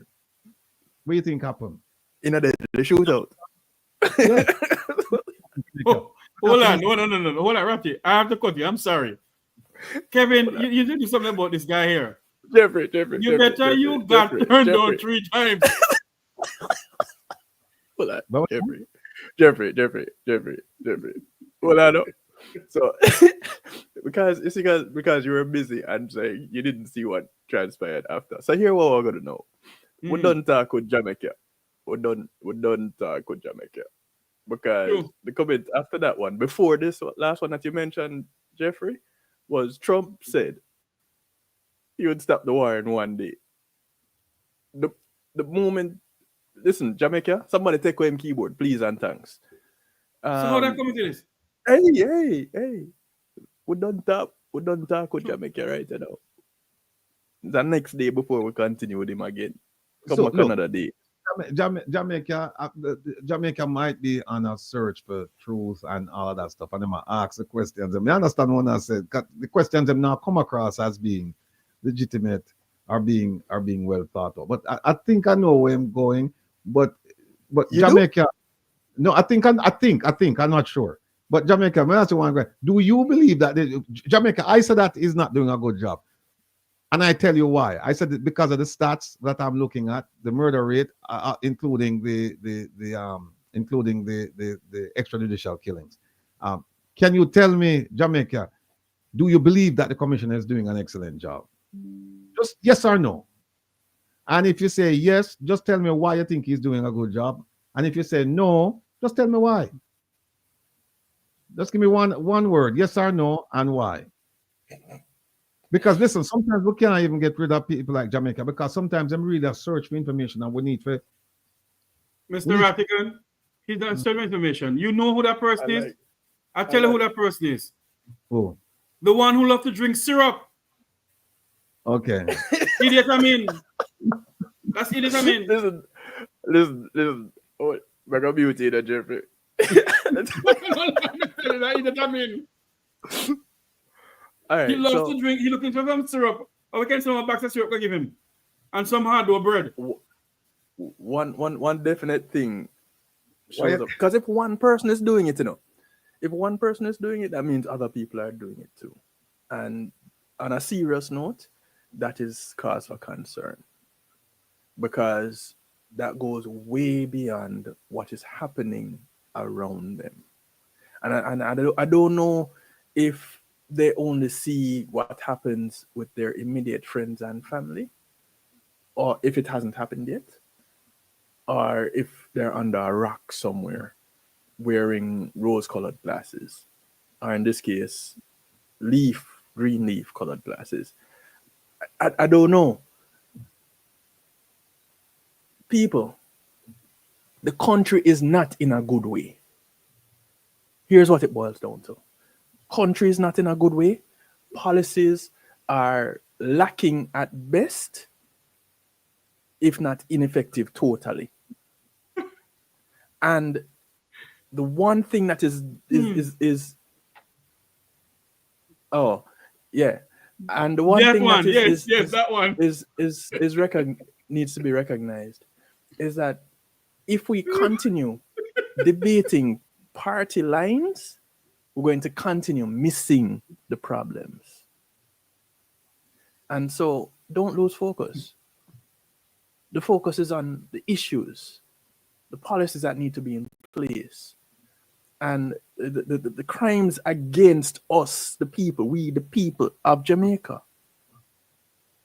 Those are what you need to be focusing on. You're looking at PNP or JLP. No, just the P.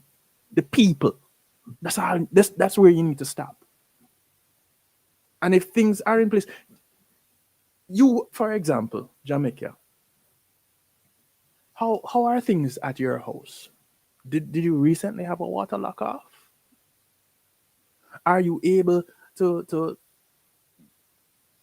safely leave your windows and doors unlocked at night? Have you gone to the hospital lately?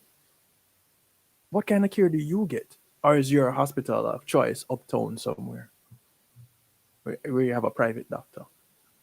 Because I don't think you're connected with the plight of the majority of Jamaicans. So until you get connected, and anybody else that seems to think that way, listen more than you talk. Rebel.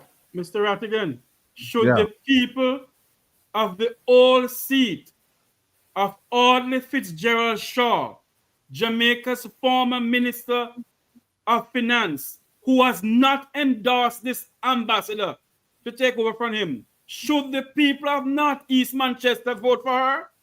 That's the question this afternoon, sir. All right. Somebody asked the question, should I put the X for Kevin a laugh? Because Kevin Nunes. Here's the thing. I'm going to mute myself. I am not going to tell you who to vote for. All I'm going to do, I'm going to give you the facts. And here is a fact. Ambassador Audrey Marks is one of the worst representatives the Jamaican government has ever sent to represent the country anywhere, not even in America, anywhere. She's absolutely clueless. It's all about self. It's not about government. It's all about self and party. And I'm going to play a video. I'm glad the question was asked. Listen to this, people. Listen to this. People innovate and they build businesses and they have the leading tech companies in the world.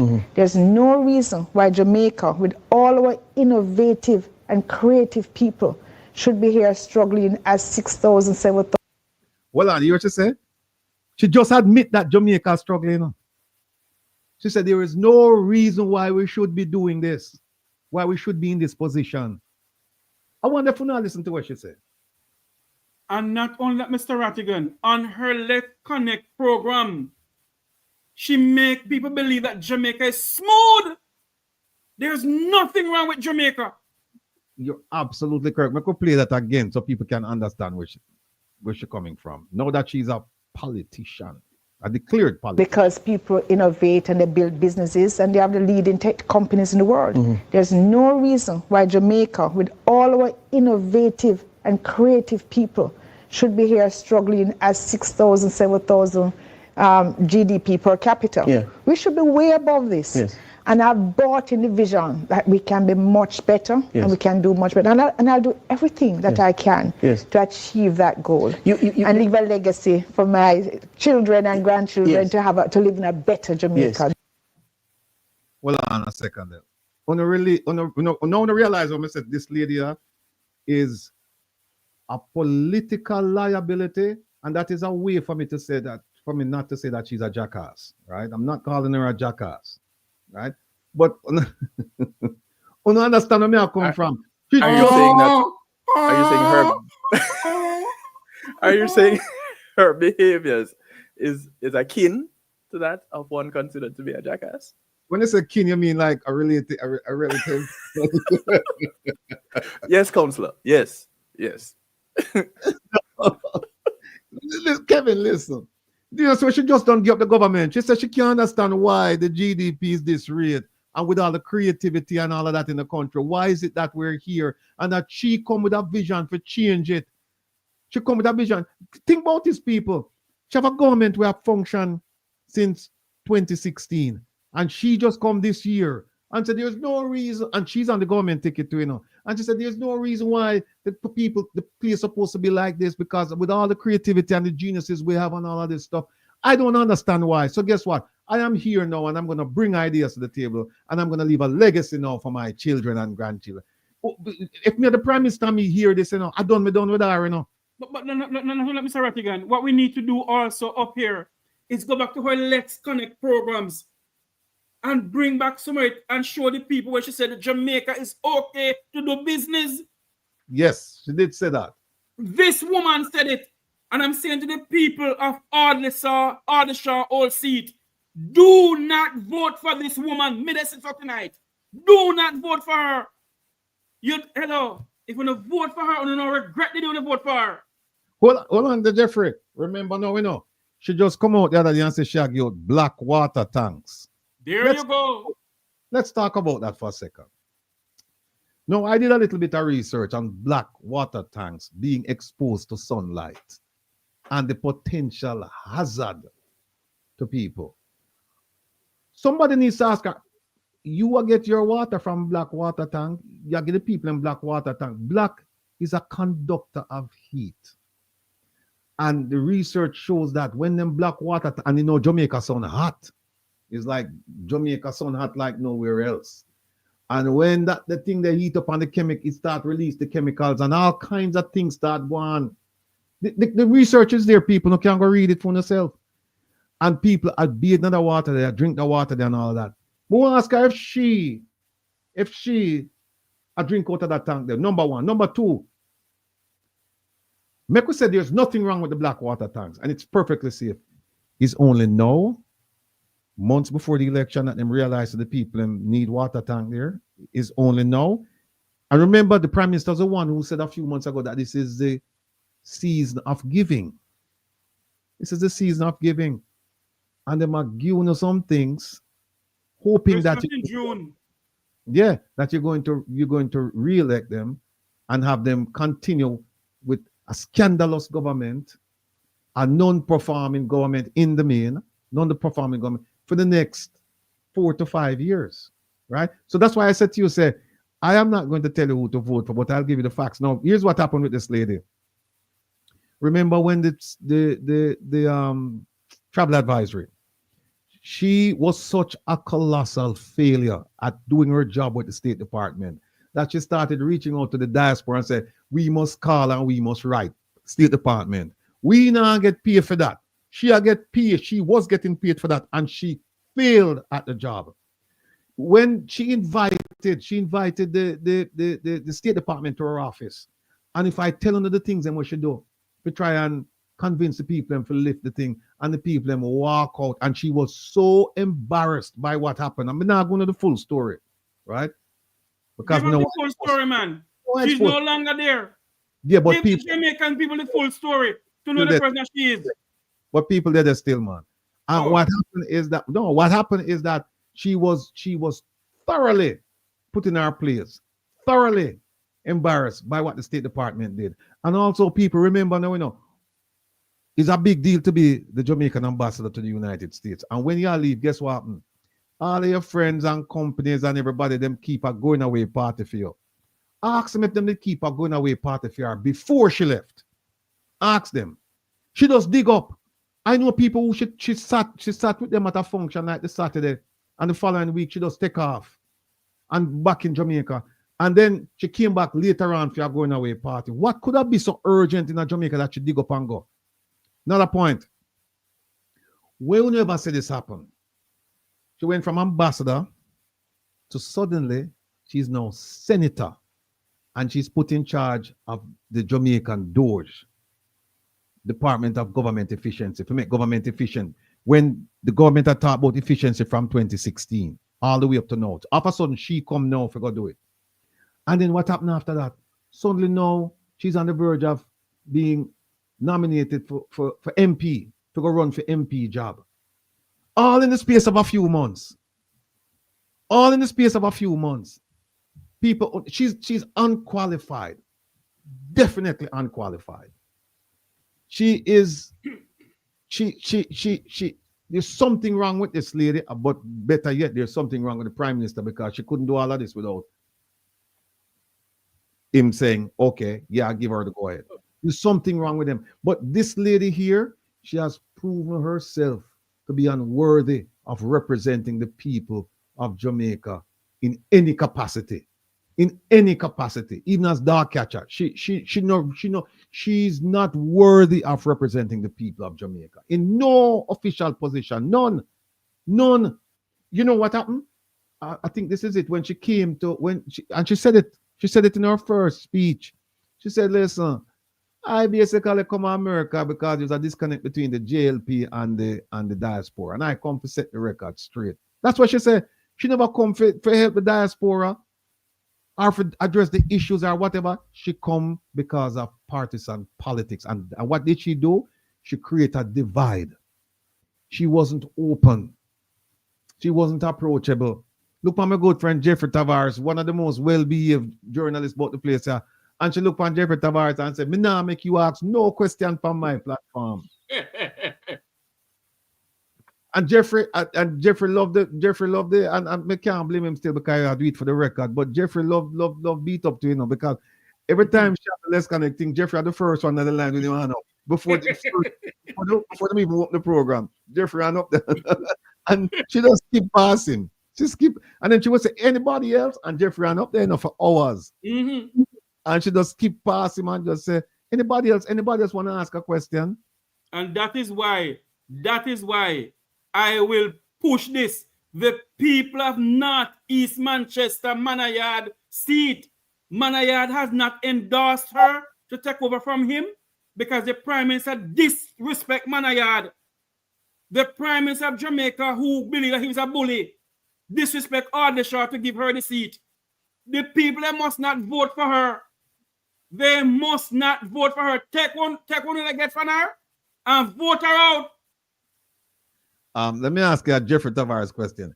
Are you saying to me, sir, that they should take whatever gifts that she's bringing and vote against her? Yes. Are you telling us that? Are you telling me that, sir? I am saying it right now. Vote against her. Take all her gifts. If they get 7 cars as donation, not go so. I heard that about 7 cars. the Labour Party bought 7 campaign cars for her. That's what I was told. On a take the car them. Don't vote for her. People, you heard it from Jeffrey Tavares. And the thing is, my position is that she has a terrible, terrible record. She has a terrible record representing people. And so, and look at what she just done did to her own party. She said they're failing and that she's the one who's gonna, you know what, I'm gonna play it again. Play it again, man. People innovate and they build businesses and they have the leading tech companies in the world. There's no reason why Jamaica, with all our innovative and creative people, should be here struggling at 6,000, 7,000 GDP per capita. Yeah. We should be way above this. Yes. And I've bought in the vision that we can be much better and we can do much better. And I'll do everything that I can to achieve that goal and leave a legacy for my children and grandchildren to live in a better Jamaica. You hear that? She just don't give up the party and say them now doing a job 6,000, 7,000 GDP, whatever it is, the ratio that she used. And she said that is not good and that she's coming now with the ideas. What ideas? This woman is clueless. What has she done as ambassador for Jamaica to the United States? When Jamaican students were stranded in Ukraine, what has she done? When Jamaican students were stranded in Ukraine, what has Minister Camilla Johnson-Smith done? What has the ambassador Audrey Marks done for the Jamaicans who were stranded in Ukraine? Nothing. Do not vote for this woman. Or you're gonna regret it if you don't do it. She is just a disaster. She's a disaster. We don't have enough time to do any of the other segments because it's only 20 minutes. So Kevin, we should open up the phone line or no, or just leave it closed. What do you think? Yes, we can hear some people calling and laugh. You know, there are some people that probably have some things to say. So, all right. They might want to take I hope the phone lasts. I hope the phone battery lasts. The phone, yeah, cut on for a couple of days. Yeah, the phone. I'm gonna put up the thing on the bottom. Hey, yard night. Really, yo, I wish I was a politician so I can fail upwards. Yep. This should be right. This should be the opposition's ad. They should use that ad from this lady, and just say, see, them admit it's an admission. And she come in and she said, I am bringing ideas. Them not have no ideas. It shouldn't be 6,000, 7,000. I am bringing an ideas. I'm bringing ideas so that I can have the legacy. I want the legacy for my children and my grandchildren for a better Jamaica. Think about that. Think about that. But Mr. Rattigan, do you remember her speech at Marlene Manor Ford constituency meeting when she said, and Marlene and I was a girlfriend for the Prime Minister, you know? And I'm like, what the hell is this one talking about?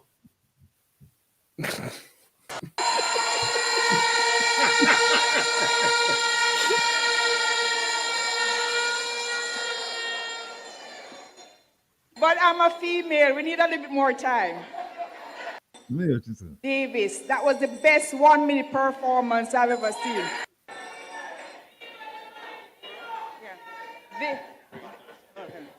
This atmosphere is like an Olympic stadium.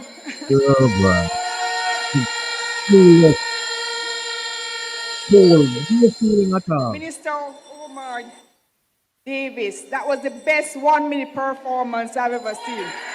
Yeah. So she said at home, it was the 1 minute, not just a day.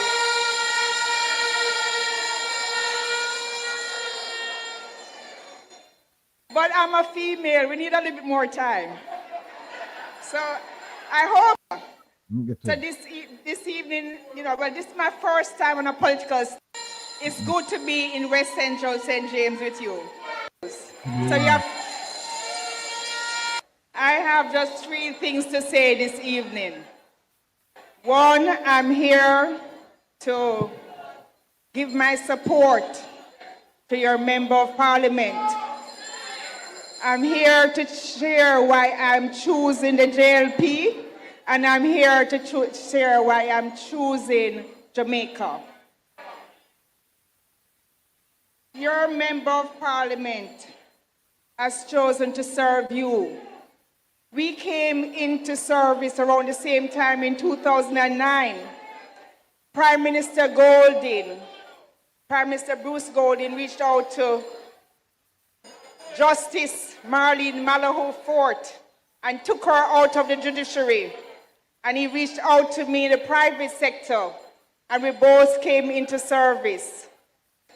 She went and became the Minister of State in the Ministry of Foreign Affairs, and I went to Washington as the Ambassador of Jamaica to the United States. We worked very well together. It was a difficult period in Jamaica's history. Jamaica was facing sanctions. We had a diaspora that was not so connected to the Jamaica Labour Party. And our job was to reconnect our bilateral relationship and the members of the Jamaican diaspora well together. It was a difficult period in Jamaica's history. Jamaica was facing sanctions. We had a diaspora that was not so connected to the Jamaica Labour Party. Oh, no, hear that. We had a diaspora that was not so connected to the Jamaica Labour Party. That's why she come here. No, hear that, people? Listen. Hold on then. In case you never hear. Listen again. Listen. Worked very well together. It was a difficult period in Jamaica's history. Jamaica was facing sanctions. We had a diaspora that was not so connected to the Jamaica Labour Party. And our job was to reconnect our bilateral relationship and the members of the Jamaican diaspora living abroad. It was not a difficult job for your MP because she's naturally warm, she's hardworking, and she's dedicated. Did the job to the extent where 1 year later, in 2011, Secretary of State Hillary Clinton had an excellent relationship with the United States, and there was no more talk of sanctions. In 2016, watch that. And the same thing continued. Whenever Marlene came to Washington, she was there representing Jamaica in where she is now, the vice chair. So proud to go into meetings with her and hear her speak on in Granville or Mount St. dedicated to the job. You try finding your education, your community, a woman of excellence. And that is why I'm here to support you, my sister. You have proven yourself, and it's a pleasure to be here with you. Back in 2009, 2010, Marlene and I met at a diaspora conference in Connecticut, and we got a chance to really sit down and share. And I said, I know this is a bit sensitive, but I hear, the PNP has started a rumor that you're the Prime Minister's girlfriend. And she looked at me and she said, no, I'm hearing that it's you.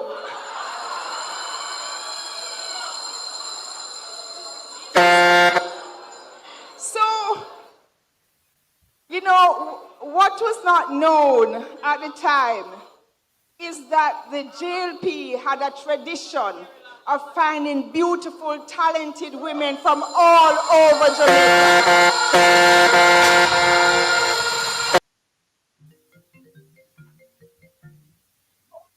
Call a good, evening.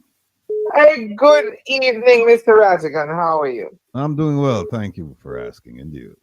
It is really such a pleasure to listen to you guys because you're really saying things with sense. Now I'm not going to be long, but I have never heard such a truth as the one that is being spoken about Audrey Marks. She is the worst anybody could choose to represent the labor rights. But guess what?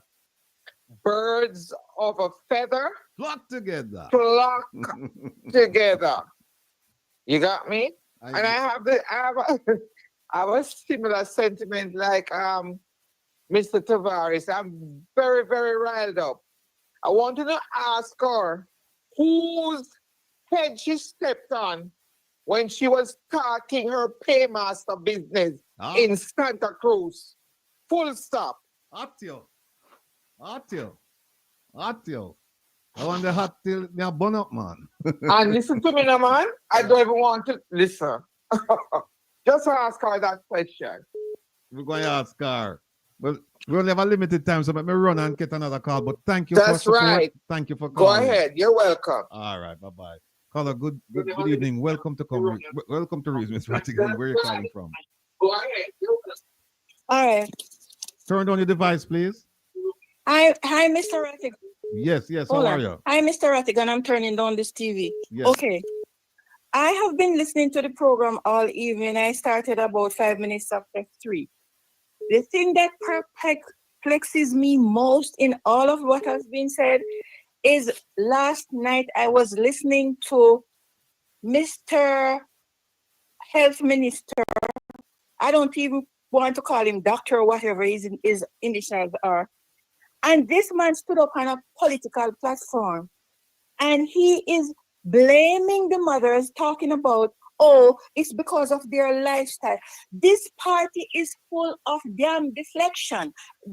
I listened to this woman a while ago. She's deflecting. Oh, it's the PNP who are saying that she and the other one is girlfriend of the prime minister. Why can't you take responsibility for what you have done wrong? This man is blaming, oh, some of them have sickle cell. People don't go out on the street and pick up sickle cell anemia. You understand? They don't go out there and pick up hypertension.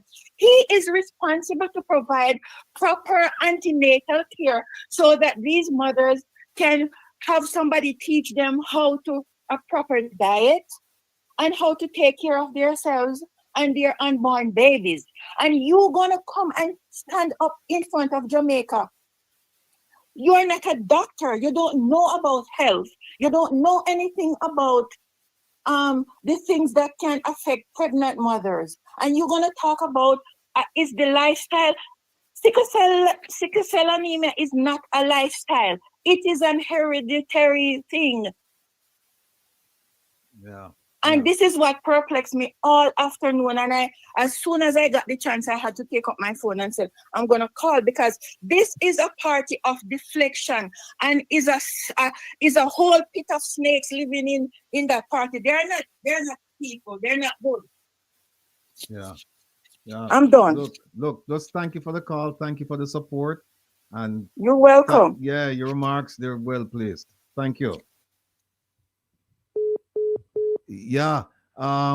Somebody said, what kind of birds are they? One word. Oh, Petro, John Crow. Hold on. Caller, good evening. Welcome to Reason with Rattigan. Where are you calling from? Pleasant afternoon to you, Mr. Rattigan. I'm calling from Hartford, Connecticut, but I represent Northwest St. Andrew. Yes. Yeah. Yes. This is Mama Son. One Mama Son, Mr. Rattigan. One Mama Son. Yeah, because we have beat them on TikTok till it week. Them call me and beg me for done after them. But we can't done after them, you know. You can't done after them. No. Yeah. You have to do what you have to do because of the truth. When you speak the truth, you don't care about what people say. You just speak the truth. Mr. Rattigan, I'm asking this question. Yes. In 2016, when Andrew, Michael, Bramwell Holness did in opposition and started criticize the real Dr. Fenton Ferguson about the 18 babies. Remember, it's only three hospitals those 18 babies they meet up in the difficult. And now in June, 24 baby unalive. Andrew Holness come from platform, come champion against the People's National Party and say them not have a charge, but the only thing them have to do have to fire Mr. Ferguson. Yes. And they do so. Portia, Mr. Ferguson have integrity and him resign and leave it. No 24 baby in a Victoria Jubilee Hospital unalive because of Andrew Holness administration. One hospital. One, Yeah. in a 1 month, June month, Right. 24 baby. Yeah. Just look on the injustice for them wicked, dirty people have and poor people, And then them go come criticize what about how we feed ourselves. We're most hungry because female full and they not provide no nutrition for the people that are working there. Them come and tell us we're going to get breed and the population a drop. And when the man them do, them criticize the man say them sperm count low. And when the man them do build up themselves and get the sperm count to get them youth on earth. And this the man them face after them baby born. Your ear say, your baby unalive after a couple of days. Never friend with him daughter unalive 10 days. That's a 2 Saturday I got to call him a ball and live a parents a baby. 10 days and a 20 baby did unalive on that time. When she call her father to say she lose her baby. Eh? And you go come tell me now, Andrew Holness, Christopher Tufton should not left from yesterday. Today I sat here for yesterday, she not resign. Eh? Yeah. So the rules go for we when things are up on our side, but when for them side, a corruption upon for them side. By now I'm wonder where I get off stand for resign, Mr. Rattigan. The Jamaican people that need to come out. Them need to come enough out. Is enough. Son. Them need to come out. Them need enough is out. enough, Mr. Rattigan. Enough is enough. True. Them need to come out and stand up for them people. Eh? I agree with you. I agree. They need to come out and stand up because this is complete nonsense for them to talk about. And like you said, he's not even a real doctor. He's not a real doctor. Yeah. And the man with a real doctor, I'm certain thing, I'm nobody not perfect. Right. And that man, them chastise him. I'm see I play the video from Damien watching, I'm see I play the video, Right. Wait, Andrew talk, if you ever listen to him talk, and self in that talk about, See there?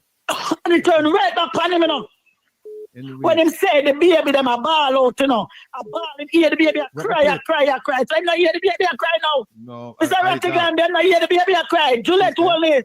Right. The one that in a parliament, I hear the baby them a cry out now. Mama son, let me stop right this and go grab a car because we're almost out of time. But thanks. All right, my boss. No flow and respect, my boss. Thank you, Mr. The boss, man. My boss. I want to listen to you. Okay. You understand? Right, cool. Who teach me? I not have no education. I not debunk nobody. Who do me learn how far? I'm come back to the facts. So them can't sue me. Who know the facts and show me how to learn how far. Who know? You understand? So big up on yourself, we not stop. Who let them on this now? We'll bring them down. We'll bring them down because them happy come down. All right, mama. And a crown one day we are coming down and make the story. Nobody don't want to know what to do with. Trying to make the mix up and I'm going to be there try this the boss. Make the story on platform. Them for go. Them for go down. All right, darling. Thanks for calling in. All right, my boss. Love and respect. My God. Yes. Yeah, we just get a call a while ago. Let's see. Somebody that called from Jamaica. I don't know if this is. I think it's Mr. Simon been calling in. Who? A very good friend of ours. Much time? We have 4 minutes. If him can call back. So call back now, man. But you know, Mr. Rattigan, what the lady is saying is the truth, What you mean, Mr. Mama? must resign. Yes, she's right. Dr. Tufton need to resign. Yeah, nothing wrong with what she said. Facts, yeah, pure facts. Yes. Pure facts. Yeah. Caller, good night. Welcome to good night. Yeah, concerning that baby thing, you see, with Tufton, one is a doctor and one is a actor. So behave yourself. When you go to a actor, because you can have all kind of nonsense. But listening to our remarks, it made me remember a man went to a high school graduation. He was the guest speaker. And when he said the young people who graduate, he told them that you could be the next scientist, you can be the next lawyer, and you can be the next doctor. While he was going home, he passed a group of boys on the corner digging out the hand needle and talking all kind of nonsense, and him stop and him pick a chat with them. And you listen to them. And say, you know, you can be the next prime minister. You know what that means? Prime ministers and politicians in general shut a whole heap of garbage. Wow. Yeah.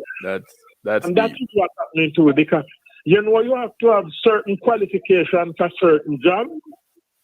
What qualification you have to become a politician?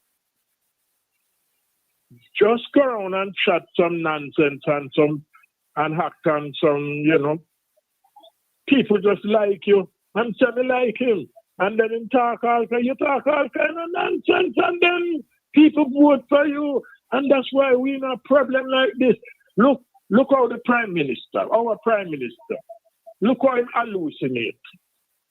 Same here, dead baby crying and telling them should I keep the Labour Party in power. And they would be alive today. Right? That dead baby telling so, you know. Right. And the campaign trail him saying him when him small, him grandmother holding them and throw eucalyptus oil down him throat. But not only that in a song. People vote for them. And when them win, when them get power now, what you expect? If you go to a pastor, you know, if you go to a pastor to speak at your place, expect him to talk about religion. Right? If you call the doctor may come and tell you about medicine. If you invite a damn idiot, where you expect him to come talk? Let me use a word, let me work a word. The one thing I expect him to come talk is idiotism. That's nonsense. Where they go to hard remarks now? To do what? She's a failed and she's going to fail and keep failing. But thank God, the people of Northeast Manchester think they're a fool. They already send the signal. She ain't going anywhere. You realize they have a lady down here now for the Minister of Finance, where them call Feelbad Williams. And listen me carefully, Feelbad Williams. Okay? Right. She is a zeroologist. You realize what she offer the public sector workers? They will be getting nothing. It's only zeroologists. I feel like time is on you. Yeah, we have to run now. But when we want to, we just want to play about this one thing before Kevin go. Before all of we go. So look, thanks for the call, thanks for the support. Big up yourself. Bless up on yourself. This government does not hear about your health. I hear the spirit of a little baby crying, saying, why didn't the people keep the Labour Party government in? If the Labour Party government was in, I would still be alive. I hear the spirit of the 18 babies that have died because of the incompetence of this government. 18 babies have died. She don't need to pass the law. She don't need to lock up anybody to demonstrate her real care and concern for the children of this nation. All she needs to do is to fire the Minister of Health. I hear the 24 baby crying. Why didn't the people keep in the PNP? I hear people crying. And you're a wicked man. You're a wicked man. Well, folks, that's all we have for today. What I'm going to suggest you do is go over and support DJ Kevin Stew right now. And after that, the Rebel will be on the line from 10 midnight. And after the Rebel, you need to go and support Dr. Love. And if Jeffrey was here, if Jeffrey had that program, we could have go support Jeffrey or play some gospel or whatever. But anyway, it's been fun. Look, we're going to do this again Monday, Tuesday, Wednesday, Saturday. We're going to do this all next week. All right. So take care. Be well. And don't forget, go support Kevin Stew right now on Reggae Global Radio. And on Monday. Stay on that channel because the Rebel is going to come on right after DJ Kevin Stew. I will be on at 10 tonight until midnight. and midnight to 2 will be Dr. Love. So until we link up later on, take care of yourself. Be well. Jeffrey, thanks for stopping by, and thanks to all of the guests. And we have to say apologies to Dorrit. She was on and I didn't see her until late, but we will make it up. Mappy, big up yourself. And on Monday, make we talk current affair program. See you all there.